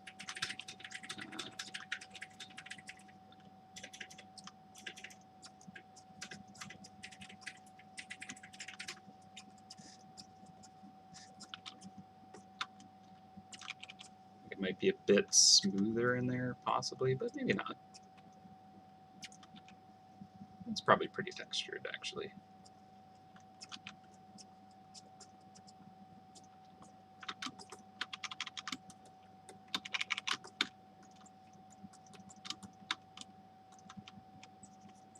I wonder if that, like, I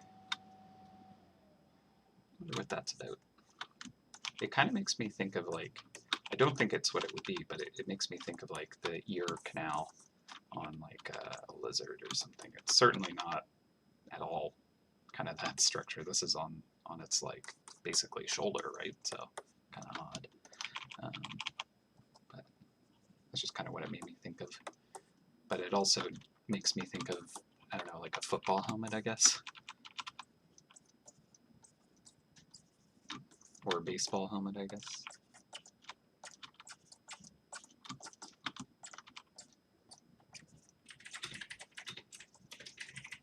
A sport type helmet, if you would.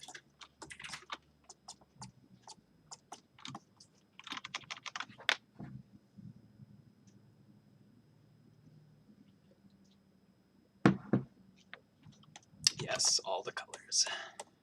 Get the rainbow. Absolutely. Much pride.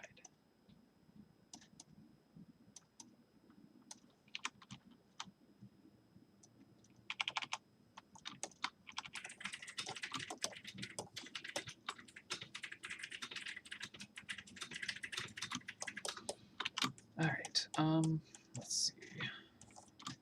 Where next? I'm getting close to the point where I might start to merge things just to be able to kind of work on different areas easily. However, I haven't really done anything with the face, and that's going to be important. So I should probably do that. So there's the face, and I think that I will also try and kind of like bring the quality of the thorax onto the these arm kind of plates. So a little more this texture. Maybe it's a combination of the two. It could work. But again, like, because the lighting is like reflecting off of this rounded surface, it's gonna kind of like pick up a lot more of that kind of like really cool detail. And so it kind of, you know, it might require me kind of like adding more texture to these to kind of like really get that feeling going, which isn't bad.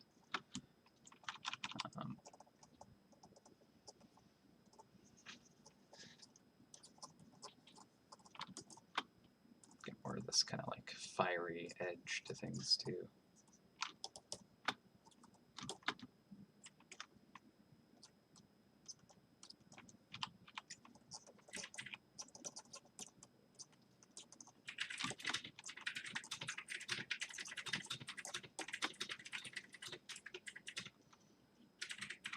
That kind of golden trim almost. So that's neat. Get some of the teal,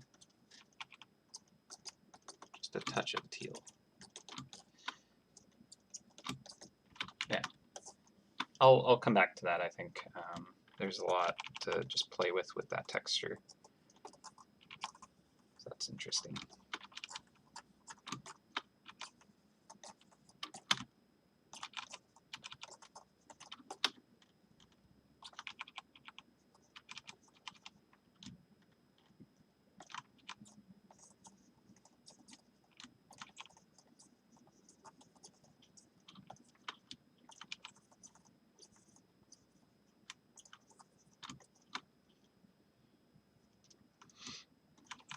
Would this be reflecting the environment, right? I feel like it would, especially at the extremely, you know, sloped away from us angle. And any of these kind of surfaces would be very vertically kind of, because we're seeing them from the side, so they're just gonna be kind of elongated and flattened, whereas these ones are kind of facing us a little bit more. So if it's kind of bouncing the ground texture, it's going to be this kind of like muted, matte, kind of, or more neutral kind of color from the ground bouncing up and reflecting off this shinier kind of surface, kind of helping to reveal the texture of it.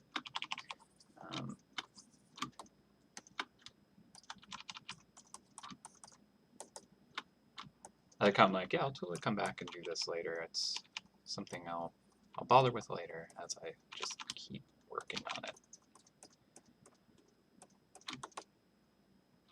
Yeah, like these are going to be facing us pretty much directly, so we're not going to get these kind of like elongated ellipses. They're going to be kind of facing us and just being almost like these craters.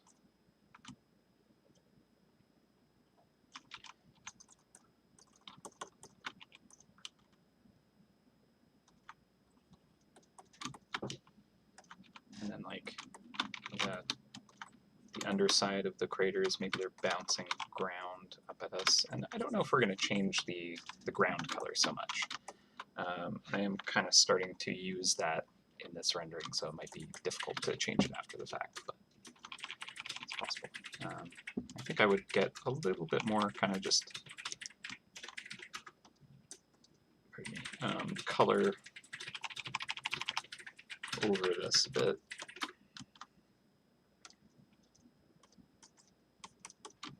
Just to add a little bit of richness to that. That's kind of nice. I really like this kind of like orange trim around this burnt purple. I think that's pretty neat. I like it. I'm actually gonna kind of burn that a bit more.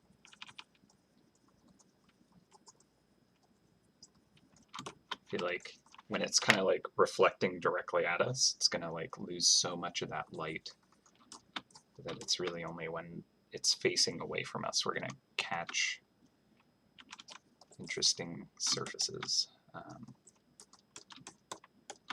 and light.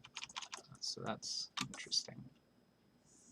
And it just kind of plays up that kind of like cool transition from the trim being this kind of like really bright and iridescent surface to just more of a reflective, but like it has stuff going on with the light where, you know, when there's enough light hitting it, it's gonna do some cool iridescence too.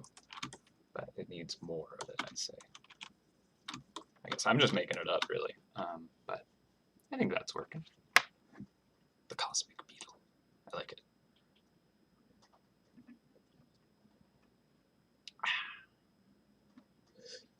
Yeah, compared to the original design, it's certainly much kind of like darker. This, you know, is going to have this kind of more, just the stone is going to, you know, reflect a lot more, well, not reflect, but like bounce a lot more light. It's this kind of gray. It's going to, you know, take all the environment and just kind of, you know, bounce that, whereas everything on this is pretty shiny, to be honest. It's like a polished metal undercarriage with this kind of like really interestingly, you know, iridescent and like polished shell. So that's gonna do some weird stuff to the light. And it's also just like a darker local color too. Like it's a very, very dark beetle. So it's just absorbing a lot of that light. All right, I think we need to do the face. Wherever that is hiding. Let's see. Oh, same layer. That makes sense. So I think what I'll first do is just kind of jump into the part where there's like this seam and just go like fully occluded there, because we're just gonna say like, hey, all that light is just not not bouncing out of there. And then I'm going to just kind of define a little bit more of this 3D space, I think, before I just start going ham with iridescence.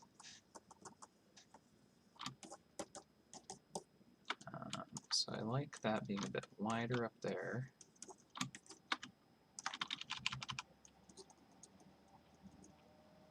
And let's get... So I don't feel like it's going to have the same kind of like really crunchy texture on the face. Like I feel like it might be the same actual like material? The same chitin and like the same kind of like, you know, just material property of how it would interact with the light, but I feel like maybe it wouldn't be as kind of like dimpled, maybe? I don't know. Then again, looking at the faces, they're very just kind of crazy. If you like have a good look at them, they got some weird lots of stuff going on. But I don't want to do that. I want it to be a little cuter, and I think making it simpler and cleaner in the face to make it like read is actually a way to help with that.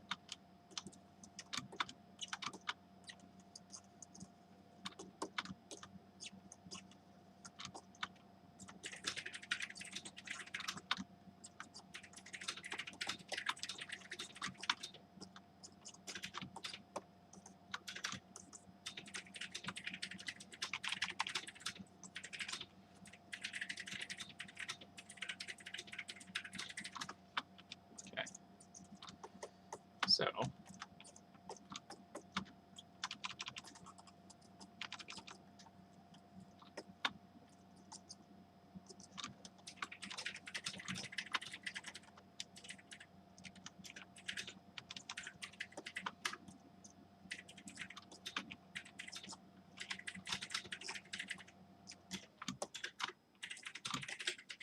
it might look weird if it's too soft in comparison to the rest of it.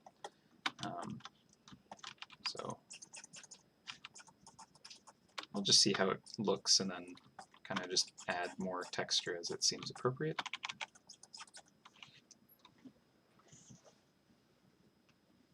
And I might, let's see, we could probably give it a little bit of the this kind of like fiery trim too, which just looks neat. So I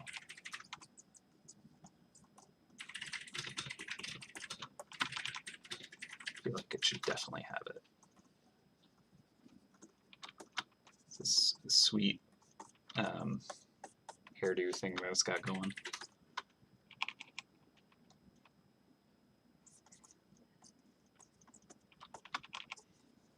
I don't know where it would go on the face, to be honest, but I kind of think it would look neat if it's like not exactly the same as just kind of outlining the edges, because the face is kind of more of a, you know, bigger round form without like the super kind of defined edges that it has elsewhere. So it's kind of almost more like freckles? I don't know. There you go. I'm giving a beetle freckles. Why not?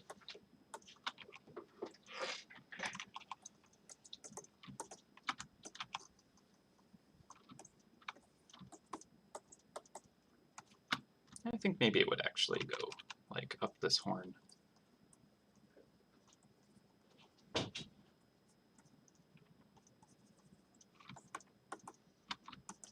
Maybe? I don't know. Is that weird?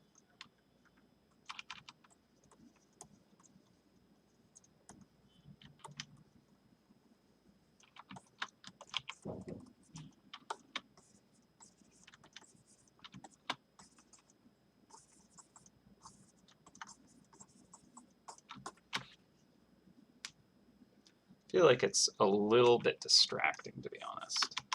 Kind of like step back and kind of don't know, it seems like a lot.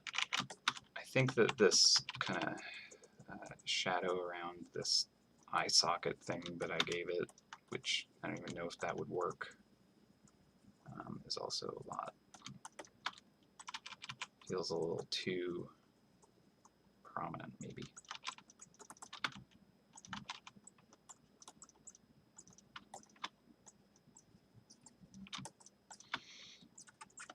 But we would definitely have some nice specular highlight up on here. You know, this is kind of a nice tighter point on its form. It's very solid, and so it's going to be, you know, smashed up against many a mouse and polished thanks to its good wear that it's had. So,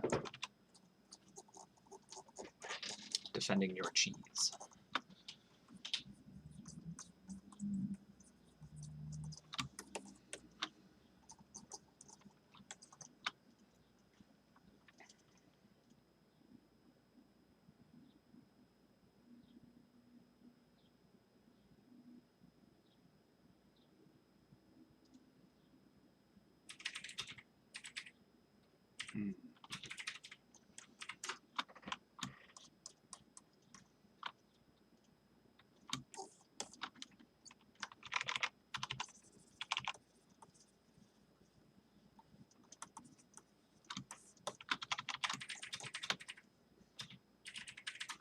Ooh, yeah, that's right. I did even mention doing the kind of like that,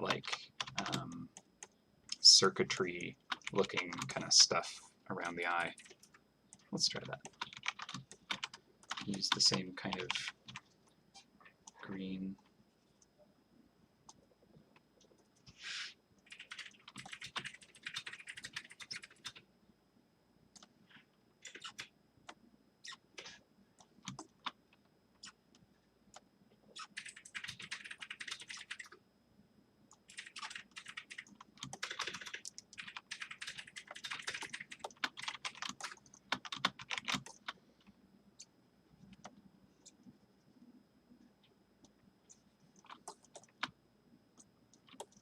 We'll see if this works. I don't know if it will, but why not?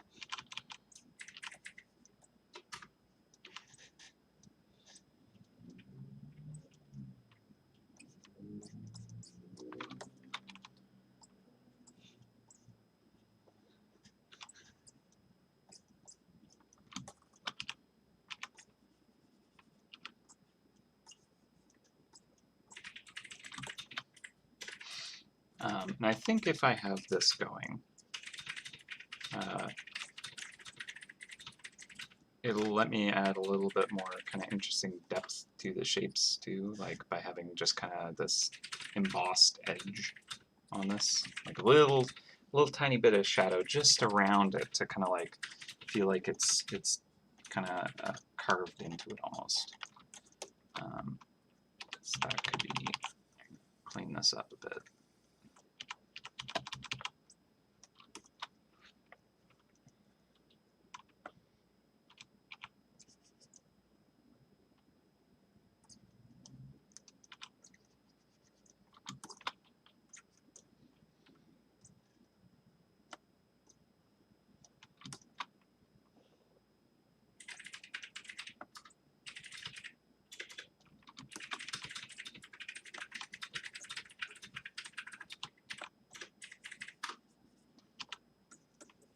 So that kind of goes under there. We'll have those lines kind of thin out because they're turning away from us.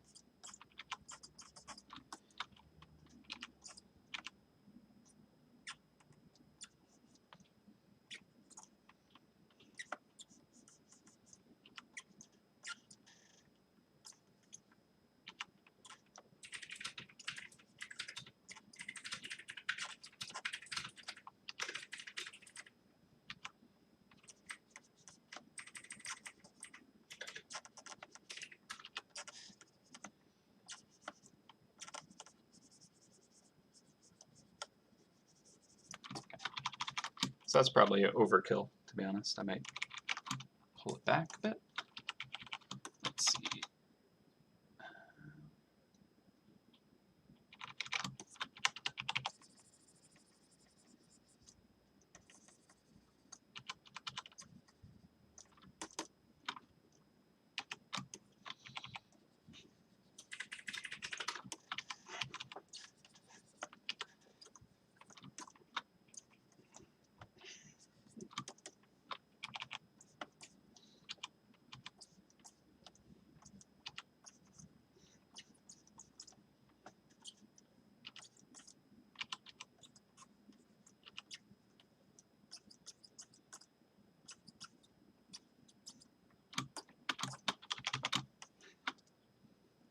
Okay, that could work actually.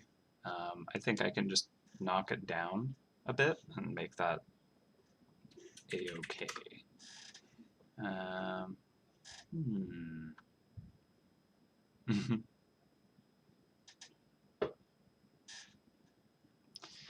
And then I mentioned I wanted to kind of like have this circuitry kind of like going around the perimeter of the creature.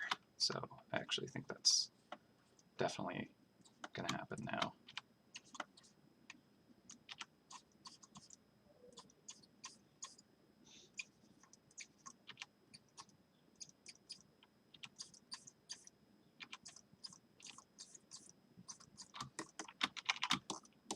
I might need to modify the shape just a little right now.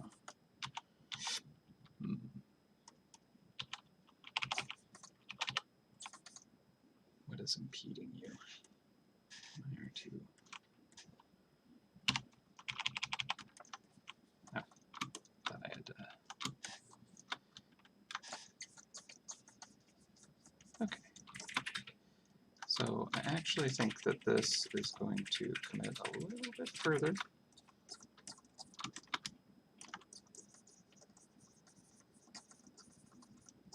I'll fix this up. But I feel like if this shoulder is kind of rolling over here, we're going to get a little bit less of the side visible.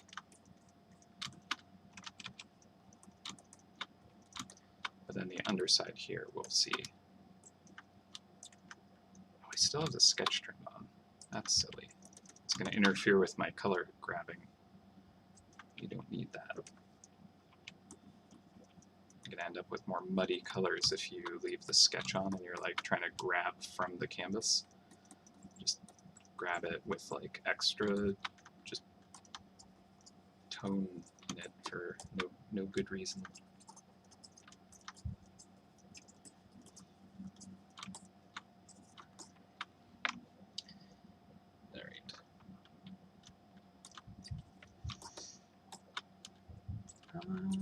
Let's see. I'm really glad that we decided to go this route. I'm quite enjoying this. I think it's really unique. I like it. All right, so this is another circuitry layer here. We'll use our accent brush. And what I think the easiest way to do this is to just kind of like create a few parallel lines that follow the form.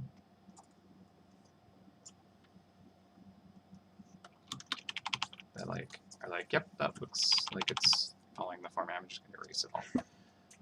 Come on, wake up. All right. Reminder to save. Okay, saved. Actually, I wonder how far apart those are. I should just like sound my horn based off it too, because it might actually be like 15 minutes, or maybe it's half an hour, or maybe it's even longer. I suppose that it's already 5, so it's probably longer than 15 minutes.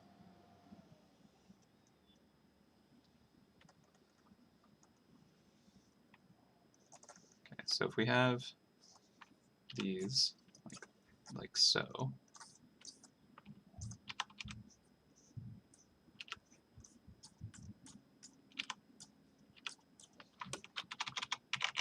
yeah, that's pretty cool. But they're not all going to be fully lit up like that, right? We're going to have some of the circuits kind of jump and disappear.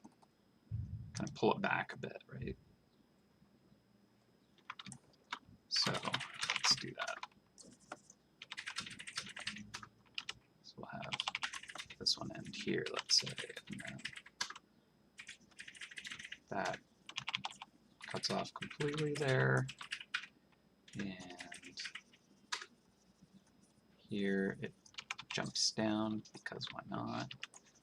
There's just a gap there.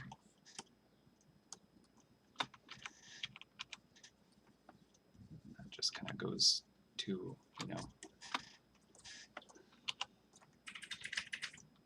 a node there.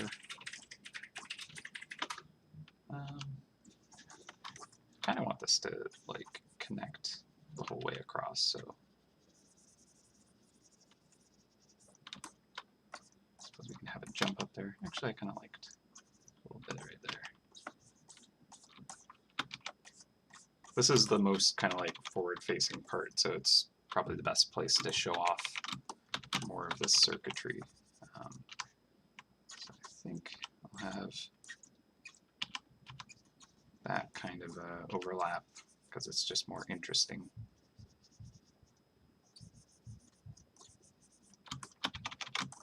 Yeah. All right, cool. And then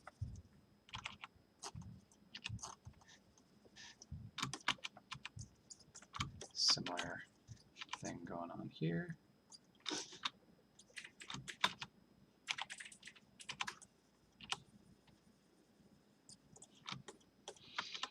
And bring it back here.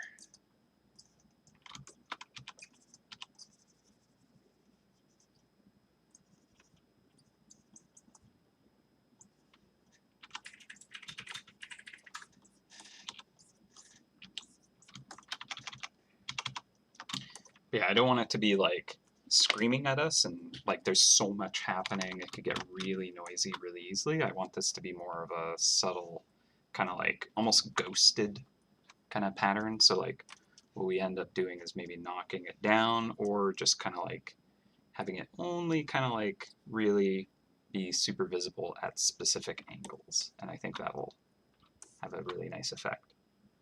Oh, inner likes too. Yeah, good call. That would help again with the kind of feeling of that mechanical or robotic or whatever look to it. So good call. I should be able to just use this same layer for it. Nope. Oh, because this is behind. I can bring this up to the just behind the eye layer. That is actually what I need. I might as well just merge these. There we go. So now it's all the circuitry on one layer. Okay. And let's like get a real clear view of what's going on with this one, because it's like probably the most prominently side-facing part, other than maybe this side of the face and here, right? But yeah, I think we can kind of like really make this more clear here, which I think if we kind of have hints of it in different spots, but it's like really clear here, it'll read well, right?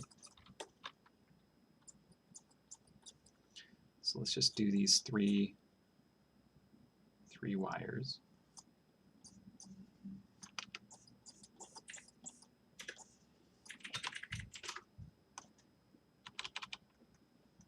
Probably make my life a little bit easier if I use a smooth brush here.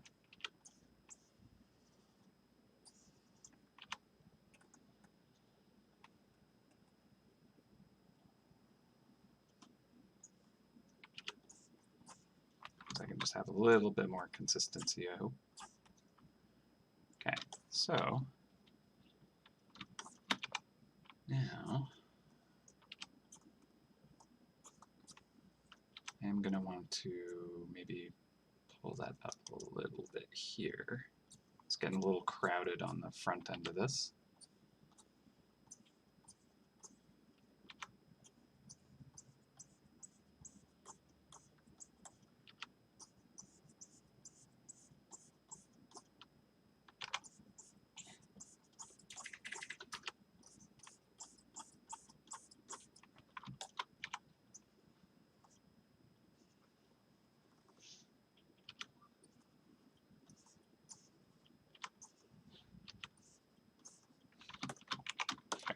Now I can just start linking them up with, you know, whatever pattern might be cool looking. So let's say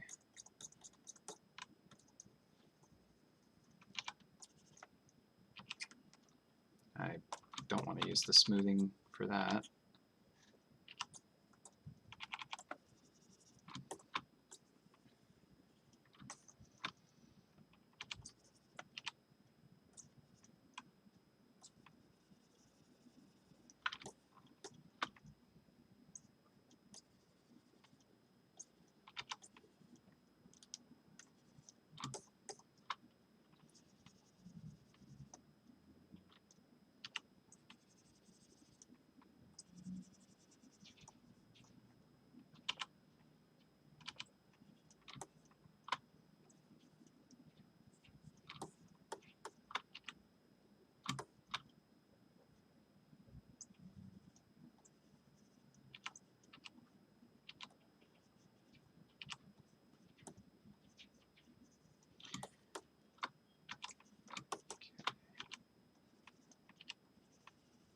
Part of me wants to like try to pretend that I know enough about like and or nor and all those logic kind of circuits and just be like, oh yeah, there's an and gate here and this would be this, but like that's just silly. I don't actually know enough about any of that. And also it would be meaningless here, I think, because we're just kind of like doing random kind of singular lines of circuitry.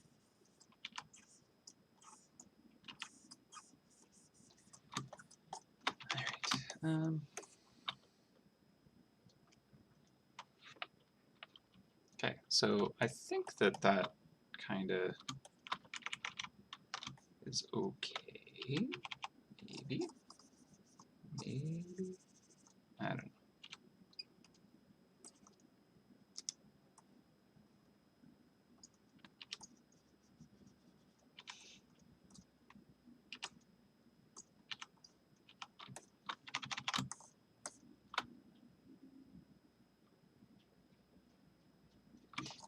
Yeah, I like that idea of kind of like getting that circuitry glow internally.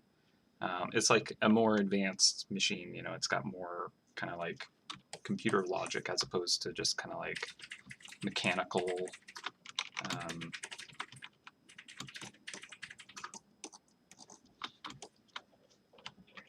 systems.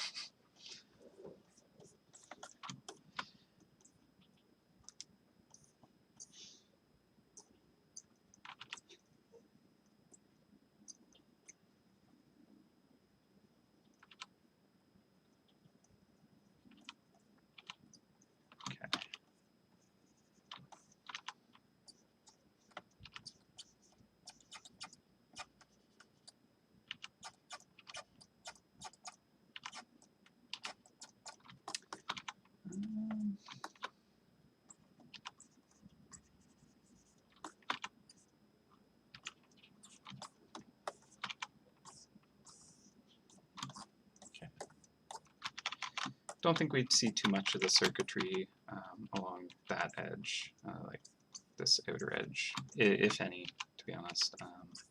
The top edge here, we can get a little bit. Like, probably just enough of a hint of it.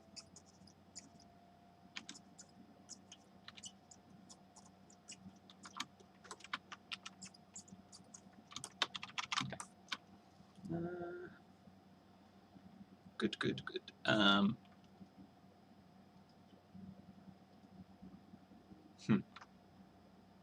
Ooh, that'd be cool if there was like a different mode that you could see this where it's just like the circuitry glowing.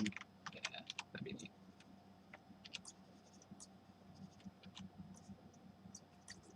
Well, I don't think there'll be necessarily enough for it to kind of make too much sense if you just saw only the circuitry, but Could look pretty cool.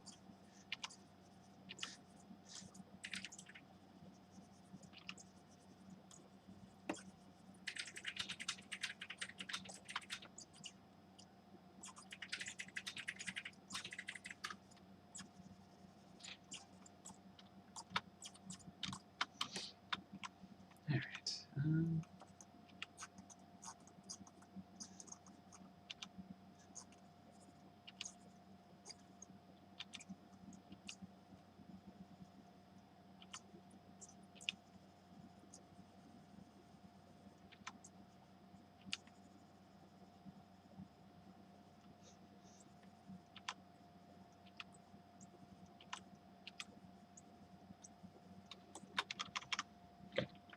I just want little hints of it in some places, like that kind of the seam on the top of the thorax kind of seems like it might be a good place.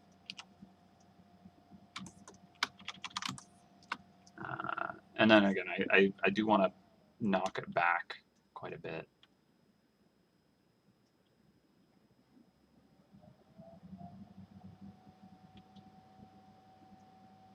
I think maybe I'll thin it in a couple areas, but I think what is conflicting with it is it's so kind of like bright on it, and I'm totally aware of that. So what I'm planning on doing is like knocking it back for the most part, and then in a couple of key spots, I'm gonna like pop it out a bit. So I think that'll kind of like fix that, because yeah, I agree. There's kind of like some fighting going on with the values, and right now it's kind of a bit of a mess in terms of just kind of like the value structure. Like I think the undercarriage could just lighten up overall and let the shell portions be darker, and that might kind of create a bit better structure across the whole thing. Maybe too many lines on the front legs as well. Yeah, could be. This is pretty thick here. Like maybe it's just the two. But yeah, I think this edge is a bit undefined, and I kind of was going for 3 across all of them, but maybe it's just 3 for the thicker kind of like torso carapace, and then the arms are a bit thinner at just 2. But I kind of like the idea of the arms being just as thick, because it feels like this thing is kind of like putting those up as defensive kind of like tower shields, right? So, oh man, those colors are wild. It's pretty interesting. It's a lot, but like if I'm probably gonna knock it down on that edge. It seems like a bit extreme.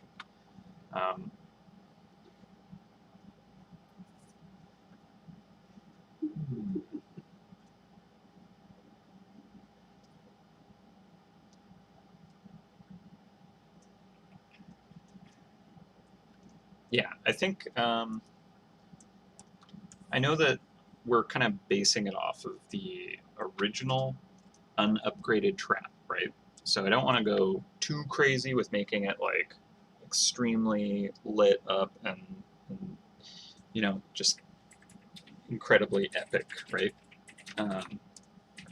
Because I feel like a cool idea would be to do this same trap skin for the upgraded version and like have its wings unfolded and flying and like have the glowing and craziness that way. So that's pretty neat. Let's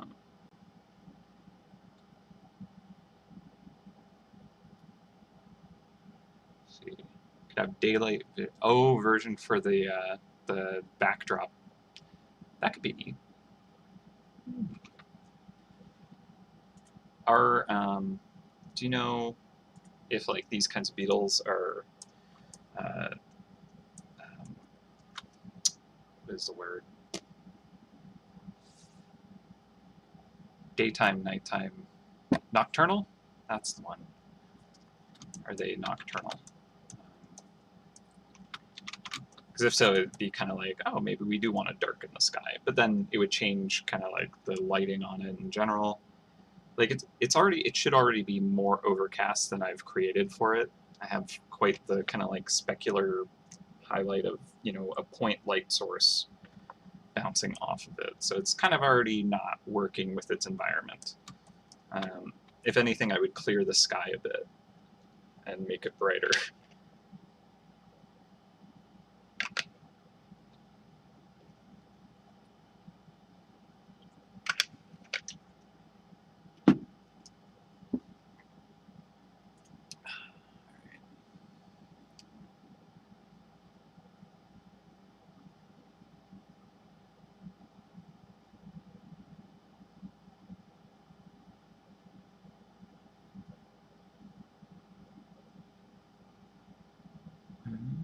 Interesting.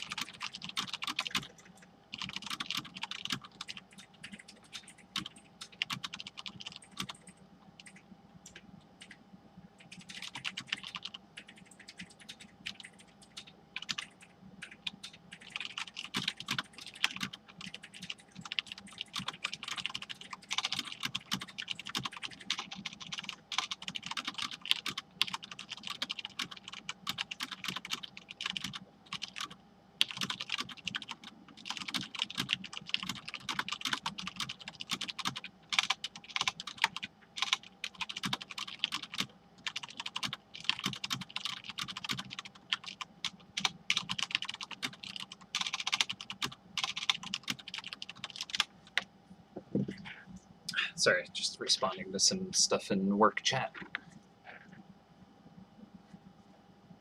Oh, yeah, yeah.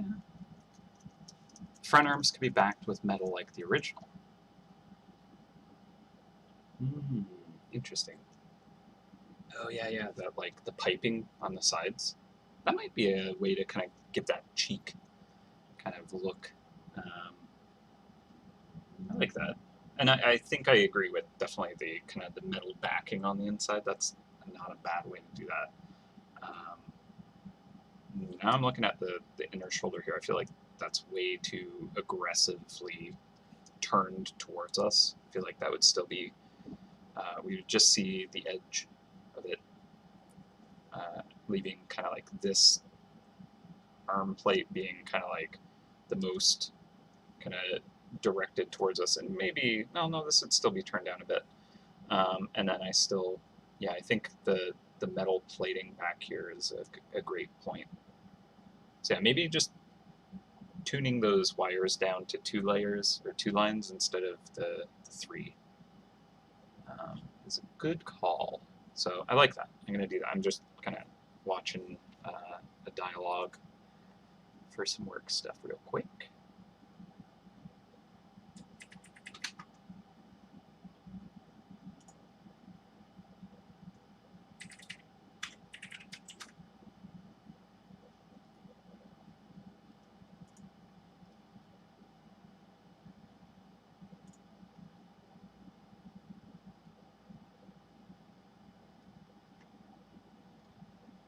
Mm-hmm.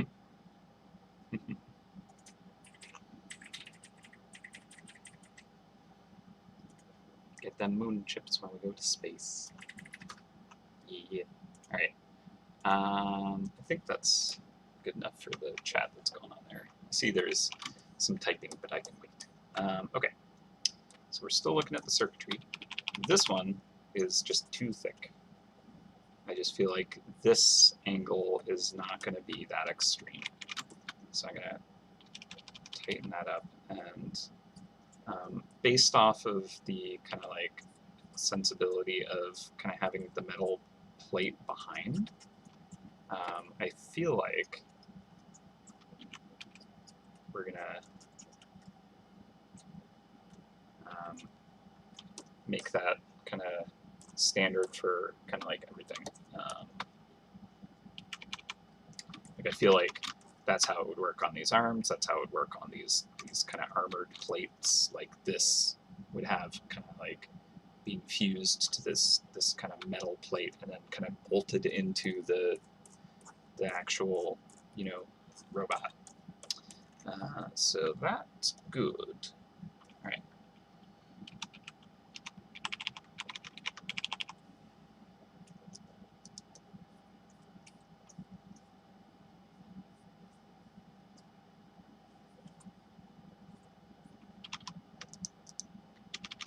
Cool. Easy fix. More room for this upper arm here if we wanted to display just that elbow. That could be fine. But we'll definitely turn it into this kind of more metal color here. Right?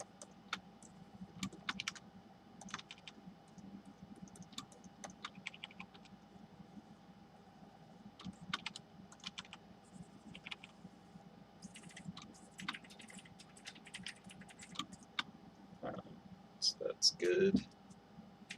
We'll kind of tune that up a bit. Probably don't need to do too much to it. It's kind of a bit of a background thing. So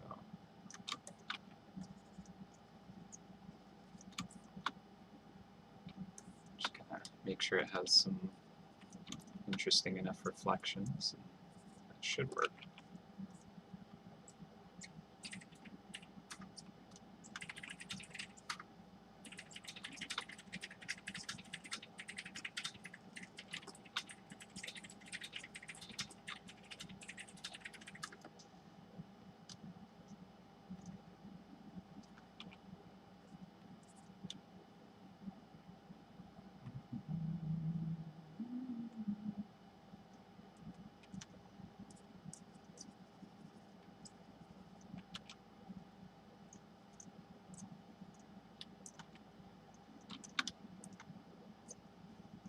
There we go. All right, that's enough for that. I think that works.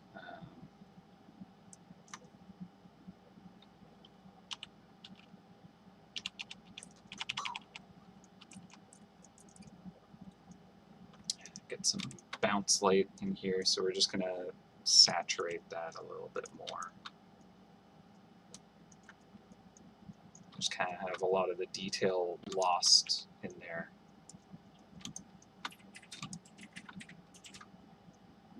That works.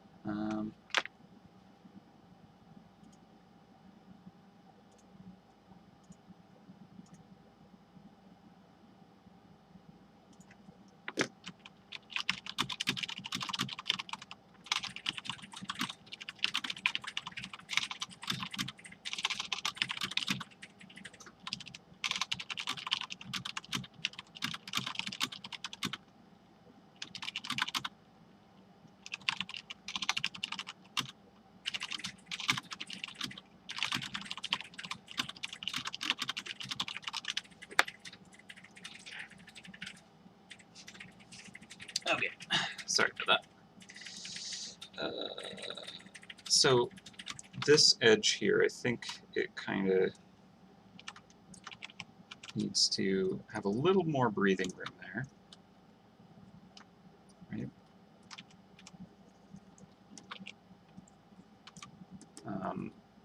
And I think the 2 lines for the circuitry is a good idea, just because then we can kind of like add that plating. So let's actually just do the plate first.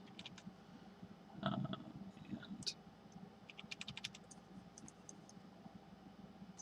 I'm going to put it above the circuitry, because it might actually be nice to leave it with that circuitry, and it could almost look like the circuit is kind of going into this plate, right? Which could be good.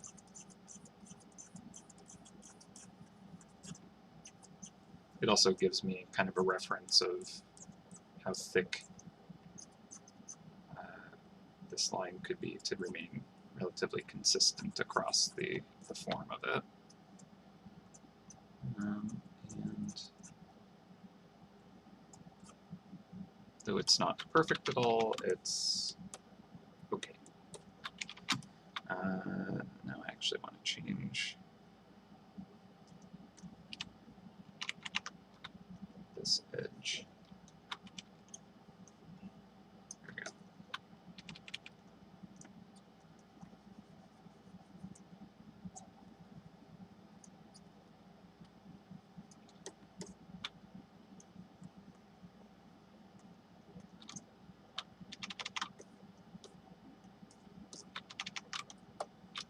The green and purple is very Neon Genesis.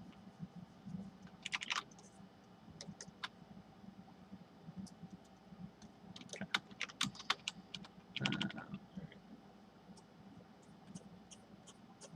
Let's see if we can just get a hint of this here. I think we would really only see it on this kind of upper edge here. Pen is so squeaky.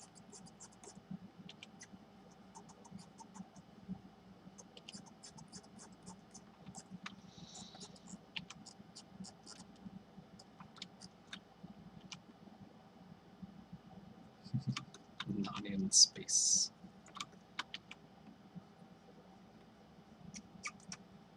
Heck yeah.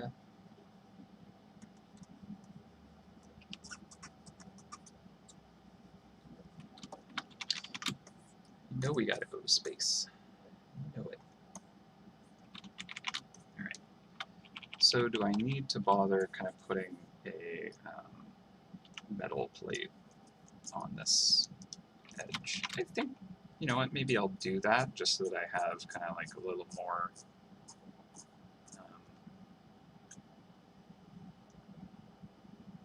clean edge to create some nice refracting light, or reflected, I guess, would actually be what it would be here. I'm refracting it on the metal.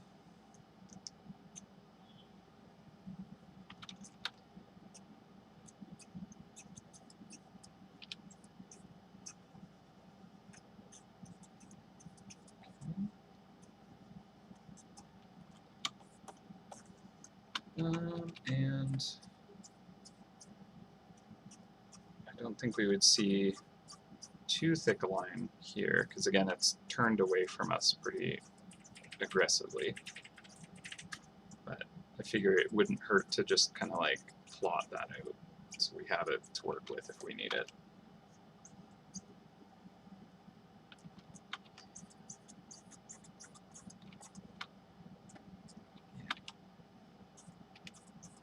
I think it would almost disappear at this point, so that's fine. I suppose we might see it down here, but I think it's kind of like in enough shadow that you don't need to. You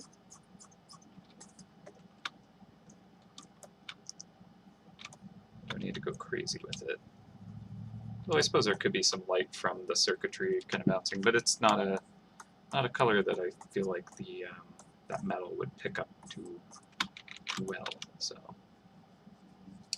actually, looking at how thick this is, I want to make this feel a little bit closer to that. So you can just do that.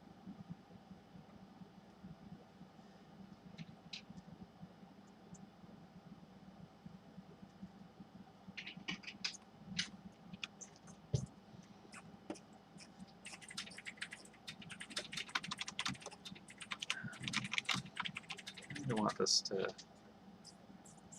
maybe curve up a little bit more.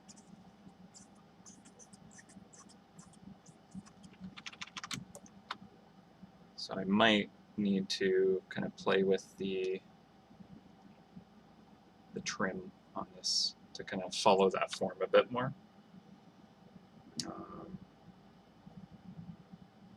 Yeah. You know what, it really, the front kind of shielding is way thicker than this side part actually. So I'm gonna thin that just a little bit more. I need enough room to kind of make those circuits work and still have kind of the that fiery trim going on. So I think that's good. Let's jump down to the circuit layer, grab that, and make this kind of follow suit.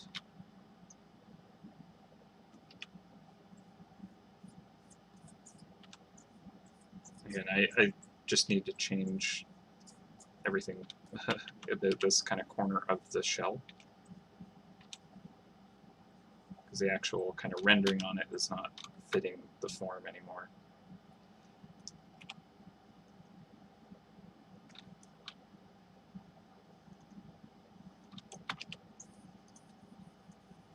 Okay, it's getting a little crowded there too.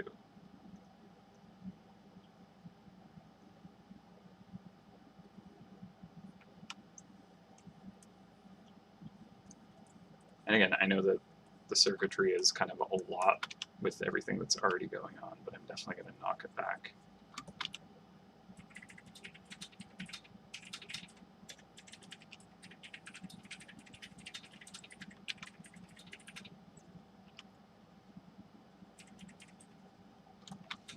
Now that we're just erasing, I don't want the smoothing anymore.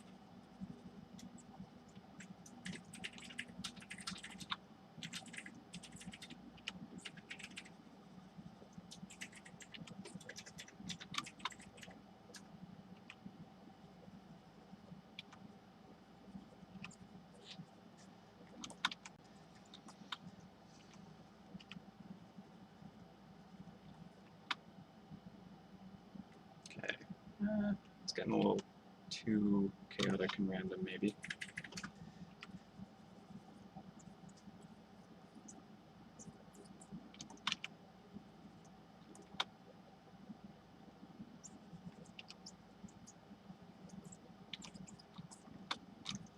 Suppose that the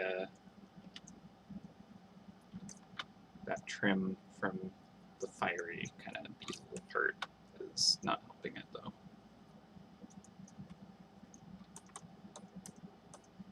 Okay, so overall that's probably enough for the circuitry to kind of be pretty present. It certainly is kind of not holding back. So let's take a look at this here shell, and we'll pull that up here and just kind of get that moving over there a bit better. All right, I'm gonna do a save. All right, let's see. Would the cyan turquoise look better with the circuitry? Yeah, it could be. You might be right. Easy enough to change. It's all one layer. I can just kind of quickly, you know, manipulate that, and so that's going to be easy to try stuff with. So that's good.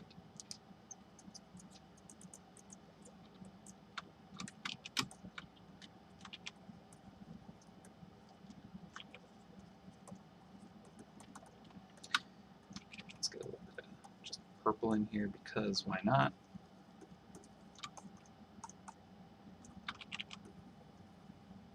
And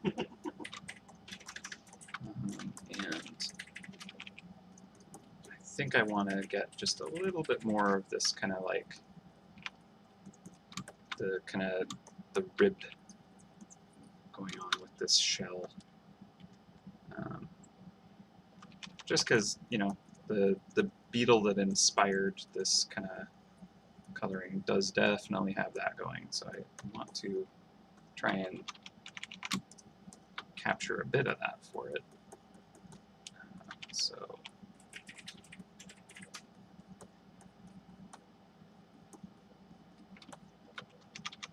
okay, so that does actually feel like it's kind of got a bit of that shell happening.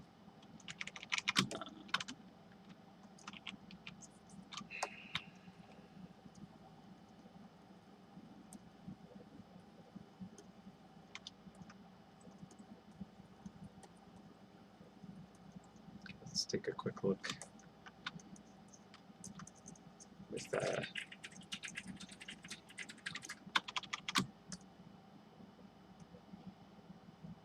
grayscale. Yeah, so I still want to kind of create a little bit more distinction between the kind of like brass metal and the kind of burnt shell, I guess.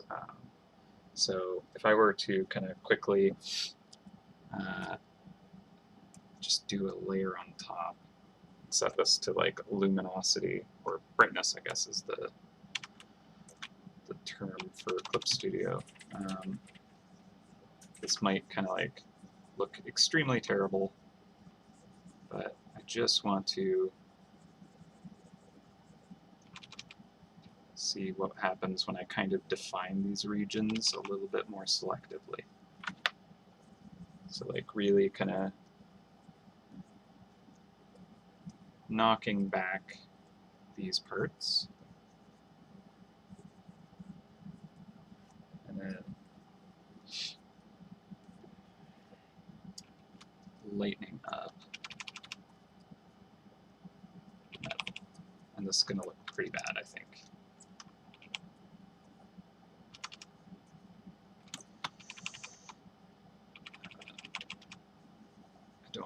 I don't see this working very effectively, but it might help with just kind of like planning a little bit of the lighting, just a little bit.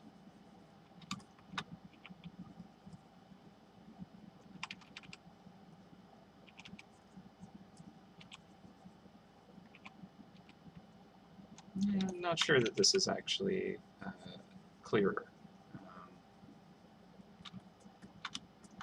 So maybe this would need to be darker down here.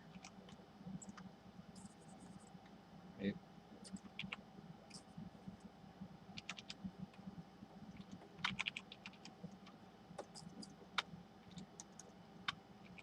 I think there would need to be almost kind of something that is like in between for here. Yeah, it's not reading very well there. Knock that back. With the eye being lighter too. Yeah, this is kind of getting more into the, like, if I want to have that kind of level of contrast, it would definitely have that internal glow, and I don't think that's the direction that we want right now for this tier of trap. I think this is totally how we could handle it for a trap skin for the upgrade, but yeah, now I'm kind of messing around with this, and I'm kind of like, it might read slightly better. I mean, that actually does read better.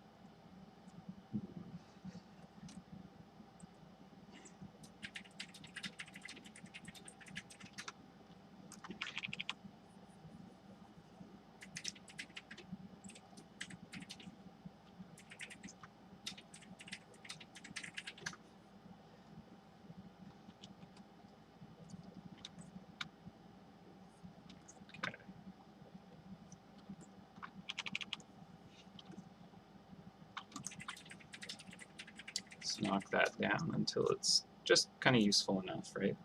So without that kind of like value shift, there's a lot of kind of like just noise, and I'm a bit worried that it needs a little bit more kind of like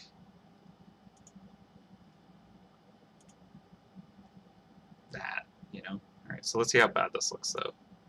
We turn off.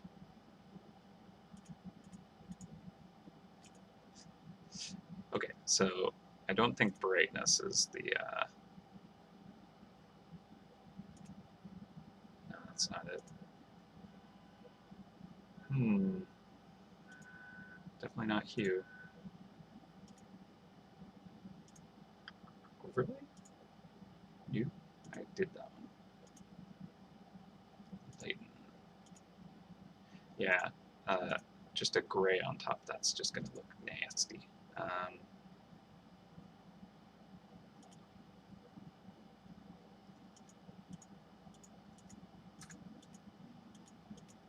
I mean, just darkening it might be enough. I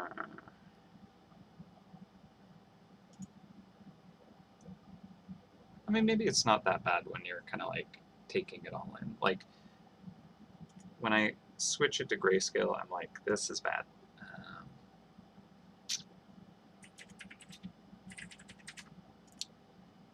Although I think that to fix it, it's more about kind of like using the right color as opposed to just kind of like throwing a lightening, you know, just a brightness layer where these colors are just like, nope, that's the wrong value or the wrong color for that.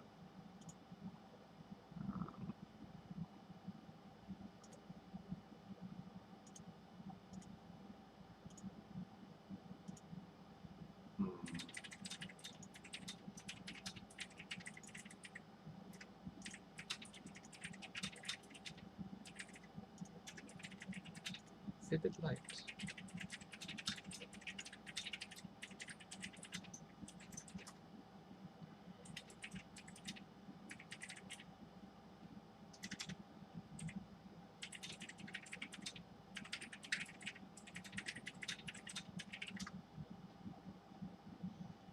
I mean, vivid light kind of works.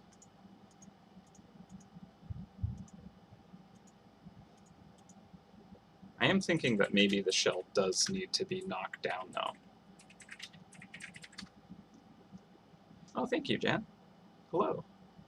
Thanks for swinging by. Yeah, I'm thinking that that might be not as terrible. It certainly didn't work as just kind of like the brightness because the colors were all blown out, so that was bad. But just darkening the shell isn't terrible. I do like how kind of punchy it is in a lot of places, though. So are we okay with it being that crazy for contrast, I guess? Because it's just so noisy. Maybe when the circuitry is dealt with, though, it might not be so bad. So this is the metal layer, which also can be kind of pushed around. Okay, that is a significant amount of the kind of like blending, right? Because it's kind of the transition space between different materials. So I think that does need to go quite a bit down.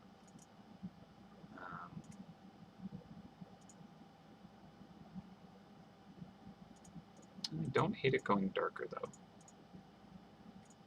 So I might just kind of tweak this a little bit as well. Yeah, it might work. All right, let's see. I could use a color instead of just white or whatever I was using before. That might help it too. So going a bit warmer is kind of neat.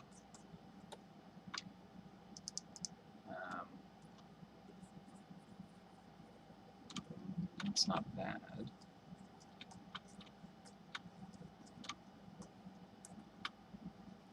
Like it's kind of merging all the like metal stuff together in a way that none of it really is too important details wise, but you're like, yep, that's just a bunch of machinery bits together. So that's actually abstract, but kind of what I want for it. And if I kind of knock this outer shell down, would that look better? I think that's actually confusing it. So this is blending it together even more, which actually I like. So that's kind of good. Now it is very punchy and glowy, which is making me think more of the upgraded trap. So I don't want to make it too like, you know, energetically kind of buzzing with power and, you know, a furnace of awesome. I don't know. So I do like that metallic. That is nicer looking.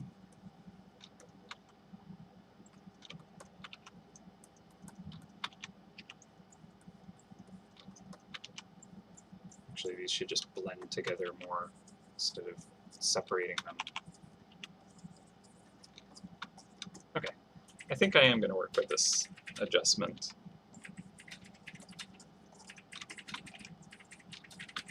You can have a bit of that kind of reflecting onto the legs to kind of like pull that back and make them merge together just a little bit.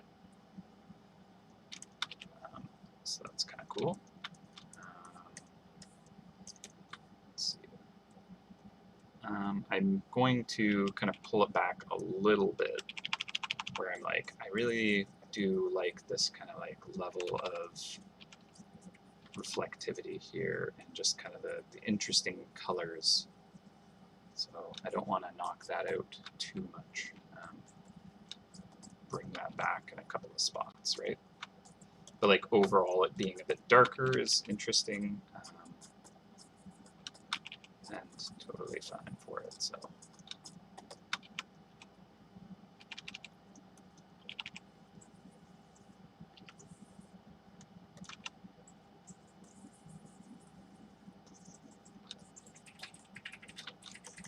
and then I can do stuff like this where I kind of like just make that circuitry pop in a couple of places that I think would look nice.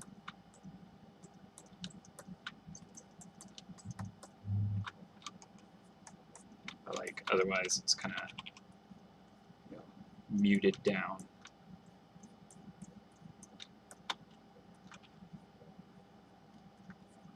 This is actually a pretty good vivid light. I'll try and remember you. This is working well for just kind of adding some interesting kind of punchy contrast.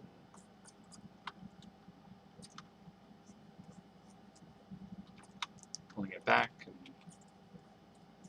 pumping it up.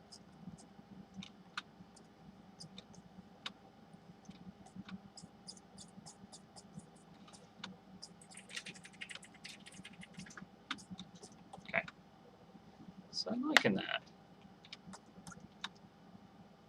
I don't even know what caused the these red bursts, but I'm thinking I'm leaving those.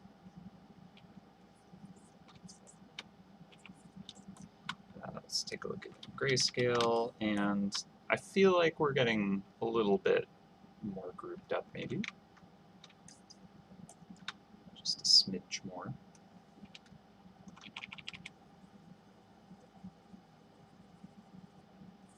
Knock that down just a bit. Highlight on the top of that arm is a bit extreme though.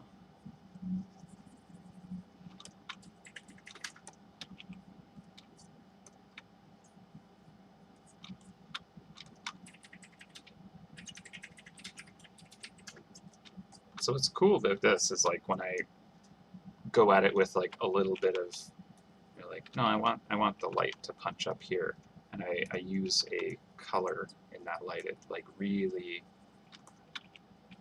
does a lot with all the kind of like interesting, colorful noise I already have going on here. So that's kind of a nice knock-on effect. It's almost a little too extreme in some cases, but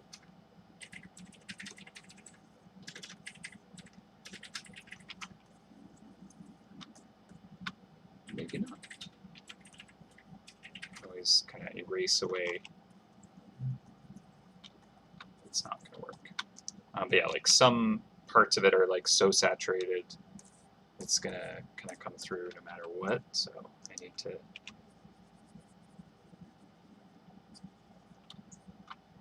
make those work. I don't think I want it to go that contrasty on the metal there. It looks more metallic with it being that kind of like reflective there. But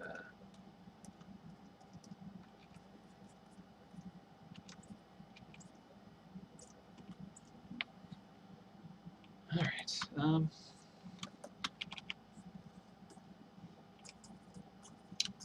It is 6:05. My goodness.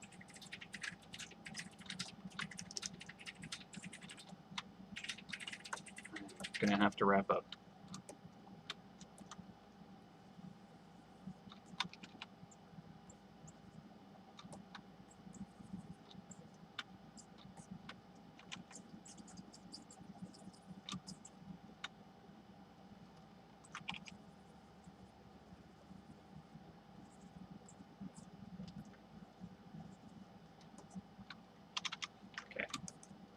I'm thinking we're getting close though, so I don't think it'll take a whole lot more.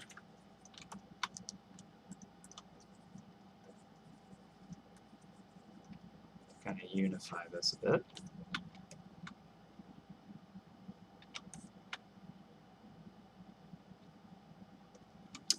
Nice one.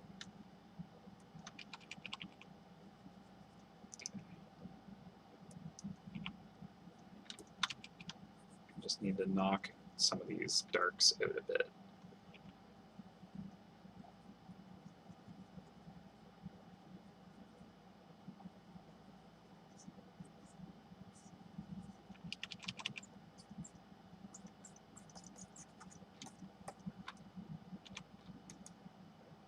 Maybe a little too much.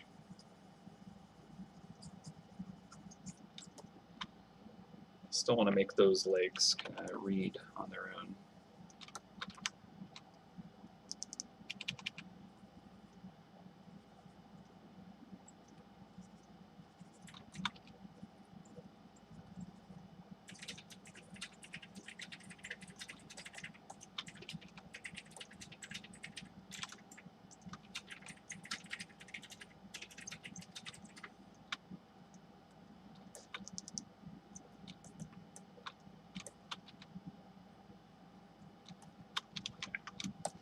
It's a lot.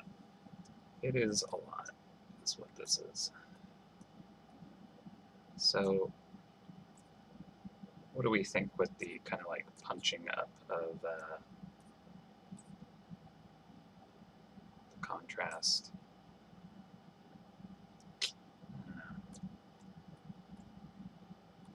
Maybe just the like carapace being darkened is enough. Let me just quickly try this out.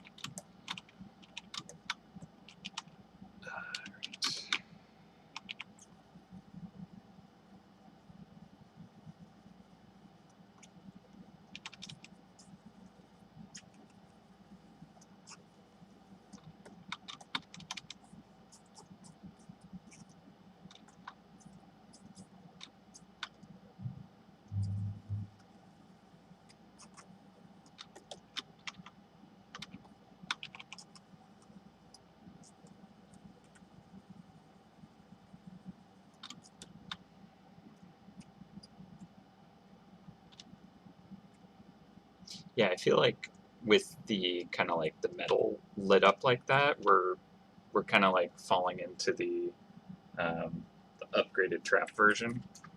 But at the same time, I feel like our grayscale is even more messed up now, right? Like there's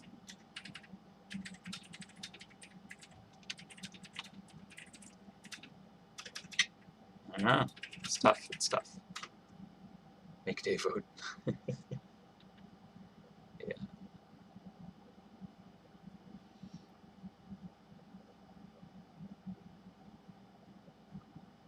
Like everybody but Dave got the leprechaun this year. It's great. Poor Dave.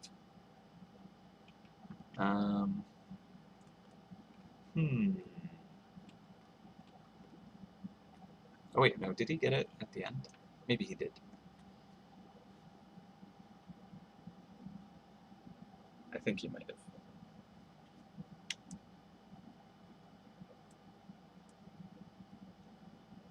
Okay, I'm kind of. I think we've gone over time regardless, so I should wrap up.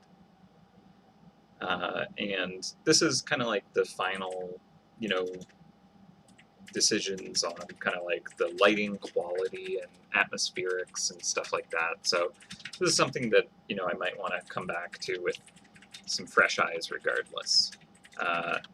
So I'm pretty happy with, like, it's really neat. There's definitely things I still want to do on it. You know, naturally, that's just how it goes. I only have, you know, 7 hours or less to kind of like create a fully fledged crazy trap, and we always go ham on stream, so that's just how it be. Yeah, I'm definitely gonna, you know, push and pull more on Monday probably, or next week at some point. But I'm pretty excited about the direction it is reading how I want it to. It feels like it's some kind of mechanoid robot bug, so it does create some connection to this. I think, you know, there's a good suggestion about putting the pipe on the cheek, um, and that's something I should probably make a note of. Not do it right now, but just kind of be like, oh yeah, that was a good idea. Let me just kind of add that in case I want to add that. There we go. I'll be like, this looks bad. Oh right, it's a reminder, not actually supposed to be there. And then he kind of makes it look at least a little better. No, that looks worse. Okay. Well, that's probably a good thing. Okay, so that's an idea to kind of like draw even more of a connection. It's just a weird slug on the side of its face. Perfect. Yeah, I'm gonna come back to this after the weekend and have a much better kind of idea of what I want to do with it. But yeah, overall, I think we did a pretty cool thing. And this one, I get to attribute to everyone's creative genius in the chat for kind of giving the inspiration. So I think it's really neat. I'm excited about the final piece. I do want to maybe touch up a little bit of the backdrop too. I think that could look really nice to kind of like give it a slightly different environment, to at least fill that negative space differently. Maybe even have like fingers of light kind of cascading through the clouds. But I suppose if we want this kind of lighting, we want it behind us anyway, so it might not work so well. But anywho, I'm going to sign off. We're over time. But yeah, thank you everyone for hanging out. I hope you all enjoyed. Thanks for popping in and out and just appreciating it. I appreciate you. But yeah, hope you all have an excellent weekend. Stay safe. Take care of each other. Happy Pride Month. And yeah, I'll see you the next time. Take care, everyone.